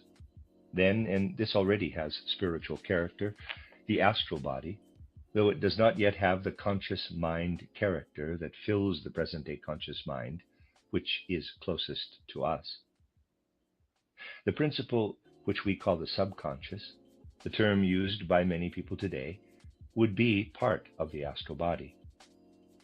Then there is our ordinary conscious awareness, as we call it, alternating between sleep and waking states.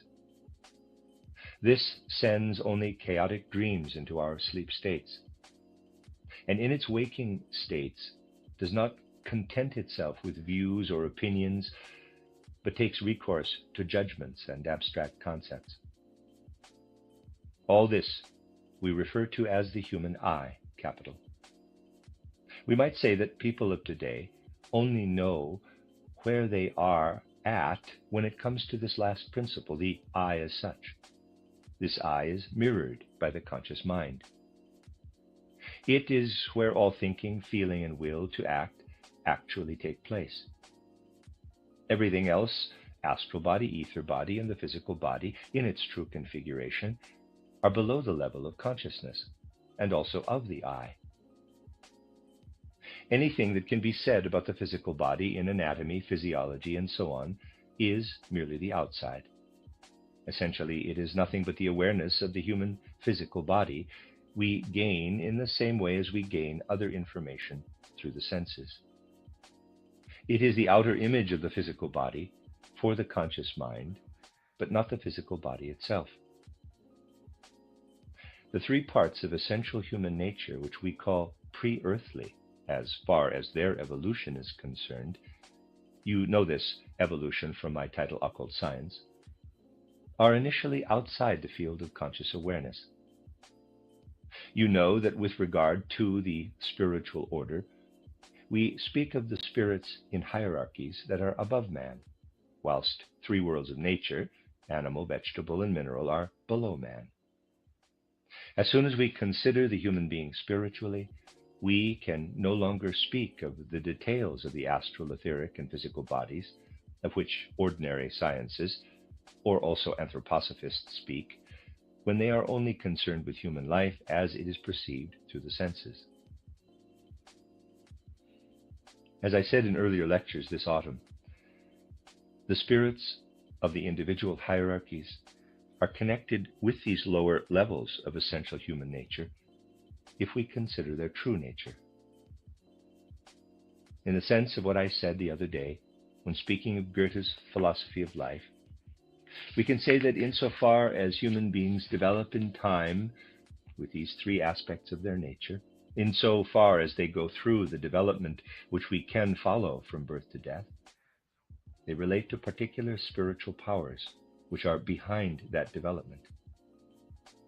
I tried to explain this by saying that when we take this, there's a picture, to be the essential nature of modern man, we have to take a retrospective view and think of present-day human nature connected with the spiritual powers which we have identified as members of the higher hierarchies. As you know, these spiritual powers do not have a direct influence on the I of normal individuals, except for the spirits of form, or exousiae. Apart from the exousiae, therefore, which give man his own original form, the other spiritual powers do not influence the present-day conscious mind of man. We get a limited, but at least somewhat reasonable idea of the spirits of form if we turn our attention to the form, only a part of the general conformation, which human beings assume in their physical life. We are all born as more or less crawling creatures. The vertical is not within our power. A tremendous proportion of our general nature as human beings is connected with our uprightness. Not exactly mathematical verticality, but the power to be upright. If we consider the difference between human being and animal, purely in terms of external characteristics, we should not concern ourselves with the things which are usually considered, the number of bones and muscles and so on, which human beings essentially have in common with the animals. But indeed, this power to be upright, which gives developing human beings their form. This is merely a part of what is involved, but an important part. The power which intervenes in our physical development as power to be upright is of the same kind as all the powers which give us our form as earthly human beings. Only powers of this kind intervene in our I. Other powers do intervene. We call them the powers of cosmic movement, cosmic wisdom, cosmic will, referring to them as dynamis, kuriotetes, thrones, which are the old names for these entities now seen in modern terms. They intervene in something which does not come to human awareness, belonging to the astral body, ether or creative powers body, and physical body. If you observe these elements of essential human nature, without the spiritual content of which I have been speaking, you have really nothing but an illusion, a structure that merely seems to be something. In reality, we are not in that outward, unreal body, but in the spiritual powers to which I have been referring. The two powers we called Luciferic or Ahrimanic influence human beings temporally, as it were, as I said the other day when referring to Goethe's philosophy of life, though they do not relate directly to their development. We may say that the Luciferic powers do so in a more mental and spiritual way. There's a figure. And the Ahrimanic powers more from the subconscious, Human beings are thus cosmically placed in existence in a threefold way. We may say that there are spiritual powers in essential human nature which are directly connected with the stream of human development. Two other streams, the Luciferic and the Ahrimanic, are not connected with the immediate stream of development, but influence human beings temporally, being additional to what really belongs to the human being. Let us now look at life. When we do so, we see not only the stream that belongs to us, but always something in which the three streams have come together. Whatever we survey, be it the outside world perceived through the senses, or human history with its pleasure and pain, joy and sorrow, activity and inactivity, what we see is that the three streams have flowed one into the other. In ordinary life, we do not do as a chemist does, who does not simply accept water as the fluid which one sees, but separates it into hydrogen and oxygen. Spiritual science has to do the separating and undertake this spiritual chemistry. Otherwise, it will never be possible to penetrate human life completely. We've been considering the particular nature of the spirit we call Luciferic and the spirit we call Ahrimanic from all kinds of different points of view. There is yet another point of view, human life itself, from which we may also look at them. We may ask, quote, where is the point in human life where the Luciferic powers have a real influence? And where is the point where the Ahrimanic powers gain particular access? If only human beings could just go through the steady development that is intrinsically theirs, but they cannot. You know from what I said on earlier occasions that they would only gain some self-knowledge in the second half of their life, but this would only be if they were not exposed to Luciferic and Ahrimanic influences. In the real life, which we have to live, however, human beings are exposed to them, and must indeed reckon with those Luciferic and Ahrimanic powers. In real life, however, in the life which we must live, human beings are exposed to the temporal interventions of the Luciferic and Ahrimanic powers, and do indeed have to reckon with those powers. In everything in us that belongs more to the sphere of the conscious mind, but in such a way that we do not merely come to it naturally, but by going beyond the natural course, having self-knowledge already in the first half of life, for example. In everything human beings aim for, by using the conscious mind, there is something which we cannot call anything but hyper-conscious awareness. Our conscious mind would be very different if there were not this hyper-conscious element in it. The hyper-conscious state of mind makes people put more into historical life than they would put into it if they gave themselves over to their purely physical development only. At the present time in human evolution on Earth, we would be in a civilization of a completely different kind if hyper-conscious elements had not flowed into a conscious mind developed purely in the human way. But this hyper-consciousness does certainly make it possible for Luciferic powers to intervene. We merely have to see in the right way how Luciferic powers influence the conscious mind. People would never have occasion to develop a different way of thinking from the one which I characterized for you the other day as the ideal from the Goethean point of view, if it were not for the intervention of Luciferic powers. Because of the Luciferic powers, human beings develop fantasies about reality. They do not only take hold of reality, but combine the hyperconscious with the conscious element. They get all kinds of ideas about reality, ideas which then enable them to grow more thoroughly together with this reality than they would grow together with it otherwise.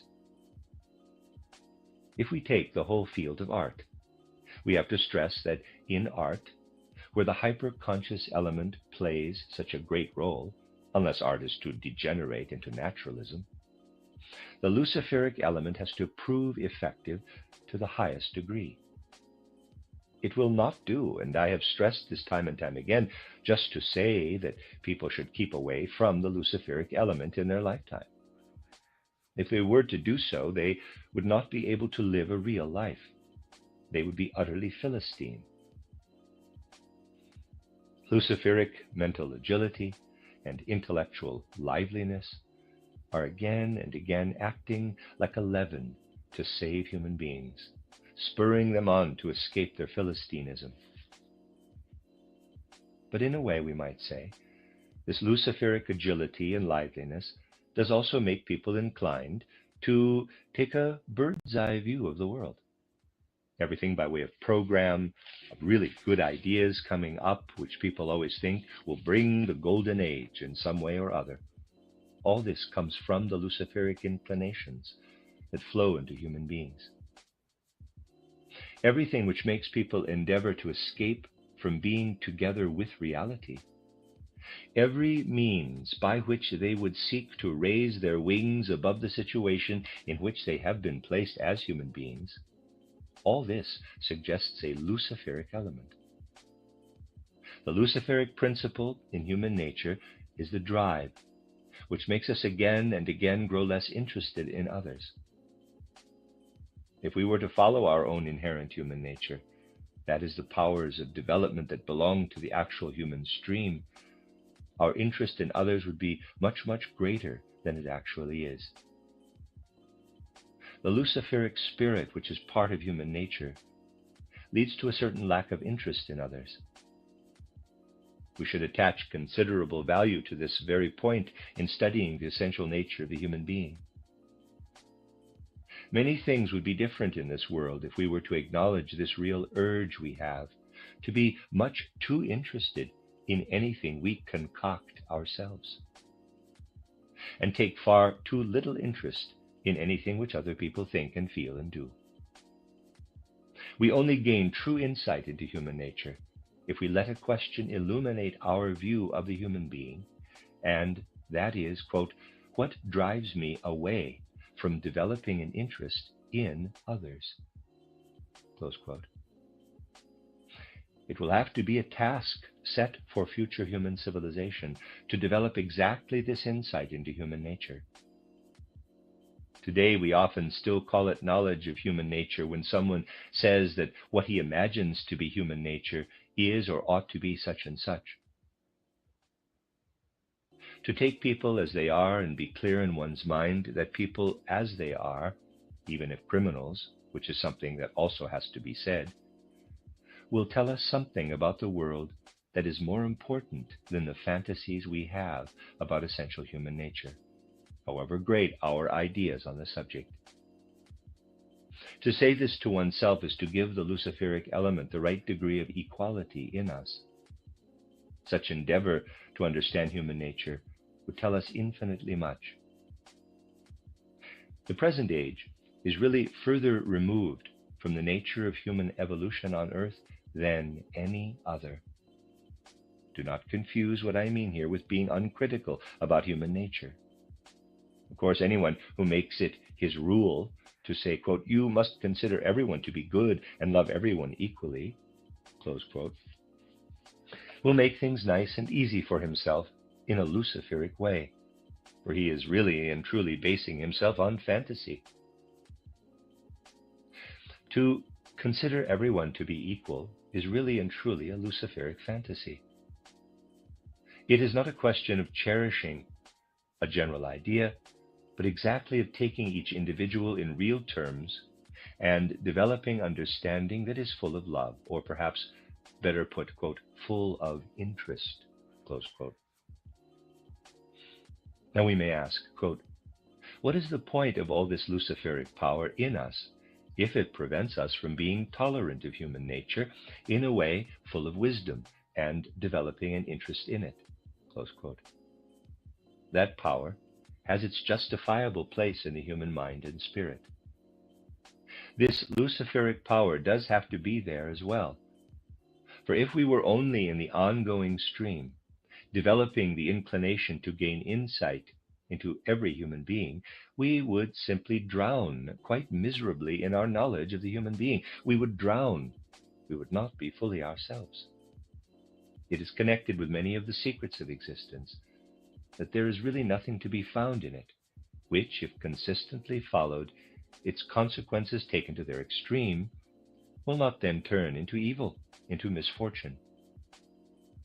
The principle which really and truly unites us with others, which lets us find the other person in ourselves, would make us drown in our knowledge of humanity if that luciferic element were not always there, again and again picking us up away from drowning, again and again taking us to the surface, to find ourselves and develop our interest in ourselves again.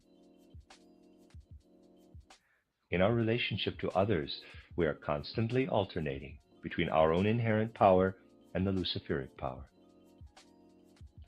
And anyone who says that it would make more sense for people to follow only their own inherent power and not be touched by the luciferic power at all would be the kind of person who, seeing a balance with its beam and two scales, would consider it better to take away one scale and weigh things only on the one single scale. Life proceeds in states of balance, not in absolutes. Speaking of the luciferic influence, initially with regard to human life, we may say that it takes hold of the conscious mind, but in such a way that hyperconscious elements enter into it. The Ahrimanic influence is initially on subconscious human life.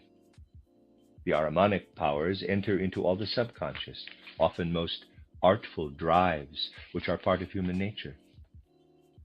To characterize Ahriman and Lucifer as persons, let us say, we might say, quote, Lucifer is an arrogant spirit which prefers to flip up into bird's eye view, getting a great overview. Ahriman is a morally isolated spirit which does not easily show itself, active in the human subconscious, influencing the subconscious mind, conjuring up judgments from this subconscious sphere. Close quote.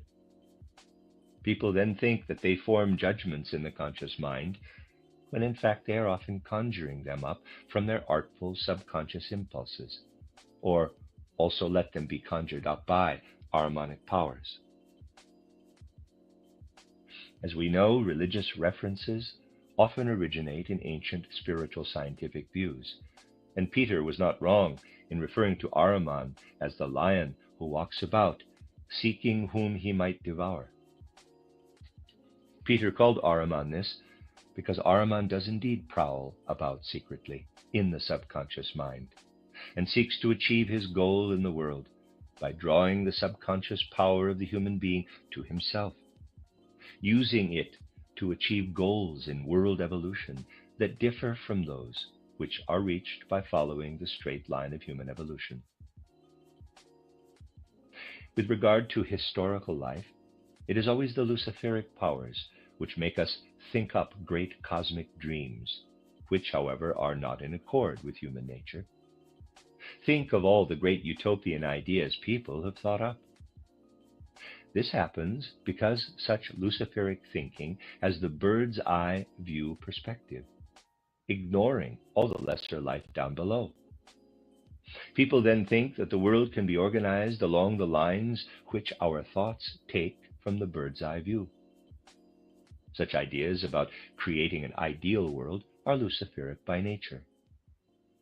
Dreams of world power arising from human spheres that are set apart are Ahrimanic by nature. They evolve from the subconscious mind. It is Ahrimanic to take a certain sphere of human existence and aim to encompass and embrace the whole world in that sphere.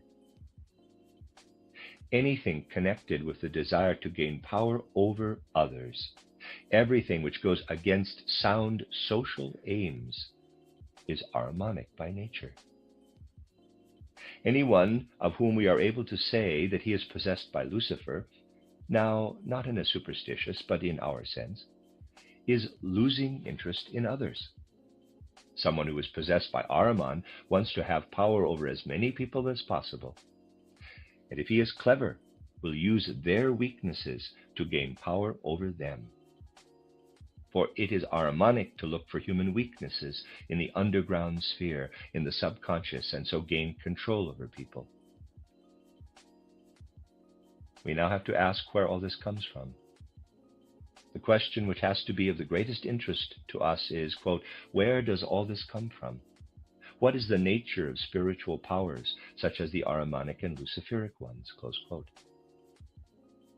You'll agree that we know our Earth to be a metamorphosis, to use the Goethean term, of earlier cosmic bodies, the fourth metamorphosis. To be able to put names to them, we spoke of Earth's first embodiment as Saturn, then Sun, then Moon. It is now embodied as the planet Earth. We know, therefore, that this Earth is the fourth embodiment of its cosmic nature, the fourth metamorphosis. It will go through further metamorphoses.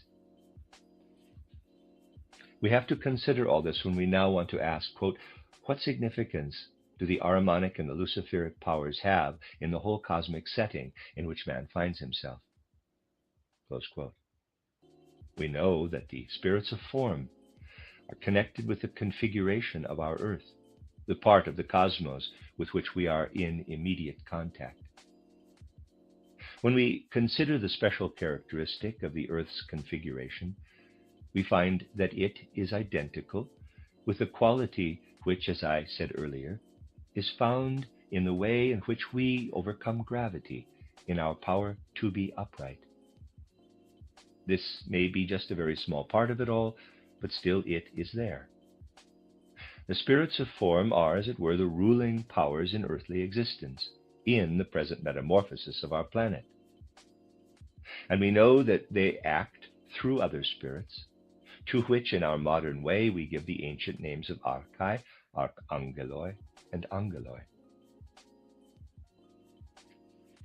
The first of these to interest us are the archai, the prime origins or powers. We know that in the ranking order of the hierarchies, the spirits of form come, as it were, immediately above the archai. In the course of evolution, intrinsic to man, bracket shown as simple white chalk lines in figures 9 and 10, close bracket, the powers of the archai are, as it were, serving the spirits of form. Archai and exousiai influence our human nature. Spirits which we call the prime origins, the spirits of form.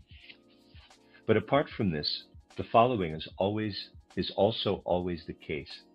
Some spirits of form disguise themselves as prime origins, as archai. They could be exousiai, but do not show themselves as such, but as archai. They are in disguise. As a consequence, anything which is part of the outward form of Earth may be as dependent on them as it is on the actual spirits of form. The important point is, however, that in our earthly existence, everything connected with space, taking form in space, configures itself out of something which is non-spatial. We will only fully understand the spatial principle if in its image nature we trace it back to archetypes which are non-spatial.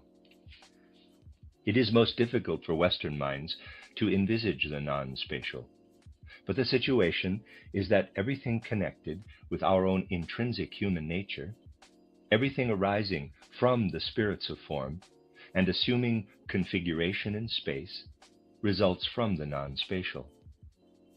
In real terms, this means that as an individual human being who first went on all fours, we come upright, overcoming gravity in erect configuration in space.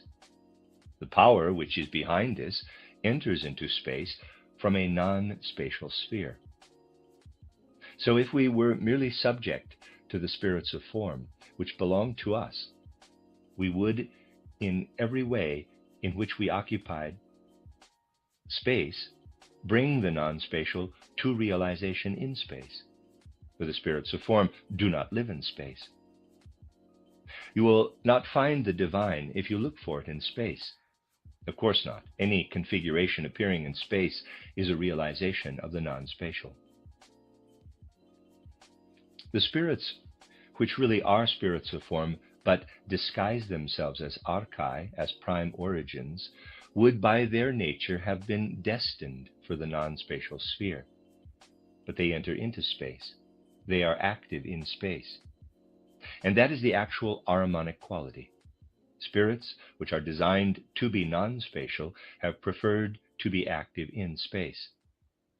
This makes it possible to configure things in space in such a way that the configuring does not shine in directly from the non-spatial sphere, but that the spatial is reproduced in space, the one by the other in space. To give you an instance, we all differ from one another because all of us are placed in life from the non-spatial sphere. Our originals are in the non-spatial sphere. Everything is altogether different. You will know the instructions Leibniz gave to princesses. Sometimes they don't have anything else to do, to look for two leaves that were exactly alike. They did not find any, for there truly are no two leaves that are exactly like one another.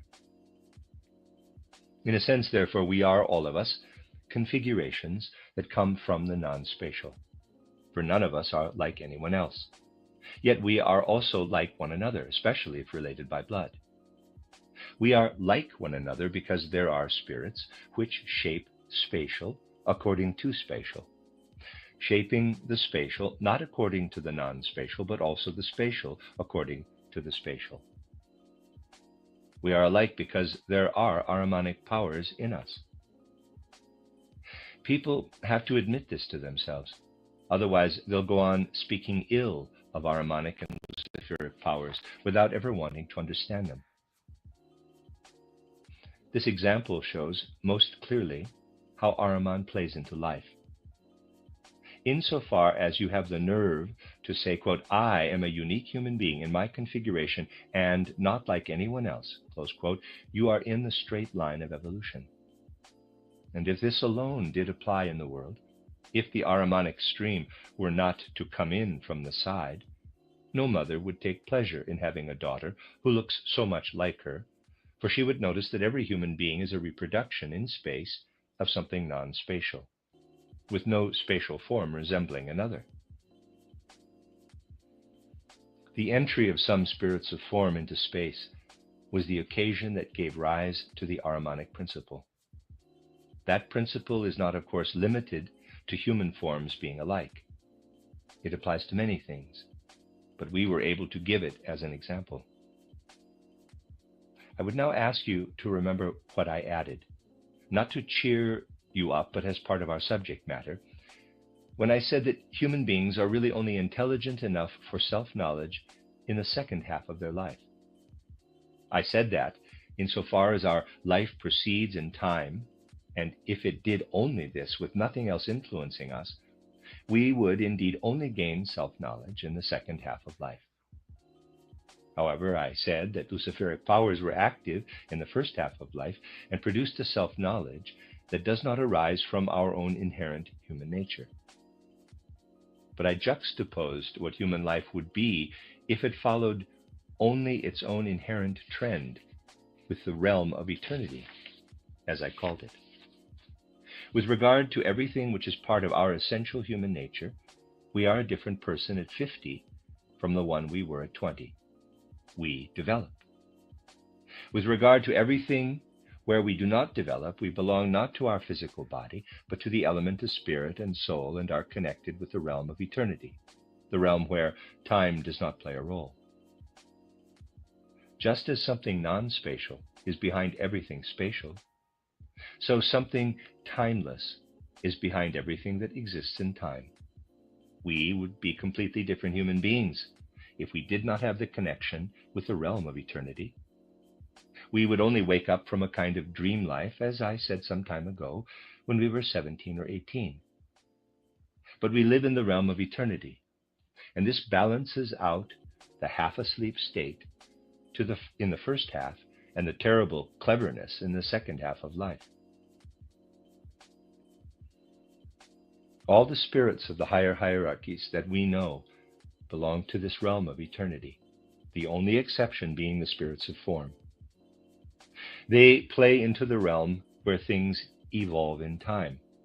However, their life is spatial and non-spatial, for they live, as it were, between non-space and space, and so they bring the forms from non-space into space. This is subject to a time process. Their life plays into time. But the other spirits that are above the spirits of form in the hierarchies belong purely to eternity. We can only speak of them as spirits in time by way of analogy. To take it as real would make it nonsense. It really is difficult to speak of these things. The simple reason being that in the present evolution of time, only very few people have a lively awareness of the concepts and ideas which one develops when stepping out of space and out of time. Most people today would, anyway, declare anything non-spatial to be sheer fantasy, as they would things that are timeless, eternal, and imperishable, and then also anything unchanging. Yet beyond the order of exousiae, all spirits belong to the realm of eternity. There are, however, those among them which disguise themselves as spirits in time, entering into time. Just as the Ahrimanic spirits enter into space, so do other spirits enter into time.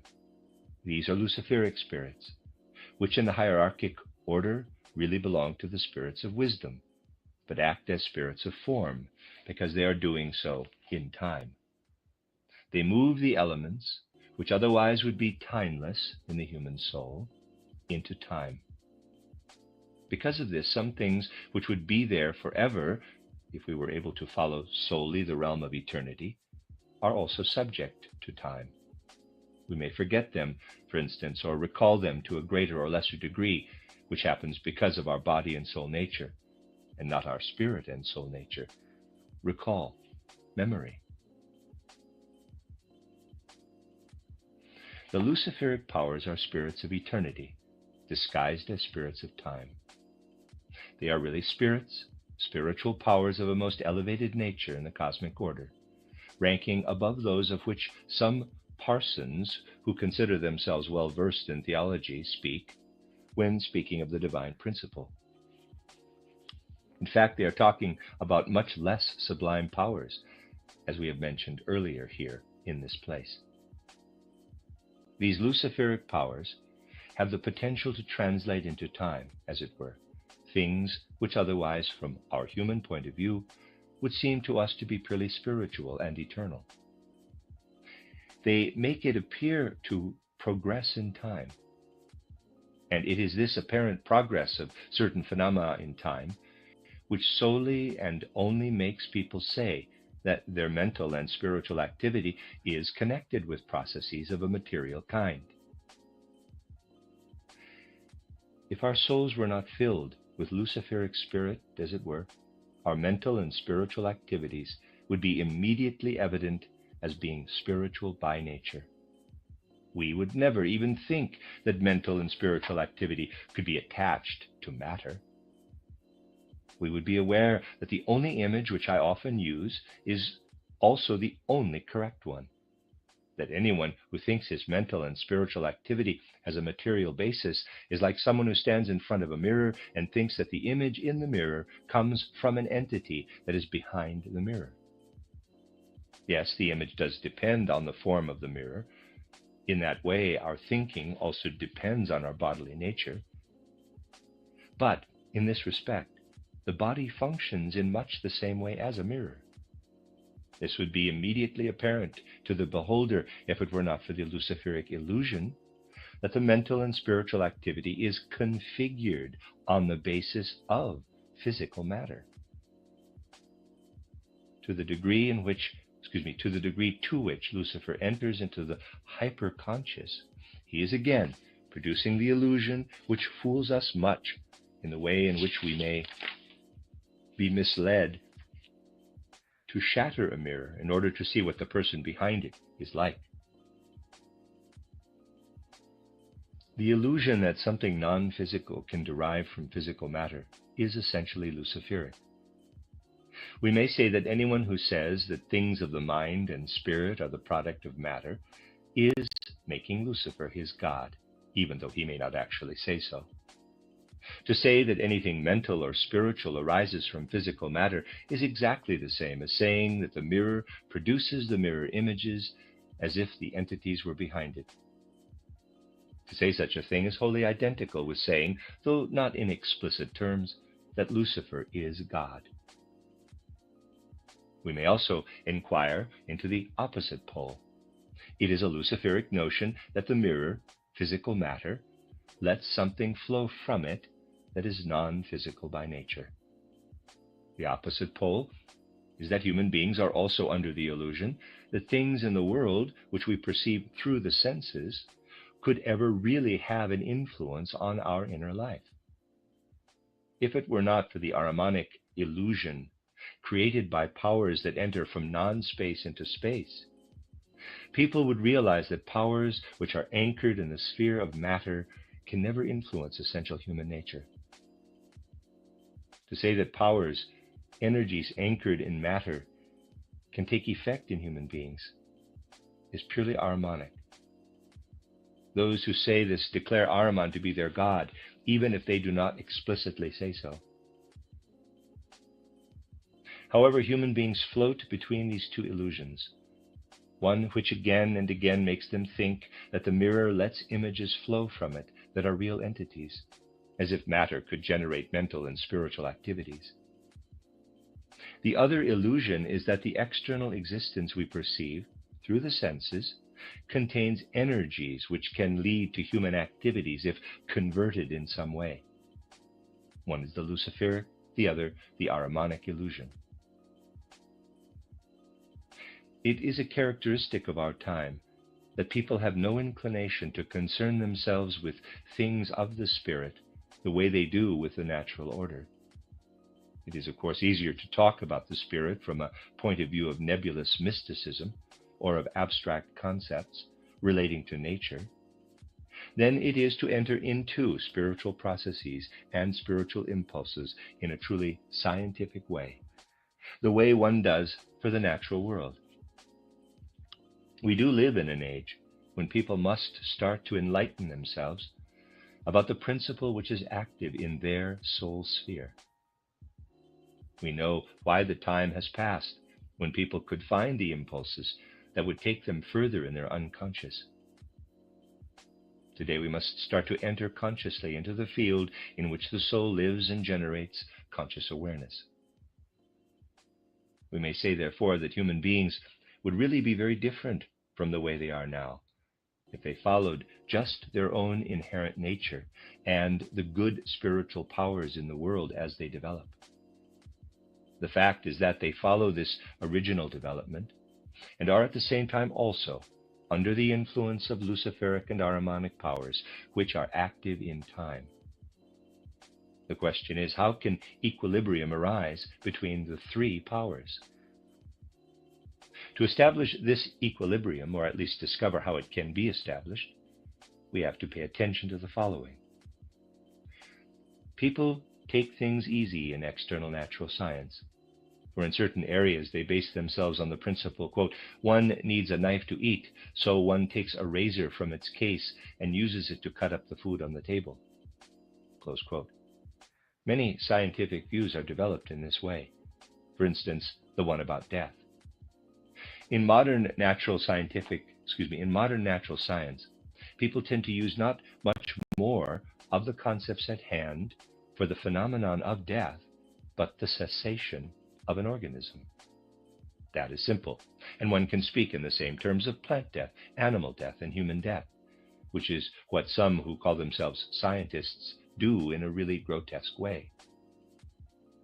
This does not really differ from putting a table knife and a razor in one and the same category when speaking of a knife.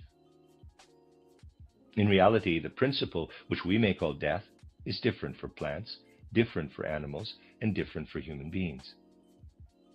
Generalization comes in because one sees the cessation of functions in all three cases. If we study death as part of human nature, We have spoken of the phenomenon of human death on several occasions. The nature of death is such that in a way we may see it as the power that balances out the luciferic powers. Death, after all, is not a once-only phenomenon, for human beings actually begin to die as soon as they are born. The impulses for dying are in them, and death ensues at a particular point in time. All the impulses that lead to death are also the powers which establish equilibrium with the luciferic powers. For with death, human beings are taken from the realm of time into that of eternity. We know the nature of the luciferic powers to be such that they actually belong to the realm of eternity and take the things they should be doing in that realm into the realm of time. This could not be balanced out if death were not part of the realm of time. It takes human beings from the realm of time into the realm of eternity. Death balances out the luciferic. The luciferic element takes eternity into time. Death takes time into eternity. That is putting it in an abstract way, but there is a vast amount of reality in this abstract notion. What was it that we had to say of Ahriman? He makes the similar similar. I gave the example of similarity in human nature, which is connected with the Ahrimanic principle. A counterbalance has to be created, or must have been created. We can't be teleological about this, hence, quote, have been created, close quote, for this state of being similar. Let me read that again. A counterbalance has to be created, or must have been created. We can't be teleological about this, hence, have been created, for this state of being similar. There has to be this counterweight, which acts against the similarity. Oddly enough, people often use one of the confusing ideas which one gets if one does not enter into deeper connections in ascribing this similarity to the very counterbalance. The counterbalance for similarity actually is the power of heredity. We are similar not only in the form which leads to our configuration, but also have inner powers of heredity in us. With these inner powers, we actually counter that similarity of form. A science must be confused if it puts similarity and heredity together. We look like our parents, but at the same time, our parents have passed on certain powers which we have in our inner being. Powers that seek to take us back again to the original image of man. Our inheritance really lies in fighting that similarity. A more subtle study of human life can indeed show this, even without supersensible observation, in purely external terms. Do try to ask life in the right way. Do try to study people who are particularly similar in appearance to their parents, grandparents, and so on, in some form, element, or other. And then consider the inherited moral impulses. You will find that the inherited moral impulses do, as a rule, counteract the similarities of form. Study the more outstanding historical figures, looking at portraits which show their outward appearance to be similar to an ancestor, and you'll everywhere find qualities of soul in the biography which have been inherited and go against those that have produced those similarities in appearance, in form. In essence, this is one of the secrets of life. Ancestors would understand their descendants, parents their children very much better, if they were able to accept such a fact without prejudice. So, for example, please forgive me saying such things, but we are not, after all, a community of Philistines. If a mother has a young son who looks very much like her, she may be pleased that he looks like her. But for his upbringing, it might be a good thing if she now said to herself, quote, "What kind of qualities is he about to develop, which are rather like those that cause me to be in frequent clashes with my husband?" Close quote. We need to pay attention to such real impulses, that have tremendous significance in life. For bringing up children in future, for future human evolution, it will be most important to gain insight into such impulses. For in future, education cannot be based on abstract principles. One will have to look for foundations, empirical, real foundations. And these cannot be found unless one is able to read life. We must be able to read it, which means we must know the letters. In real terms, as you know, there are many more, but to spell out what is needed for the immediate future, it will be sufficient to know 3 letters: normal development, and the Ahrimanic, and the Luciferic principle. Those who do not know them cannot read, just as someone who does not know the alphabet is unable to read a book. They simply are the letters through which we come to know life, to read life. And the utopian spirit, which is so widespread, can only be overcome if we learn to read life. It means, however, that we must study the powers that play a role in life. Someone may, of course, say, quote, "You speak here of something which you say is original human nature, yet this is nowhere to be found," close quote. That is obvious. But the objection is the same as when someone says, quote, "You are telling me that the water flowing in the river contains hydrogen and oxygen. I do not find them there," close quote. You see, we have to go into these things and above all get a real idea of what form is. I have made the following comparison before and would like to repeat it now.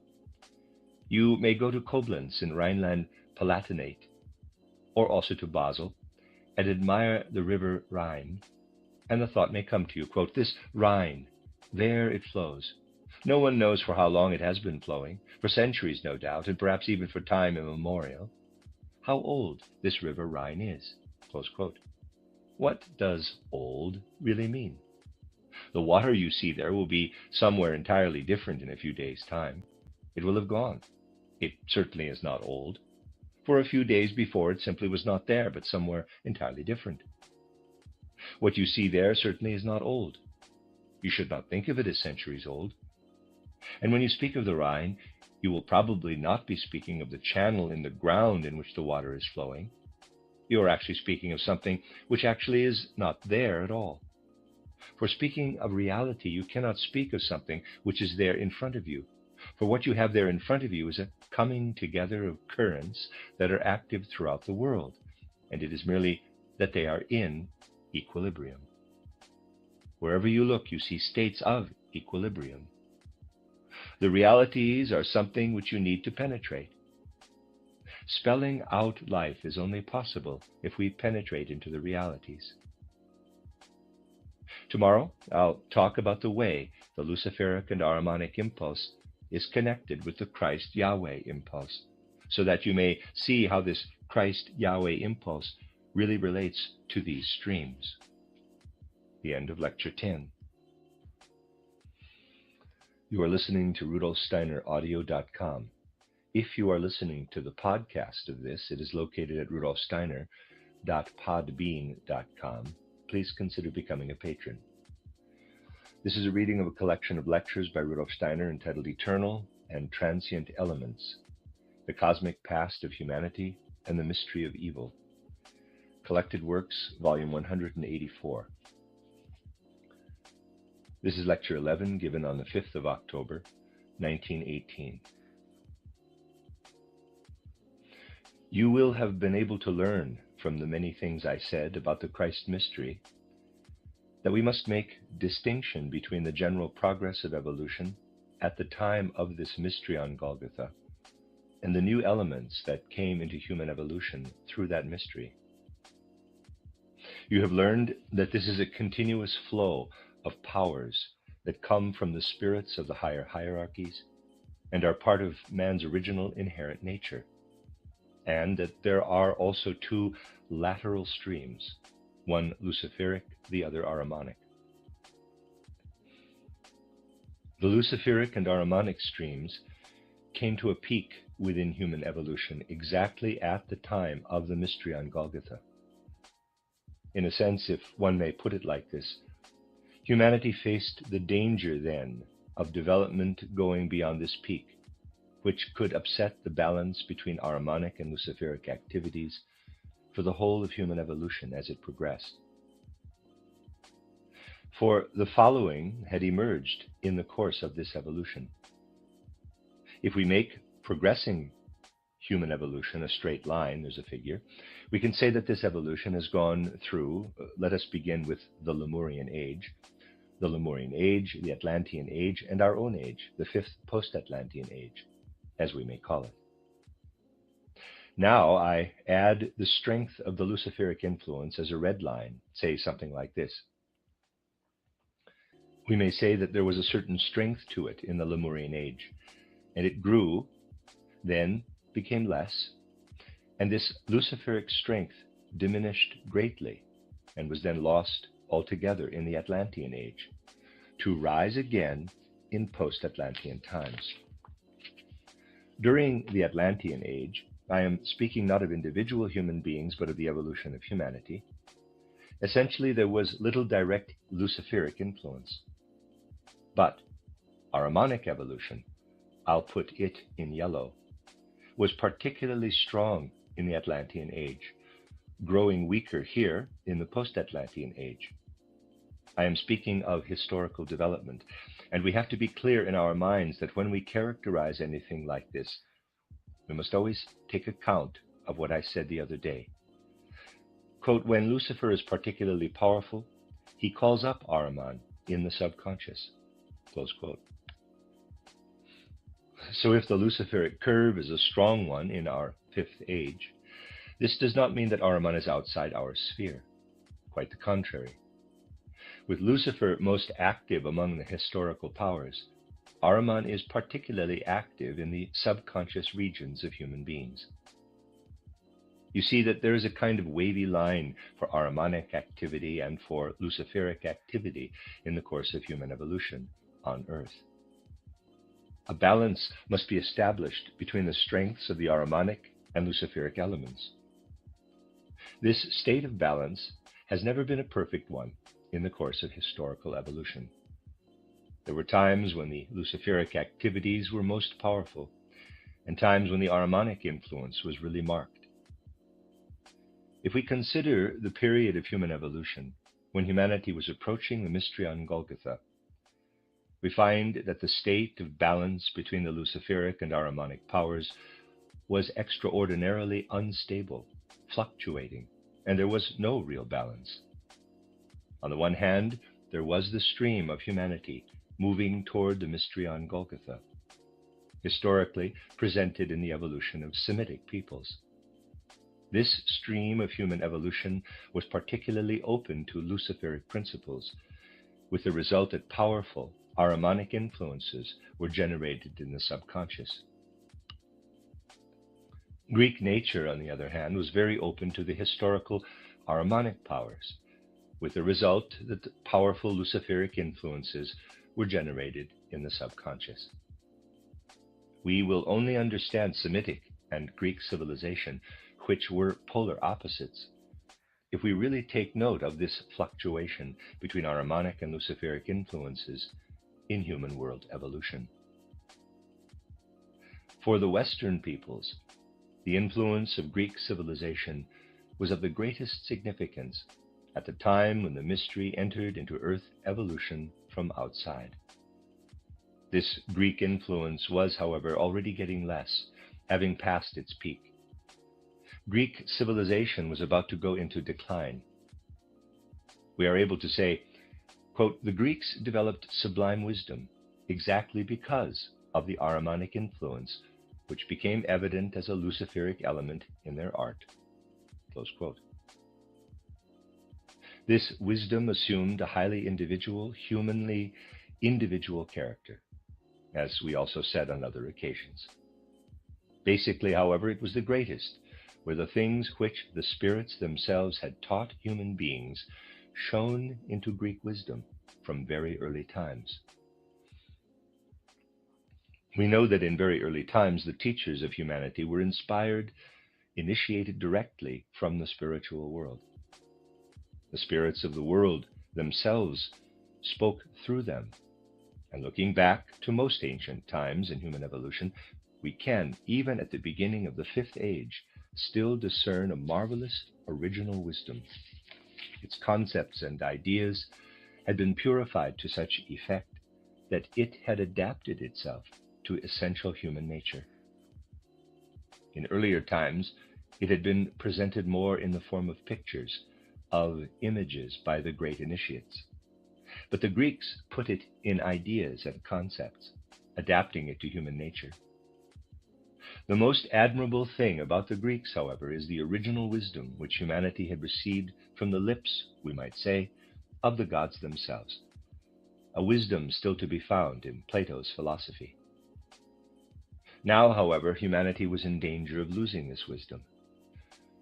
Looking back to the time when the Greek spirit evolved, an age which Nietzsche referred to as tragic, we look back on the great Greek philosophers, on Anaxagoras, Heraclitus, and one sees, I'd say, the last to have that divine wisdom, though already changed into ideas and concepts. Thales was the first, in a way, to base himself wholly on natural concepts. He no longer had a connection to the direct, living impression made by humanity's original wisdom, which one can still see in the work of Anaxagoras. That original wisdom was in the process of being lost to humanity. Yet, the human ability in early times to know anything at all about the human being, insight into human nature, had come from that original wisdom. That wisdom was meant to imbue Greek and all original wisdom. The mysteries were meant to provide insight into human nature. Come to know yourself was one precept, but that ancient insight into human nature was conveyed in a roundabout way through Lucifer, and human beings gained it with the help of Ahrimanic powers. It was entirely bound up with the state of balance between Ahrimanic and Luciferic powers. At the time when the old world was coming to an end and the mystery on Golgotha was approaching from the other side, Ahrimanic powers were slightly in excess. They were particularly strong at that time. The strength of the Ahrimanic powers, above all, caused the inner life of human beings to drift toward abstraction, even the high degree of abstraction we see in the Romans. We have to ask ourselves, what would have happened to humanity if evolution had proceeded solely in the stream which I have just characterized, and there had been no mystery on Golgotha? What would have happened is that people would no longer have a notion, an idea, sentience of the nature of the individual human being. This is an extraordinarily important statement. Humanity was threatened by this because they could no longer be told anything in the way that had come from the gods, because even the tradition of that way had been lost, and they were becoming more and more of a riddle to themselves. We need to get a strong feeling for the truth of this. If it had not been for the mystery on Golgotha, human beings would have been in danger of becoming more and more a riddle to themselves. They would have been able to gain wisdom, but only about nature, not about themselves. And they would have been forced gradually to forget that they were born of the Spirit. They would have had to lose their knowledge completely. Then came the mystery on Golgotha. It can be considered from many points of view, including the one that with the coming of the mystery, humanity was made able again to grasp themselves as individuals from the spiritual heights which in the earthly field had been lost. The Christ impulse made it possible for people to see themselves again as individuals, but now doing so with powers that came from within. Today, it is extraordinarily difficult for people to imagine how those early people gained their awareness of individual nature. For modern people won't believe, one, how very different the external philosophy of life was in those days. One cannot understand the whole significance in world history of Julian the Apostate,